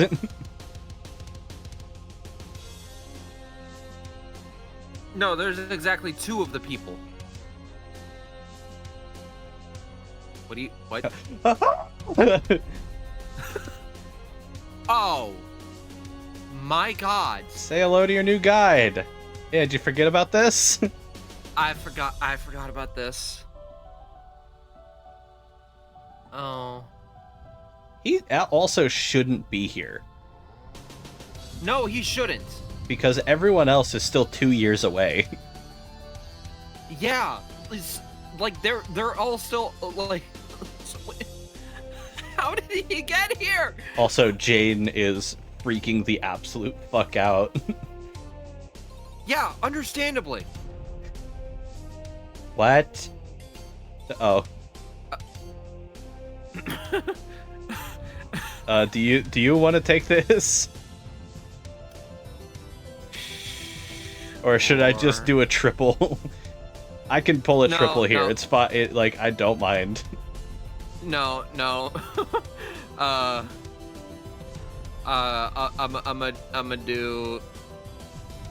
gonna do the first and last one. Okay. What the fuck happened? My personality is just absolutely fucking Irreconcilable. irreconcilable. Ah!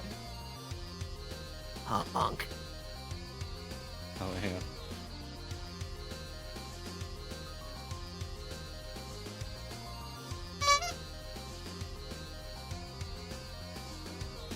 Motherfucking. Oh god. The actual horn, the horns, they're playing in the music. Oh god. They've come to haunt me. I've made a mistake. God, I I'm not invited them hearing- into my home. You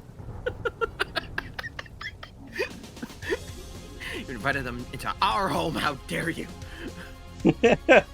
Oh god. Did I forget Jesus Rex Christ. Duo has horns in it? Yes.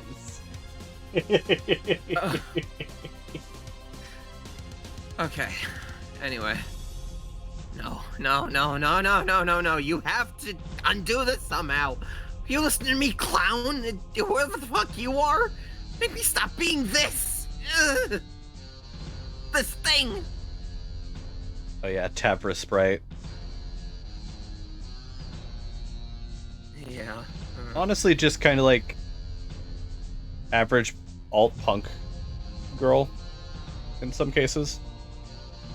Oh no, like they're Punk she they.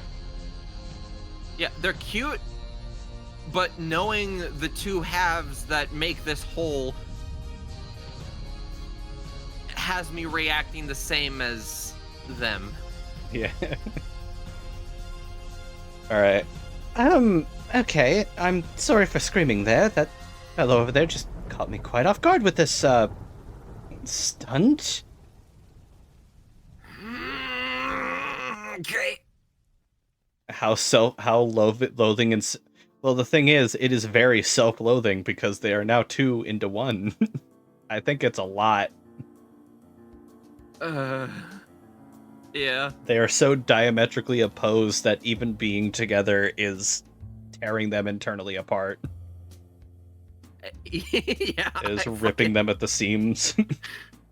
I hate Gamzee. Such a fucking shit. Absolute. That doesn't even cover it. Yeah. You seem quite upset. I think we should all try to calm down and figure out what to do. Excuse me as I cap a bitch. Huh. Is it what, huh?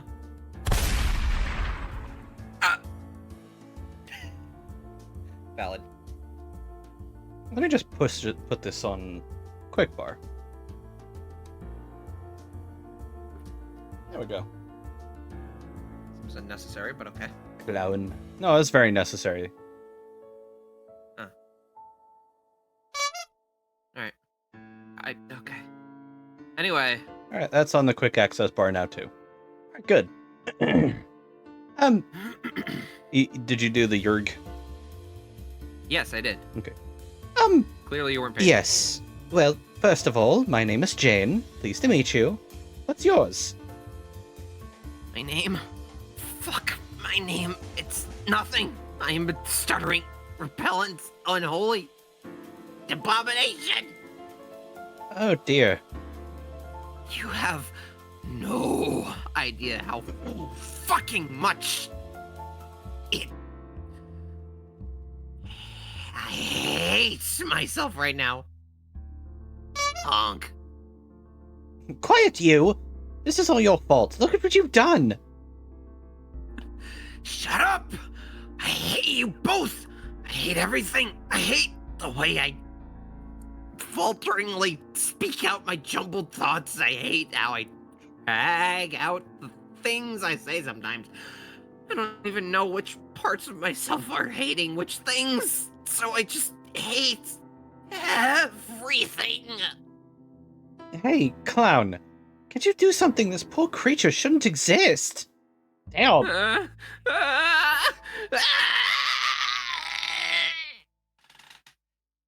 Clown, do something! This thing doesn't need to exist!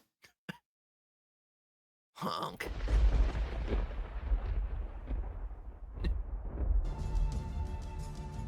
What is 6?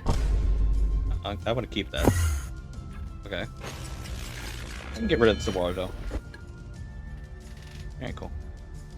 Safe option is Tavros. Funny option is Vriska. Oh god. Oh dear god. Oh no.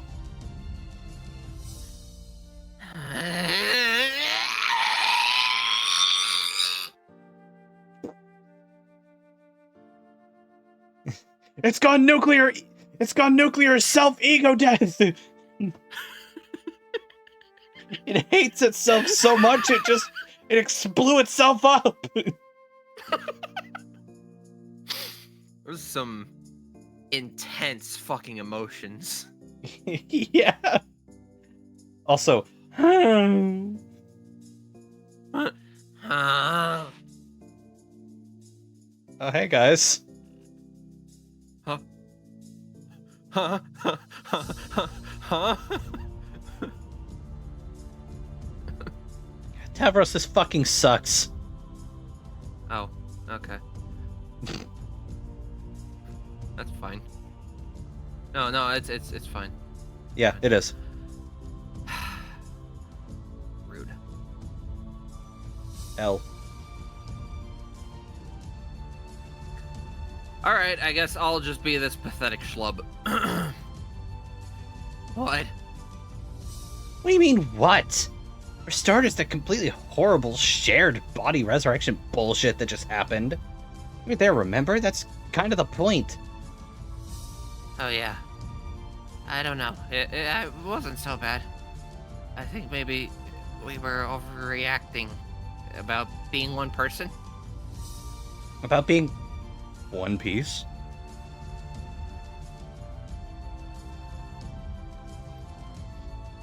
Overreacting my ass?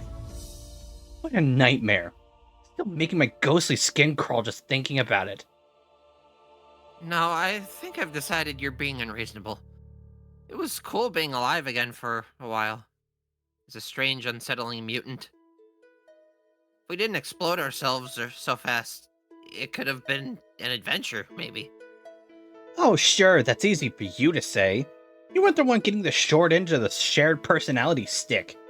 Maybe if your personality was as much an upgrade to mine as mine was to yours, I would have been cool with it too. You might be right. Actually, it was pretty neat. What? And to feel all the amazing self-esteem you get to feel. I didn't really know what it felt like. I mostly only knew what the pretend kind was like, so thank you for letting me feel that, I guess.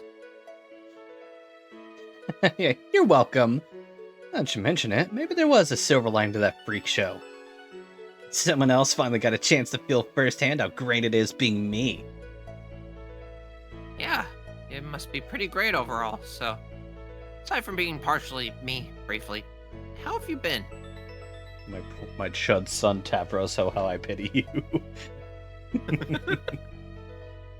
Why do I have to be the chud?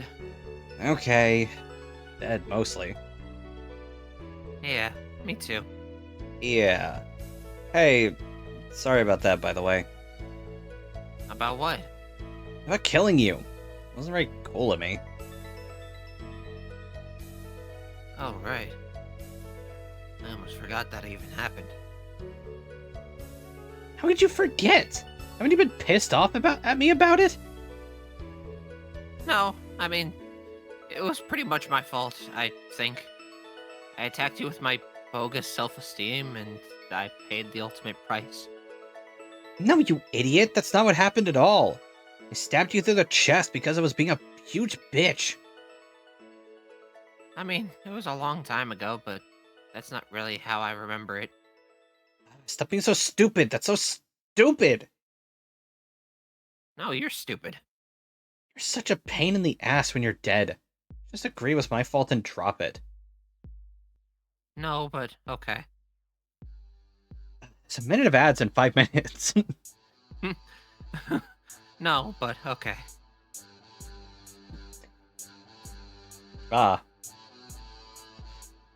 Time for Automod to now have the word spider bitch as acceptable. Verska, apologizing? That's not my spider bitch, that's a Lord English psyop. Yeah, you right.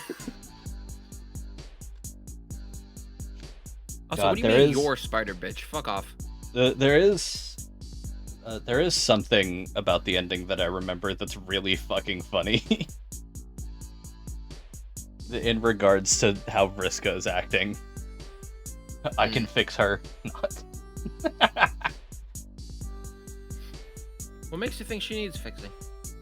True. She ends up pretty good. Yeah, leave her alone. She can make me worse. Read your lines! That was my line. Yeah. Man, being dead is such a drag. I don't know if I can deal with this shit anymore. I think it's alright. Oh, come on, it's so boring. What a completely pointless and hollow existence this is. Good as subjective, she's basically Space Putin. Huh? Oh. What?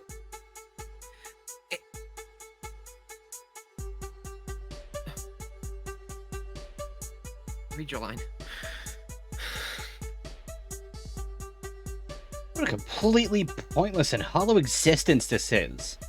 If the existential malaise wasn't bad enough, now I have to be constantly watching out for that fucking orange guy. Orange guy? The orange guy! Have you seen him? No. Oh god, right, oh yeah, the joke, remember? No. Hussy back here. Oh, yeah. Yeah.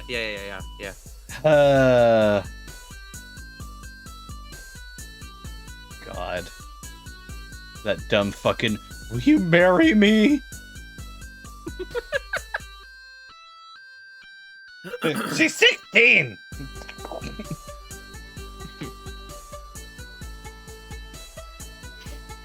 Yeah. Oh, the jokes of the 2000s.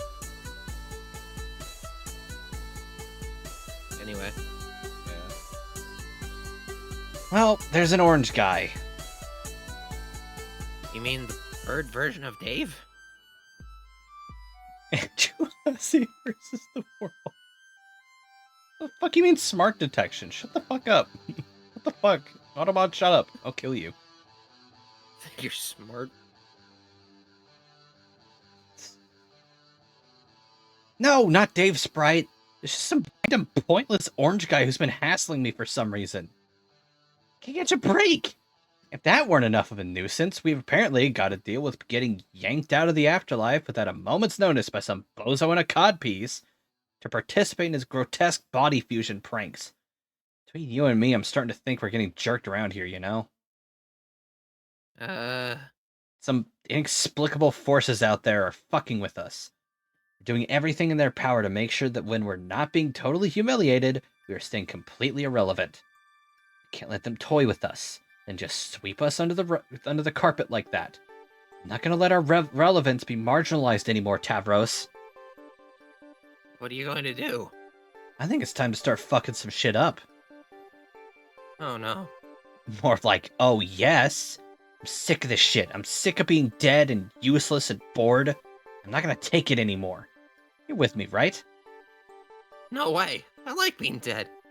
I like it how there are no responsibilities or problems, usually. Tavros, that is the lamest thing I've ever heard you say, which is really saying something. Yes, it is. Oh, good night, Max. Good night, Max. Thank you for stopping by. And I assume good night, Itaro. Yeah. Moon. I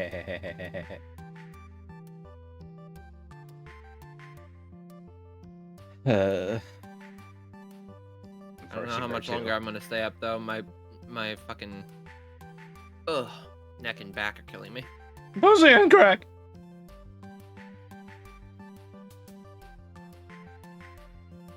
Sure. Aw, they go to bed together. You've got to quit that loser attitude and get your ass out of the sand. That's just your low self-esteem talking again. Yes, I know. I'm gonna have to insist. You're gonna join me, and together, we're going to fuck shit up. No, I'm not. Yes, you are. No. Yes. No. Yes. Yes, I will definitely cooperate with you wholeheartedly. Damn it! Okay, fine. Oh, there's this fucking dipshit. Oh, my fucking head. Ow! Fucking head! Ugh! He just becomes Australian. You cannot proceed to the time capsule because you are lying on the floor unconscious. While descending deep into the ruins, a sudden earthquake jammed the elevator on its way down, causing you to take a nasty spill to the floor below. Luckily, you were wearing your trusty skull top, preventing a more serious concussion. You nevertheless lost consciousness and attempt with all your might to regain it. Regain consciousness. Hold on. Max. Oh no, not like that. B. Itaro. Yes, like that. Goobers. Bunch of random ass gay shit. Yeah. You failed to regain consciousness. Damn. Years in the past, but centuries in the future. Uh-huh. Yeah, do you remember the time bullshit shenanigans?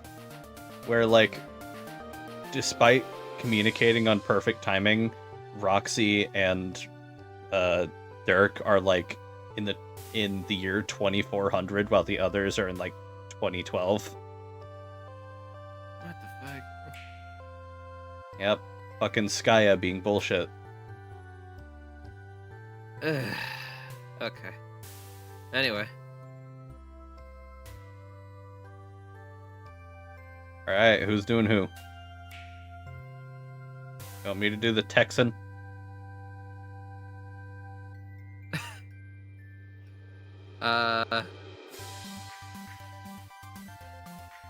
No, I'll take care of him. You take over for the Brit. I feel like I need to.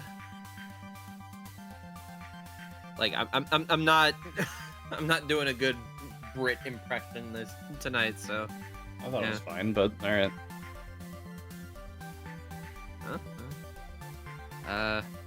You know what? All right, fine.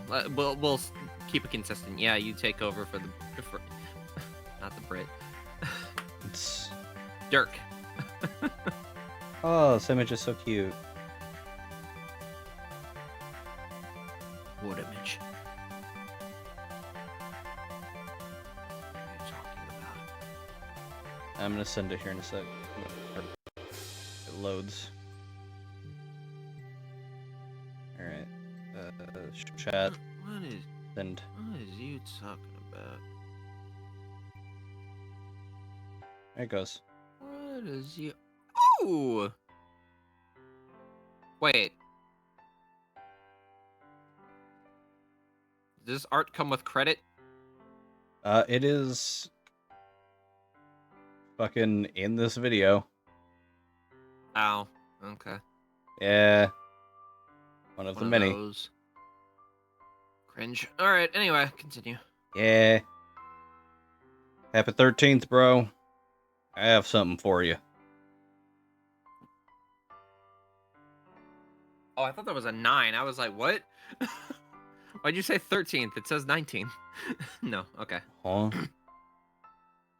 I don't know. There's like, it's a weird combination of the characters being blurry and also shit smudging up my screen. Don't ask why Dirk at 13 years old sounded like an adult Texan man. He hit puberty early. Listen, there was a surprising amount of kids I went to school with in middle school who sounded significantly older than they should have. And looking back, no, I genuinely do not believe that they were held back a few grades. I don't know. That might just be the Strider blood. You right. Yeah. They come Oh, out Nelly. raspy as fuck, or like their voices are already deep, just like wah and shit. All monotone and fucking whatnot. Exactly. Shit, now Goo goo gaga. now I'm just thinking how I want to hear Dylan try and read Dave's lines. I want my Fuck fucking no. bottle. Anyway, Yeah, get on with it. all right, here, do me a favor and read it again. God damn it. Happy 13th, bro. I have something for you. Oh, Nelly, you are too kind, my friend. What is it? Bitch, I haven't even told you what it is. That's No big deal, my mask. since it's nothing I wasn't planning on giving you anyway. Just sort of happened to finish it today. I think I catch your drift. So my new tin comrade finally gets a head on his shoulders, eh? Bitch, what the fuck? Okay, what? What? What do you want from me?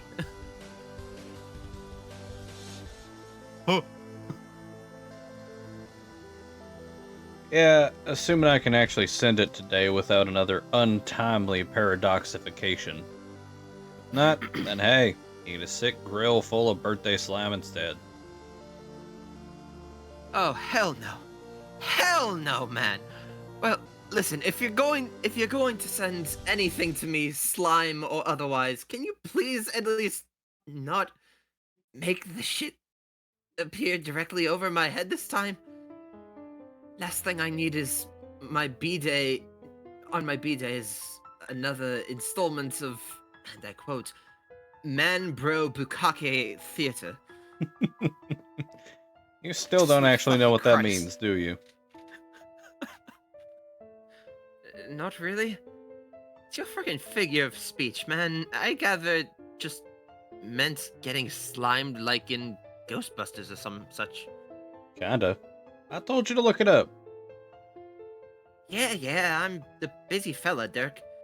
Wikipedia's a lot of letters to type in a thing for a man of action on the go. I'm always doing adventures, remember? That is such bullshit. You sit in your little jungle globe watching movies all day. Well, yes, but... Okay, I have a lot of movies to bone up on. There's so many good ones I still haven't seen. Just got this joke. This That's joke, vile. that's fine. Damn. Yeah. Yeah, a little bit. You think literally every film you watch is a masterpiece. I've never felt so much vicarious shame through someone else's atrocious taste in awful garbage. Screw you, I have impeccable standards. It's just, there's so much good stuff out there, and I've really been on a roll with my picks lately. Do you even hear yourself, dude? Your picks are everything. And lately is always. Yeah, I hear myself just fine. I hear a discriminating gentleman's melodious voice, and it strikes my ears as the voice of reason. Say, here's one I'm pretty excited about. Have you heard about this Avatar Jam? It's coming out next year.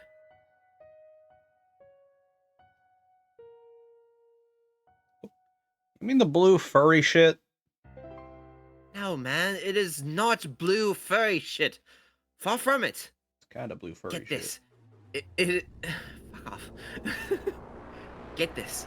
It is about this paralyzed fellow who is down on his luck and longs for adventure. And he finds it. But it is far away on an enchanted planet rich with coveted treasures. And adventure is not all that he finds, oh no. He also finds romance. A beautiful blue woman from the wild teaches him the ways of a savage culture. What the fuck is happening here? I hate reading this. And also the ways of alien love. Please fucking rip my tongue out. I'm tired of reading. Together they frolic in the forest whilst sharing primal intimacy. Magic sexual escapades. What's so funny, Wise? To borrow from one of the more benighted sectors of your zeitgeist, that was so gay. Sectors. Give you a sector. Sector? Mm-hmm. Sector that's Excuse pissed me, upon your but face.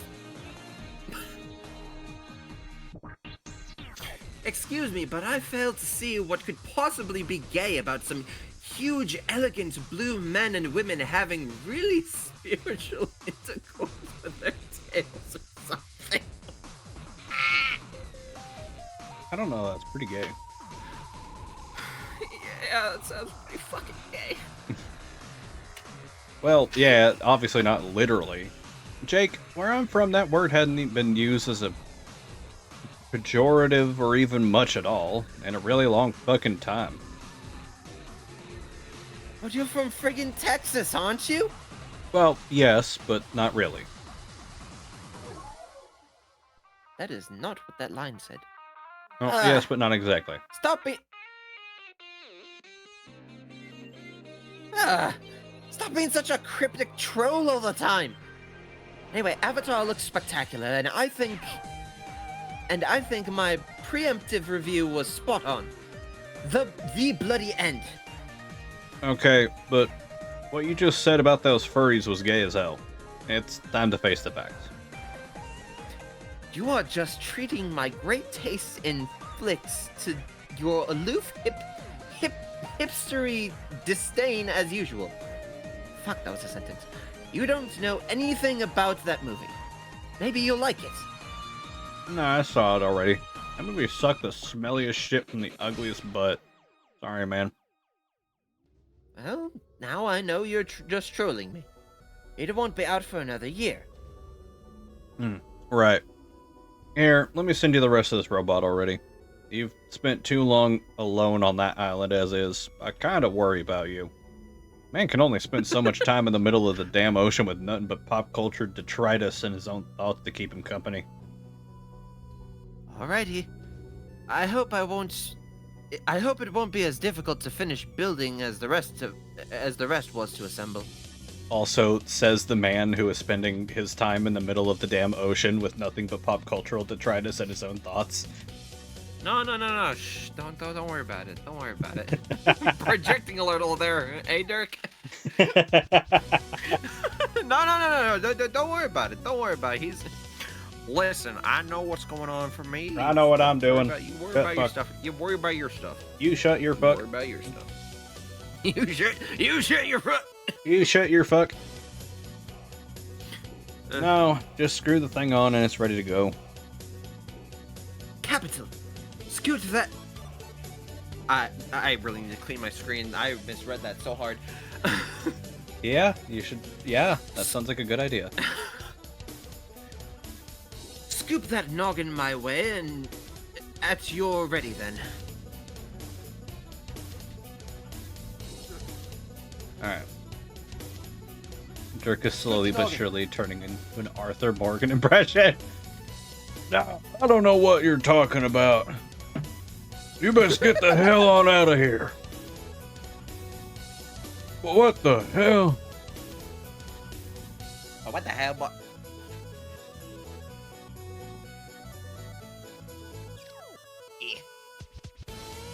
Alright, give me 1 second.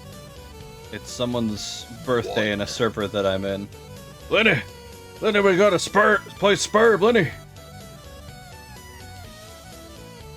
Dutch, we gotta deal with this Spurb issue, man. Tell me you gotta play it. Gotta deal with the sperm issue, man. Oh wait, no, that's sorry, that's the DLC. My bad. Yeah.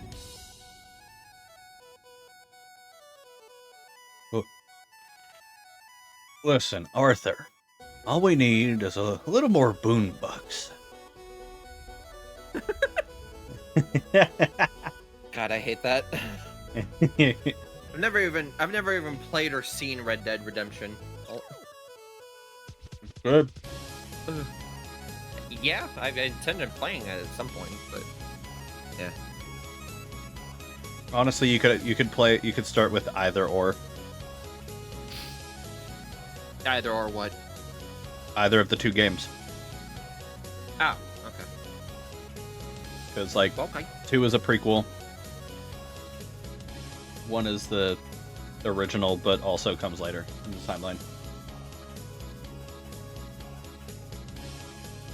Oh, cool! It worked. You nerd. He's got a slick Japanese spectacles and everything.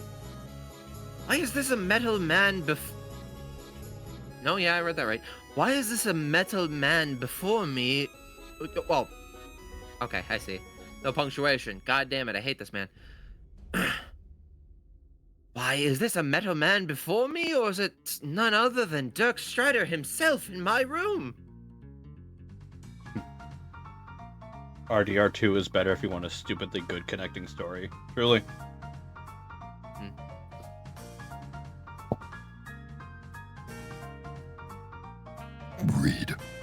I'll read your fucking obituary. Shut up.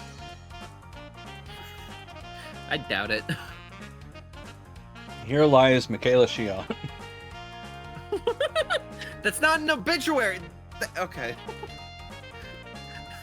That's not an obituary, that's an epitaph. Oh yeah! SBR did just drop. Fuck yeah! Oh, I'm so excited SBR? for people to see Peak. Steel Ball Run. Oh, okay. I'm so excited for people to finally experience what I have been waiting on for years. And the dub is actually good. Hell yeah. Nope. One thing at a time, bro. I haven't quite figured out a way to get myself there yet. It almost sounds like this is something you've given some thought. Oh yeah, Damien is fucking Diego Brando. That is true.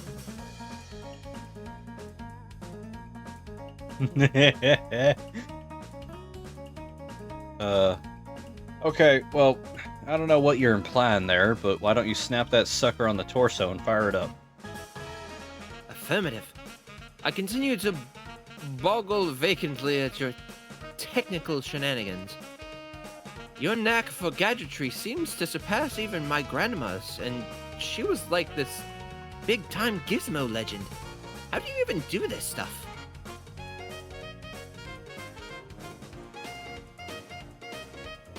Kitty monster!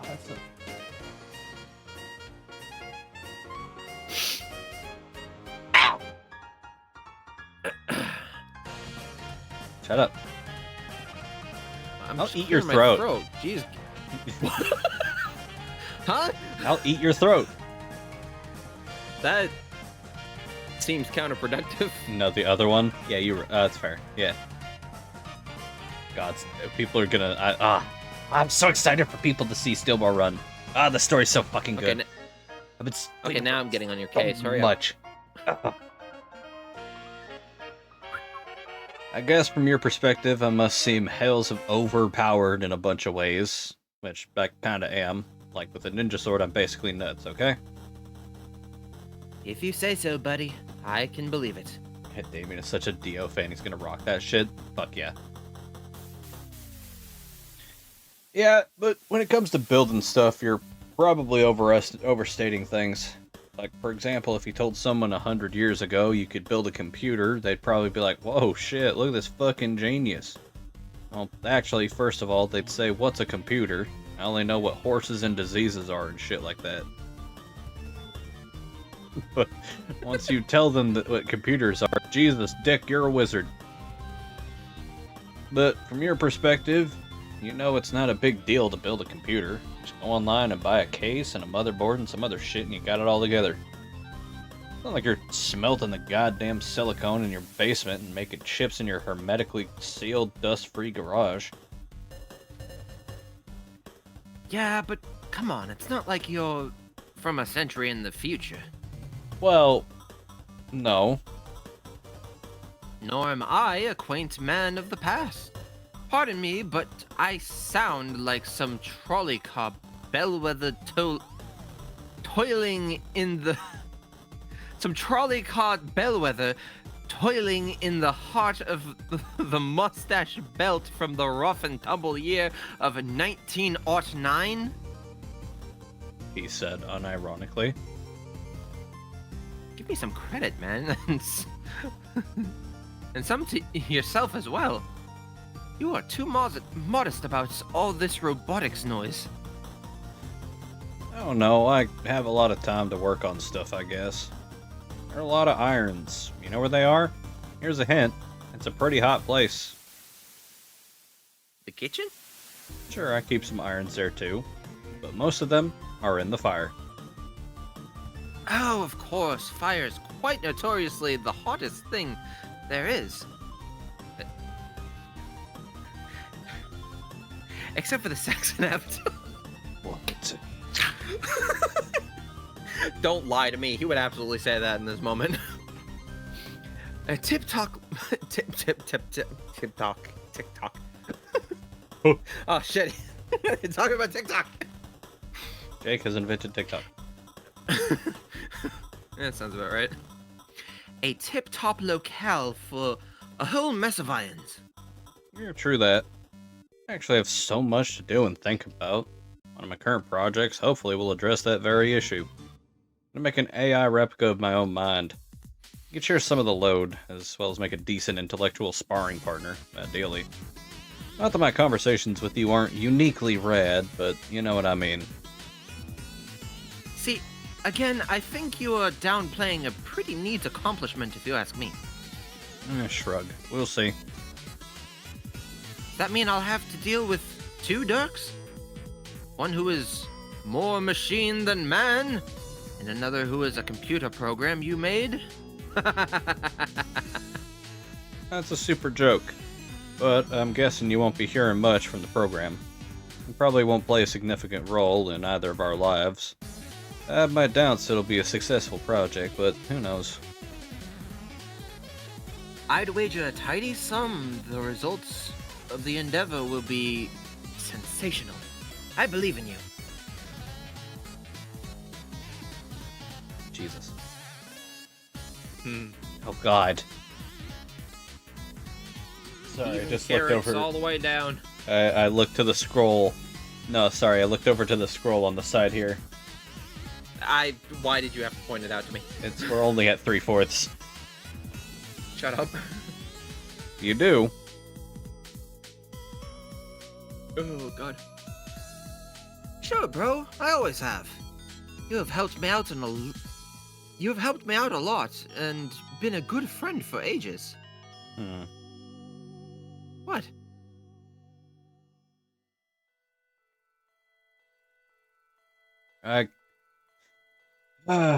Well, I wasn't sure about doing this today, but if it's true that you do believe in me, then I guess fuck it, why not?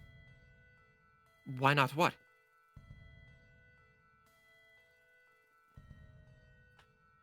I guess call it an extra birthday present, but instead of a present that's awesome, consider it more like a weird confession that may change the way you feel about me. Whoa, Dirk, are you, saying what I think? What? What do you think I'm saying here? Never mind. Sorry for interrupting. Should I sit down for this? I don't know what to do. Wait, I'm already sitting down. Maybe I should stand up? No, just chill out. Stand up, sit down, whatever. Here's the thing. You know all those painfully obvious hints I've been dropping? That always seem to be flying over your head? Maybe? I think I need a towel or something. About me being from the future. Oh, yes, I think so. Well, those weren't jokes. It's true. What? Oh man, are you actually serious? Yes. So, like, you are from a century in the future? No, more like centuries. The year 2422. Or as we say contemporarily, 411 PC. Post-condescension. Wow. I must say, this is not the announcement I was expecting. So you are a time traveler from 2422. Here to help me build robots or something? No, I can't time travel. I can only send things through time occasionally. I actually live here in the future, alone in my apartment. I can send messages to you in the past, though, like I'm doing now. How? Years ago, our alien friends sent me a special chat client. It's basically just PesterChum with some sort of alien technology embedded. It's specifically wired to communicate with your time period. As hours go by for me, the time it sends messages to also increments by the same amount, so we communicate in lockstep. As if we both existed in the present. She said it was important for Roxy and I to begin communicating with you and Jane. This is how we all became friends. Wait. You and Roxy? Yes. She lives in the future too, though we live nowhere near each other. I asked her to refrain from telling either of you. I wanted to be the one to let you know, to wait for the right moment. Holy fucking mackerel! This is amazing! So, you really are trusting me about this? Just like that, no second thought? Oh, yeah, sure, man, why not? Wait, it's not a prank, is it? No, this would be a very shitty and boring prank. I promise it isn't. Then heck yes, I believe it. To friggin' pieces. It's an awesome thing to be true. So, what's the far-flung future like? Some sort of crazy robo-paradise? Not quite, but there are definitely robots. Oh man. What are your movies like in the future? I bet there's some real cinematic humdingers. Like holographic stuff? Or shit you plug directly into your brain pod, right? Wait, do you have brain pods? You do have brain pods, right? No, we don't have brain pods because those aren't a thing. You just made that up. And there are no movies in the future. No humans either. They all went extinct. Roxy and I are the only ones left as far as we know. Oh shit. Dude, the story got so much less awesome. Is it too late to backpedal on believing... Yeah, believing it before I start to Jesus. cry? No, dude, it's too late. Tears ahoy, this motherfucker gets sad. You wanna know what happened? Sure do. Let me just finish putting this steel melon on my robot and then I'm all ears. Complete robot. Oh god. Zoom.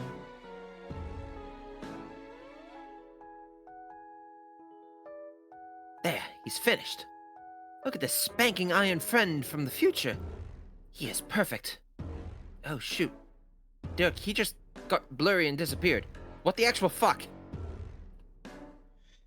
Don't worry, that's normal. Upon activation, he goes into stalking mode. Stalking mode? Yes, he will stalk you in the jungle and strike when your guard is down.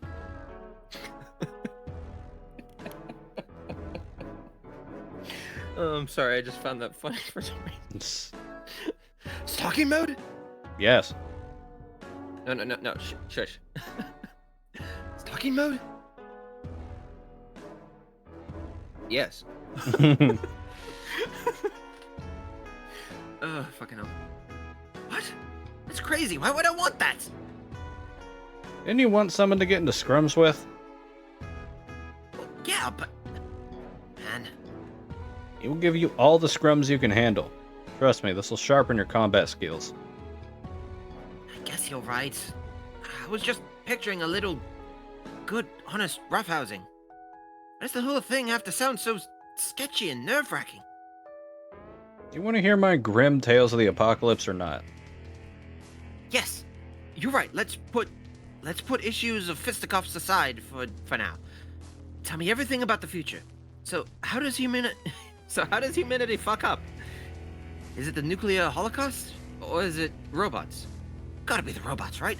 As per the Terminator. No, it's more of a gradual decline in population than that, due to an insidious power grab by an aquatic alien empress. Oh, the old alien overlord story? Got it. When does she show up? Alright, cool. She's already there, in your time period, hiding in plain sight. She has been, anywhere between 50 and 100 years. She's the Baroness of Corp, Jane's company. But, of course, Jane has no idea. The Baroness has been using subtle strategies to manipulate the human population through her company for a long time. On November 11th, 2011, she finally made her presence known to the world, along with her agenda for global domination. Jeez, that is pretty scary. So in a few years, she will be in charge of everything? No, not quite. That's just when the world will finally sees her for the threat she is. We continue to gain power, dying, by exploiting various institutions and the media from within. It would take the next several decades for her to claim the throne as Earth's absolute ruler. Her march to domination was facilitated by a number of scumbag sympathizers, and opposed by a few brave rebels, including my ancestor.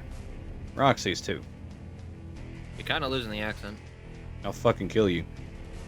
I think your ancestor qualifies as one too. In fact, I'm sure she must have been the first member of the covert opposition movement. My grandma? I do remember when I was very young, she would tell me stories of the wicked woman who raised her. Was she the evil alien? Yep. That's a whole story right there, most of which is shrouded in rumor and urban legend. But before we get sidetracked by any of that, I'll try to cover the big picture. Give you a sense of all the batshit lunacy that followed the old Sea Hag's power play. Oh my god. Oh, okay. It's not that Yeah. bad. Nobody at the time knew what the fuck she wanted to accomplish or what her actual motives were. But in retrospect, it became clear she was trying to essentially restore the conditions of her old homeworld, which she used to rule over as well. She began instituting these crazy laws. First of all, people weren't allowed to reproduce.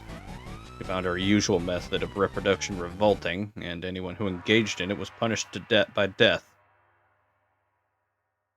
But she still needed an ongoing population of subjects to abuse, so to propagate the race, she set up this weird system. At random intervals, every citizen would be required to supply their genetic material to drones. That DNA would be collected and combined in some way. Many years later, long after the original donors had died, clones would be spawned from their DNA, so no one would ever be able to know who their parents were, or to be able to trace their lineage. It was only through a good bit of good fortune that Roxy and I were able to discover who our ancestors were. They were the rebels you mentioned. Are they alive right now? I mean, in my time. Yes. Oh, I'm very curious about them, and also my grandma. I'll get to them, don't worry. Anyway, her imperious condescension turned out to be especially cruel to her human subjects. Sure, her rule was no picnic on her homeworld, but I think she resented humans' biological incompatibility with the ideal empire she envisioned, and became frustrated. Humanity wasn't even really her first choice for rule. There were reports that she attempted to clone members of her own species and replace the human population with them, but they all died.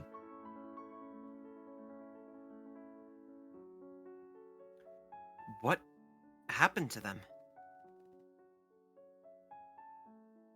The rumors say it was her own pet who killed them. Jesus. Holy fuck. See, she traveled from her world to Earth in this huge red space ark. In it, she gathered thousands of creatures from her planet, I'm guessing to save them from extinction. This, more than anything, has led me to speculate that some cataclysm happened on her homeworld, and she moved on to greener pastures to rebuild her empire. She bred all these creatures in secret, increasing their numbers, preparing for her eventual takeover. Each monster, or lusus naturae, were meant to be some kind of caretaker of the young. You can see where the dramatic schism between our species and hers begins, and also why she had a why she had a reputation for being quite insane. But You're losing the accent again. I'm gonna eat you. But she also happens to have this one humongous sea monster Lucis that is like her own personal bodyguard, and kind of a secret weapon. But it turns out the thing is kind of an enigma, sort of a double-edged eldritch horror. As much in her service as it is calling the shots in some unfathomable way. Every time she tried to resurrect her race, it would slaughter them all psychically, as if it was keeping her ambition in check. Or so the story goes. Wait, these beasts tend to the young? I can tell you from first-hand experience that monsters are totally rotten at taking care of kids. They do a bang-up job of making them scared, though. Exactly. The plan was beyond shitty. So does that mean you and Rox were raised by these things? Nope. It was just a very short-lived experiment centuries ago. Humans just don't have the same evolutionary symbiosis with those things that her race had. Turns out that a bunch of fucking alien monsters have no interest whatsoever in taking care of human babies. They mostly just wound up eating them, or at best, just abandoning them. Later, she in- instated a Lucis droid system to serve the same function, as she began phasing in more robotic solutions in favor of all this ill-conceived biotech nonsense that always did nothing but backfire. Damn. Jesus. Oh boy. Oh boy. Even drones were replaced with robotic versions. Imagine they were just easier to produce and control, since she'd given up hope of perfectly mirroring her own civilization in all its convoluted symbiotic glory. But not without a good fight, and not without taking her frustrations out on the human population. She attempted to enforce blood casting through efforts to genetically alter people's blood color. That was an ugly chapter. A lot of fucking people died from that debacle. Over the last Terrible. 400 years, the population just got smaller and smaller from these atrocities piling up, but she clearly didn't give a shit. All the while, the amount of dry land kept shrinking due to all the gradual flooding. Soon there was hardly anywhere left to live, and then that was that. No more people. Damn. Wait. Flooding? Oh, yeah, I probably should have mentioned this up front. One of the first things she did while in power was begin melting the ice caps. It took a while, but eventually the whole world flooded. That's how it is now. It's totally soaked up in this bitch. Wow. Like the epic Kevin Costner film? Almost exactly. Essentially about the same degree of shittiness. Oh man. Does that mean you have to drink your own pee? Yeah, you get used to the taste. Welcome it even. That takes about 15 days in a row of hard piss drinking, though. Ew. No, dude. No. Ew. Relax, I don't drink any goddamn piss, okay? Oh, okay. Phew. I guess your Lucis droid thingy sees to it that you have fresh water? Nope. Those stopped being a thing a long time ago, too. Once humans went extinct. Oh. I thought... Well, who raised you then? Nobody, man. I raised my damn self. Jesus Christopher Kringle fucker. And here I thought I was rugged. Rugged. Jesus. Rugged. Nope. You're still pretty No, rugged. no. You're just a fucking dork about it. I said rugged. That's true. Well, you're fucking stupid. Read a fucking dictionary. I guess I did have Cal looking after me. Let's not discount the rad service of the Seaman, okay? Heaven forbid. And what about Roxy? Chess. She's right there, I think. Ew. Pretty sure the Carapacians took care of her when she was young. Wait, the what's-its? Right. Another thing I forgot to mention. There are a lot of these humanoid creatures with hard shells. Some black, some white. As humanity was dwindling due to an increasingly whimsical and unstable condense, she began introducing more of these carapacians to the scene. Are they aliens too? Sort of.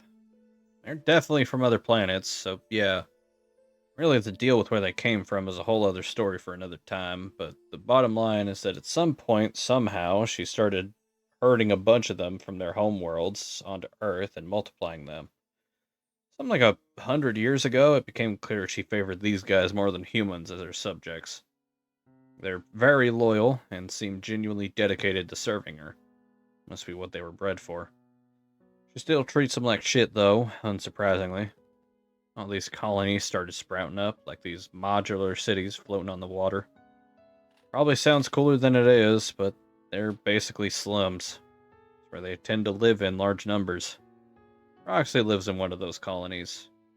It's about 2,000 miles from where I am.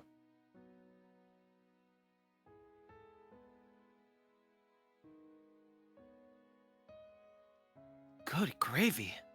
Those are exotic circumstances. Yeah, no, I Mhm. second guessed myself halfway through. And here I was thinking I had the most exciting and adventurous life. Turns out I'm just some chump on boring ass Monster Island in the silly old pre-apocalypse. For what it's worth, I think it's got to be more interesting living in the 21st century than the 25th. Like, it's really no contest. You're probably right. I'd I'd be really keen on talking to Roxy about this too. I'm very curious about her experiences as a future lady with all the what's-its, the hard-shell folk. I must say, it turns my previous perception of your lives right on its friggin' ear. Man, she would love to talk to you about all this. She hates keeping secrets. It's been killing her not to spill all these fucking beans way the hell prematurely. Like, what is even your day-to-day business like in, see, Hitler's water apocalypse? It's not inaccurate. Yeah, it's literally what she is, basically. No, I just wasn't expecting that sentence. Well, I mostly shit around in my apartment all day, building stuff, reading about history, and flipping out with my sword. Sometimes I go fishing and check out the underwater ruins. She does plenty of useless. No, she does plenty of useless fucking around too, but at least she's got a neighborhood. She also uses one of her gadgets to gank vegetables and stuff from the past. She tries to feed the hungry neighbors whatever she can scrounge up. Mhm. Ah, bumpkin. Those are amazing stories. So lucky to have friends like you. Oh, snap, what about Jane? Have you told her? Jane is. No, I haven't. I've dropped some hints and tested her willingness to believe something like this. It's just not gonna fly. It's way too much to drop on some. It's way too much drop on somebody at all at once if they aren't receptive. Hmm, true, but it seems a shame to keep her out of the loop. Well, tell her whatever you want. She'll likely think she's being fucked with. Personally, I wouldn't bother trying too hard to convince her. There's no point in alienating her. Someday she'll be ready to believe things. Okay. Wow, I still have so many questions. It's incredible that this is all going to happen right around the corner. I don't know if I'm ready. Like I said, the changes will be a little bit more gradual than that, more clandestine. She'll exploit the fear caused by her revelation to the world to create intended reactions within governments and media, and her agents embedded on the inside will help nudge things in the direction she wants.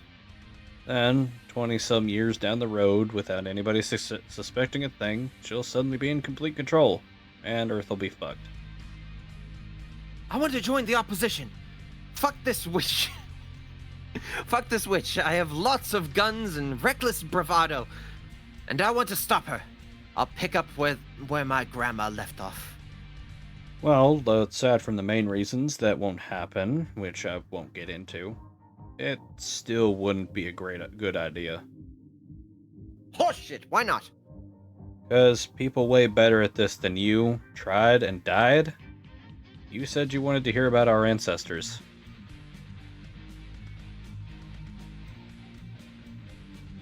Seizure. Heck yes, bro. Well, how much do you actually know about your grandma?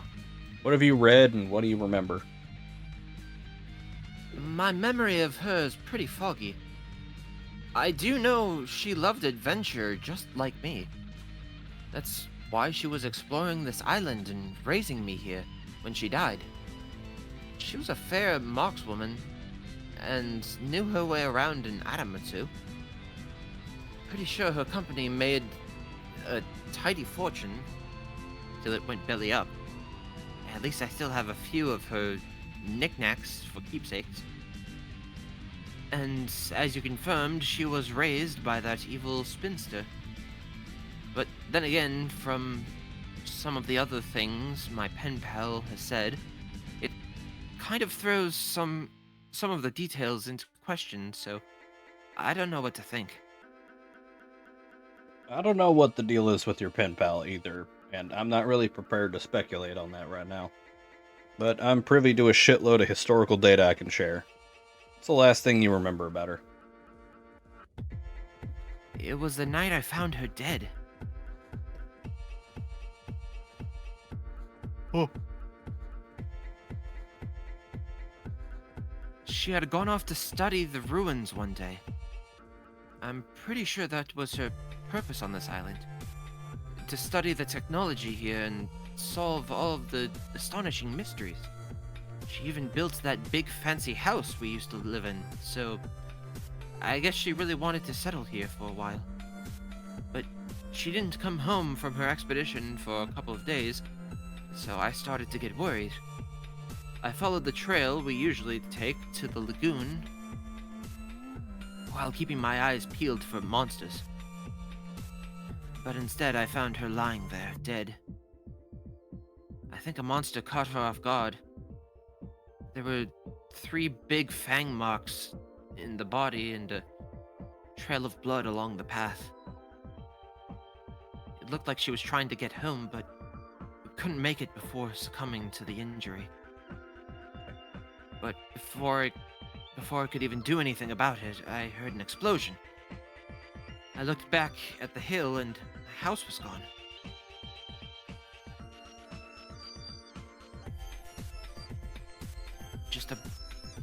Just a big poof of smoke where it was standing. So I lived alone in the jungle ever since. Huh. Wondered about all that. But Well, you never asked. oh, I know. I would've. But asking about your past would have just been inviting you to do the same. You know how it goes. Indeed. But for the record, I don't think those were fang marks on her body, dude. No? Finish the story first. Then what?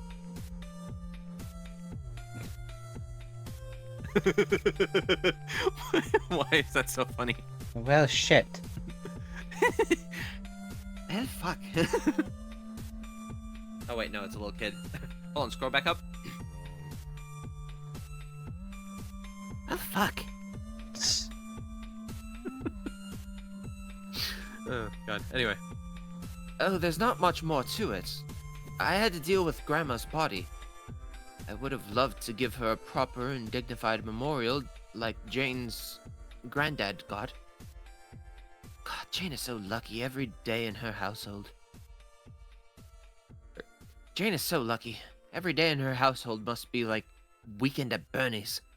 What a riot it must be. I'm so jealous. Yeah. What a fucking treat. A living room corpse party. Every goddamn day. What the pooper? I know, right? Did you see... Did you see the bucket of piss in the corner? I need to butter my pooper. Stop it! Canonical voice. I need to go butter my pooper. Sorry, I need to butter my pooper. Stop! Please, I'm begging. Alright, we're moving on. You got that cream? I need to butter my pooper. Stop it, please. I'm begging you. What? Don't you like corpse party? Not out of your mouth. Oh. I know, right? Alas, I had to dispose of the body with haste so the monsters wouldn't eat it. When I die, taxidermy my corpse and put it in the living. Alright, I'll be sure to let your family know, I guess. Yeah. Send me your private information. No, don't do that. Please don't do that. Christ alive. Fucking read. I'm trying. Yeah, okay. If I write it in my will, they have to honor it. Well, So I just made a little campfire and burned it. I keep the ashes deep in the ruins, which is where I think she liked it best.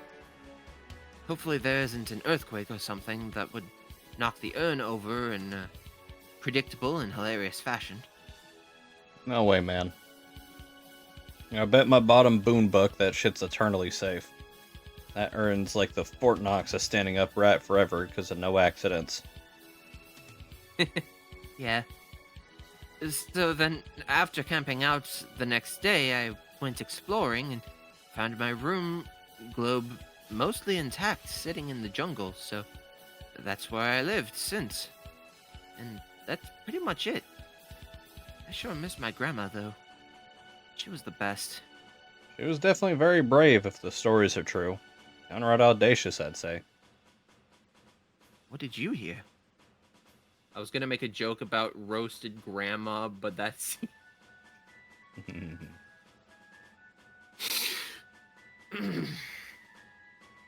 Yep. Yeah, it probably would have been. Well, like I said, she was raised by the Baroness. It was probably a worse childhood than either of us had. She wasn't related, obviously. Ain't nobody's related to a damn fish alien. Except other fish aliens, probably. She had an adopted brother, too.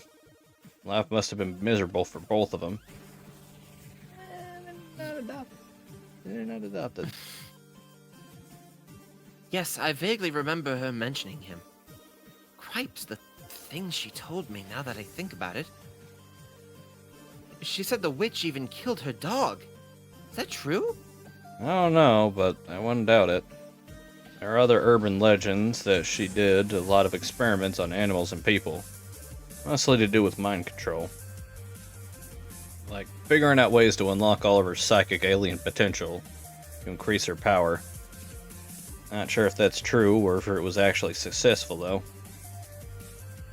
So what you're saying is pretty much any unspeakably horrible thing she could have done is she probably did? Might have had some 5 minutes. Yes. Anyway, your grandma managed to run away when she was quite young. Maybe it was a traumatic event like dog murder that prompted her to flee. Who knows? Whatever the case, her bro stayed behind. The guy must have been seriously immune to witnessing fucked up shit, because he went on to be the most famous comedian. A real kindly old cornball. Nicer guy you couldn't hope to meet, they say. Wow. Must have been a hell of a guy. So, you're not making any connections there. Where? Huh? Famous comedian, about the age of your grandma, inheriting the family name of the Baroness. Not ringing a bell? What are you talking about? Dirk, stop speaking in riddles and keep telling the story. I am on tender hooks. I am on tender hooks here. Okay, well, it's not like it's that important. Just a super obvious thing that'll probably occur to you later when you're looking in the fridge and you don't have, at which point you'll probably feel like an idiot. Oh my god, you can be one opaque motherfucker. Just clue me in, bro. Nah, it'll be funnier this way. Strider! Moving on. Why does this... Oh, ew. Why does this feel like a conversation between me and you? Yeah, sometimes. That kid kept the family name, but obviously your grandma didn't. She must have held a grudge against the Baroness her whole life. She started by taking a different name she knew would stick in her craw. Oh, I remember this. I believe she said the witch used to be married to a terrible man named English. So, because the witch really hated that guy, she took on his name as sort of a big old fuck you to the woman? That's probably close to the truth, but it sounds like the kind of story an old lady tells her young grandson in a way he wouldn't understand. Or at least wouldn't scare the shit out of him. What I've read is something much more sinister, as usual. There's supposedly only one thing the Baroness fears, and your grandma learned of this somehow. It wasn't an ex-husband, though. It was her superior. Some kind of demon, or another alien no one really knows. But he went by the name English. Supposedly even more brutal than she is, if you can believe that. So I'm named after a demon. What kind of demon is named English, anyway? What kind of alien is named Crocker? Probably just a name he stole from someone else, like the Baroness did.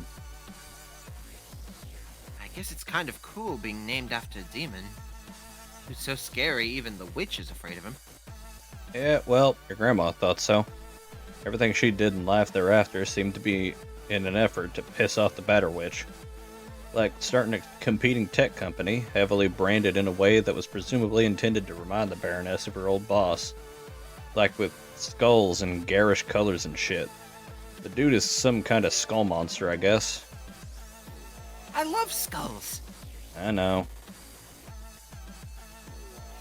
Happy voodoo. Oh, Ooh. ooh, ooh, happy voodoo, all. I'm sorry, why is there a P there? It's a great question.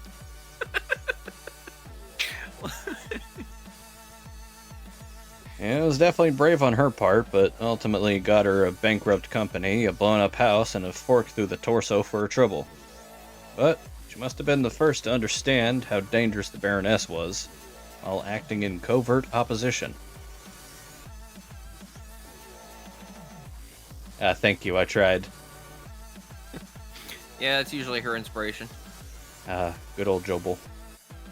Others would follow, and continue to, as of now, in your time period.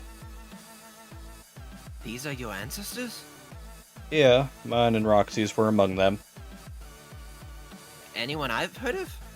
Of course. All these fuckers are totally famous, obviously. Oh, sure, obviously. You know, we've talked about the guy I'm genetically derived from a lot, actually. Like, you know, every time I've ever talked about my bro. Gadzooks, of course! With all your future mind fuckery, you made me completely forget about your vaunted Hollywood sibling. I should have asked where he fit into the picture of... if you were raised alone. I can be dumb as a bag of penny candy sometimes. I am the wizard. I play the spurb. I played this spell. It is very fun, but the better which is spooky. Ooh! I am going to take a shit.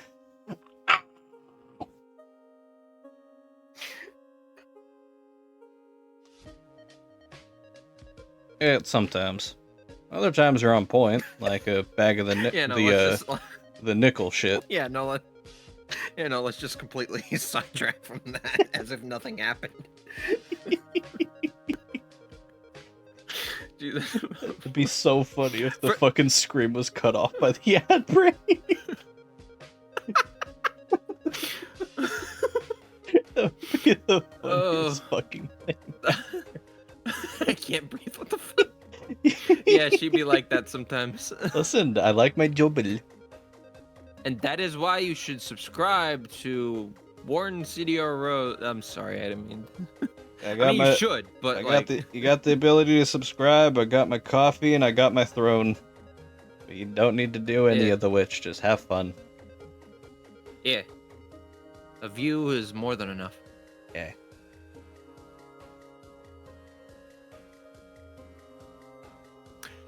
What? I was just about to get off my dick. Whoa. Now those are the sweets kept in reserve for millionaires. Such flattery. Infinitesimally small timeline where Joel plays Gamzee in the animated show. I mean, listen, one of the Listen, one of the best castings for Carcat, I'd say, would be Michael Jones.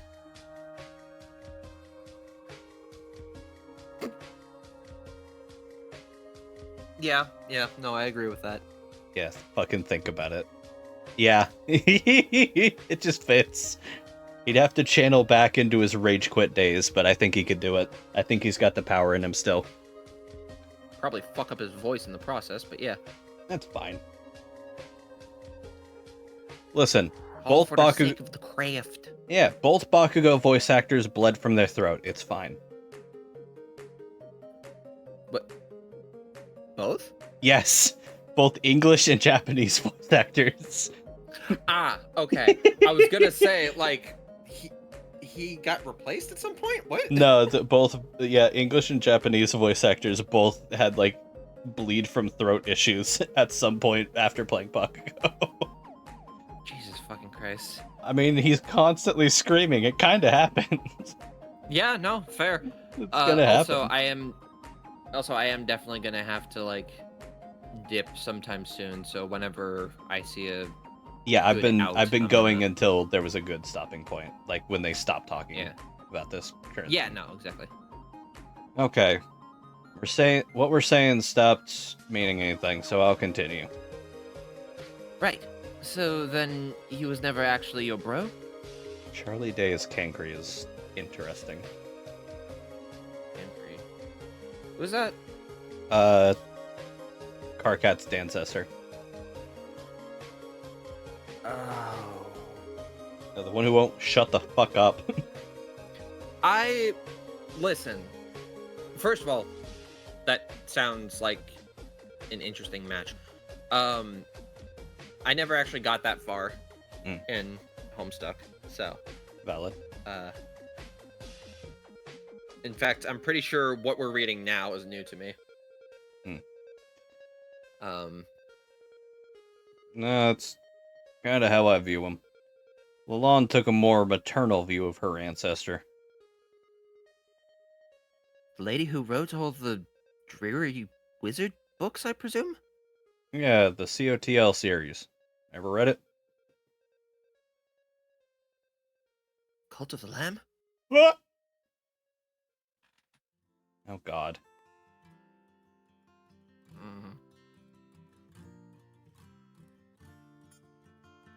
Oh boy. No, I tried. It's too depressing. And also, kind of impossible to understand. I told Roxy I liked it, though. I didn't want to hurt her feelings, so don't say I said that. I think I'll wait for the movies to come out. I bet I'll like those better.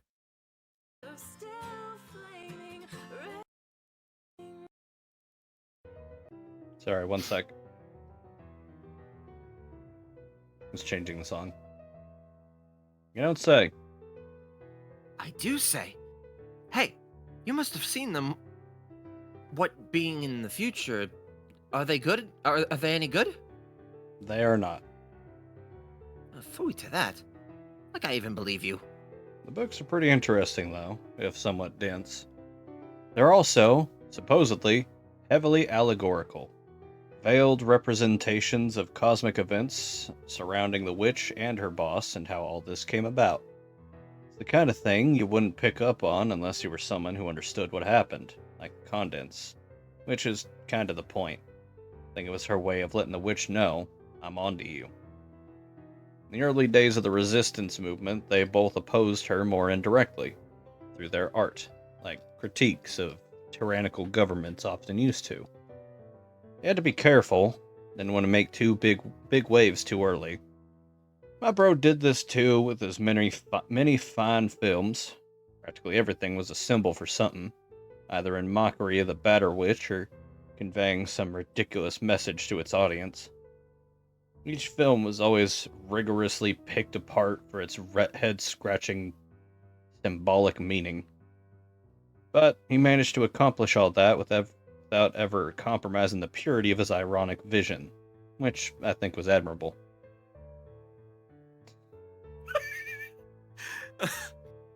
Is that? Why does that look like Ray William Johnson? It's Ben Stiller and fucking the other guy. The Wow. Yeah. yeah, him. And then Donald Glover is Jerome. Of course. Of course. Yeah. And also Yoshi. Owen Wilson. That's it. There we go. Thank you. Fuck yes. The Spaj films rule. I know it's Sweet Bro and Hella Jeff. I'm just... The fact that he abbreviated it made me think that it had to be a word. Spaj. Screw the haters. That's what I say. You also say that about Weekend at Bernie's. That's a good movie. Shut up. Dirk sucks. Man, that is a scandalous mischaracterization. Nobody hates Weekend at Bernie's. The Wab films are generally regarded as so unremarkably mediocre, they don't even attract any trolls who care enough to shit on it. Believe me, I've tried to get in debates with people about it. The immediate breaking of confidence is the most fitting thing for Jake I've ever heard. Yeah. Yeah, you pretty much touche'd the fuck out of that. But we are definitely in agreement about my bro's films as the masterstrokes they were. He just kept cranking them out, too. Really stepped up production after 11/11/11. Oh, the day that Skyrim released. 11/11/11/11/11/11. Sorry, anyway. It's Break Spider. Yeah. Even though the cat was finally out of the bag, he was very dedicated to his craft. Dang. I can hardly wait to see them. Yeah, I wouldn't hold your breath about that. Why not?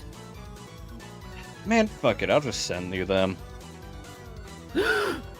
Just keep a lid on them. We don't need any weird causality shit rearing its head here. That'd be dumb. I will guard each glistening compression artifact with my life, as if a jewel pilfered from a tomb. Alright. Which was the last you saw? Well, there was Spaj the movie, movie, Movavi. Movavi, and Spaj the film. Oh yeah, and Spaj the movie. Spahaj. Spaj. Sweet Bro and Hella and Joe. The Moval. Sorry. The Moval, wait! Spahaj the Moval. Spahaj the Moval. I think Spaj the movie is still in production, right? Moiv? God damn it! I'm having a stroke here. These names are a stroke. It's fine. Oh, there was Spaj the movie and Spaj the film. Oh yeah, and You went backward. No, I know. And Spahaj the movie. I think Spahaj the Moiv is still in production, right? But honestly, I get confused about which particular misspelling is attributed to which film, or even if I'm getting the misspellings right. The key to sorting it all out is to understand it doesn't actually matter. Through video streaming services, he would frequently set it up so that buying a certain title should be the wrong film. And often, titles for movies were available for sale that just straight up didn't exist. Or would be sold for dollar amounts that made no sense. Like $2.890 and 1 nanocent. Fuck is a nanocent? Yeah. And sometimes buying a download would actually deposit money into your account instead of deducting from it. It was all part of the experience. It's actually insane. I love it. Psychotic. If only someone could get away with that today. My God. They're real. Oh, God, that brick of cheese. It's... Your forebears are certainly entrepreneurial, if nothing else. I can get behind the idea of making a killing if it means I also get to be as good at doing adventures as I hope to be. You know how people would bank that shit like crypto? Oh, I bought Sweet Bro and Hello Jeff the movie and I got $50,000.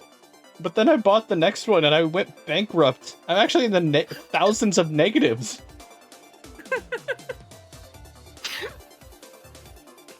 Meanwhile, the person orchestrating all of this has been bankrupt 12 times over. They have fail safes. It's all right. It's wired to 15 different accounts. Ah, yes, of course. Mining rigs. Sweet Bro and Hella Jeff mining rigs. I hate it. Oh my fucking god. Anyway, did they ever? God damn it! I keep seeing messages pop up, and I'm trying to ignore them. Did they ever bring the battle to the witch's doorstep, or were they blows dealt strictly through public masquerades and theatrics? Yeah, they got pretty deep in the shit eventually. They were both pretty skilled, very skilled combatants. I'm pretty sure she had some weird powers too. Powers, you say? Communion with occult forces, something like that. She knew things, and visions. Why she was able to write those books, and more importantly, why Roxy and I were able to survive here. You don't say. What are you doing? I don't know. Anyway. How? Well, they knew we would be here someday, so they prepared for our arrival, Worm. Live in what used to be my bro's old apartment 400 years ago. Whole city is gone, wait. Huh? Wait, did it actually say that? I looked away No. while you were saying. Oh, okay. Whole city's gone, but this one unit was somehow left protected. He left some protected. supplies for me here. Like a lifetime supply of orange soda in the crawl space, along with a fuck ton of Sweet Bro and Hello Jeff merch. It was like discovering my own. Knight of Doom. I'm so lonely. I feel like it's probably more a Night of Rage. Maybe. No. Actually, yeah, maybe. I don't know. I'm gonna have to take a look into the... You were given time. You were given grist. You were given more chances than most. And yet I find this session unprepared for our universe. Holy fucking shit, dude. It's pretty good.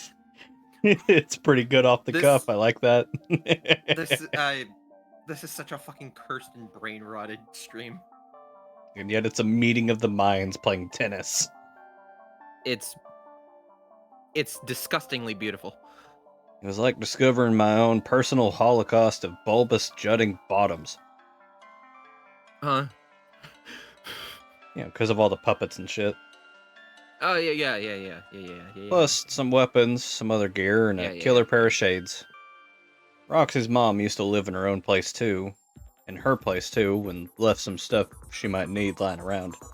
This is way before there were Carapacian colonies, though. I think her house must have been some kind of kernelized structure. Like a potential colony? Something built to undergo modular self-replication if activated. I'm sure her mom knew that. It's been a good way for Rox to blend in. I'm gonna stick out like a sore thumb here, of course, but it hasn't really been a problem yet. Yeah, that's my fault. I kind of dork out like that. Nah, you're good.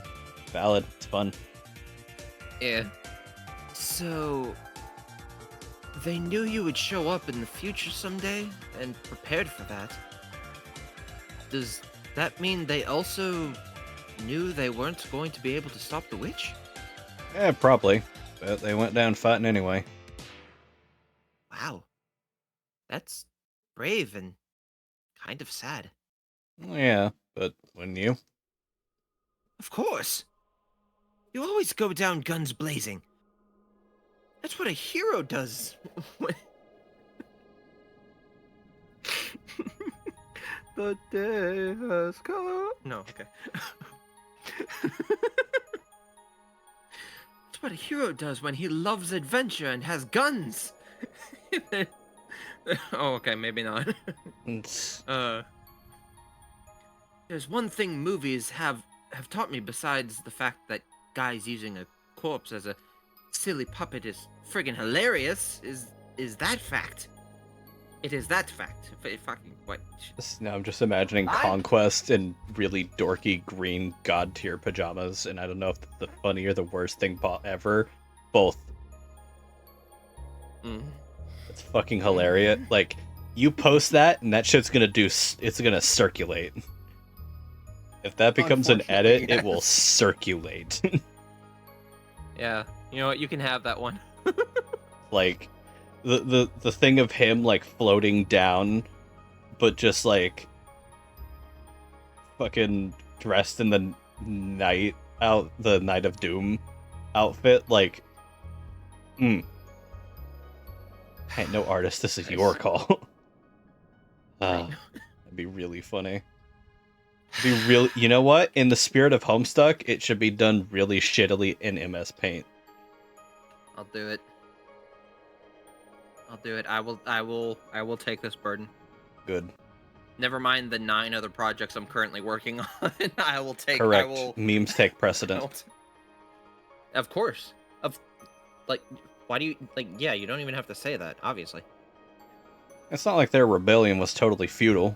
They took a lot of shitheads down with them. Who? Sympathizers. Ugh. Just the thought of such scoundrels turns my stomach. Maga.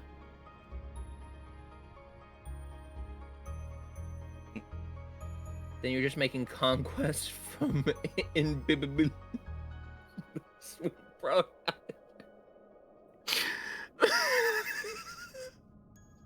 Conquest. Conquest. Well, no. That's conquest. There's a W.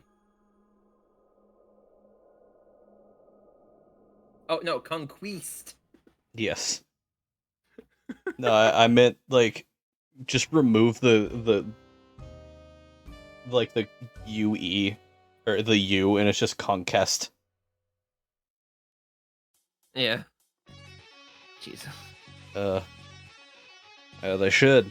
In order for you to understand, I'll have to fill you in on the ridiculous final gasps of human civilization, taking place over several decades leading up to its absolute enslavement. The decades which immediately followed the rebranding. Guy Fieri? Did he? Oh god.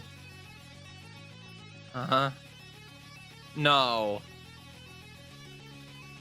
Bro's related to Guy.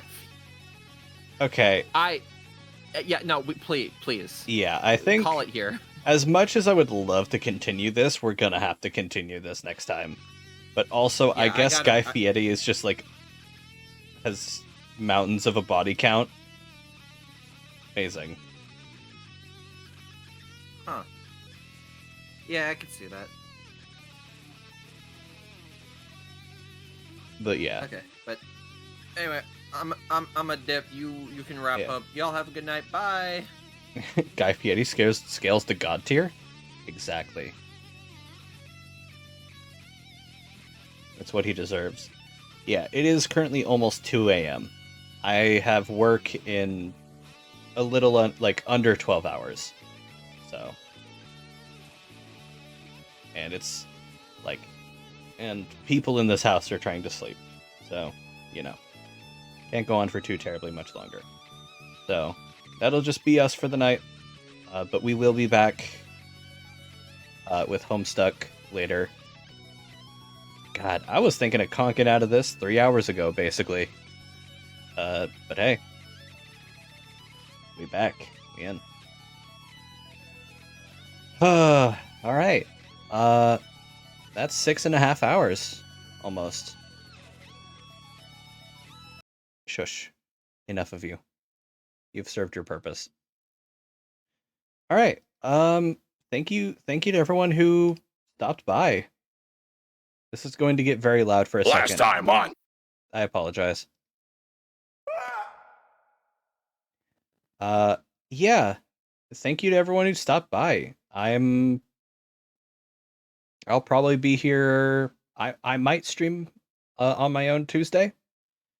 We'll see how things go. If not, I might be over doing stuff with Mika. We'll see. We don't know what's going on yet. But in the meantime, I'm probably not going to stream next Thursday because next Thursday, as I said earlier in the stream, is my birthday. And I might be just taking that time to fuck around with people I care about, my friends and such. We might play games. We might stream some of those games, but it's very likely that I won't be streaming.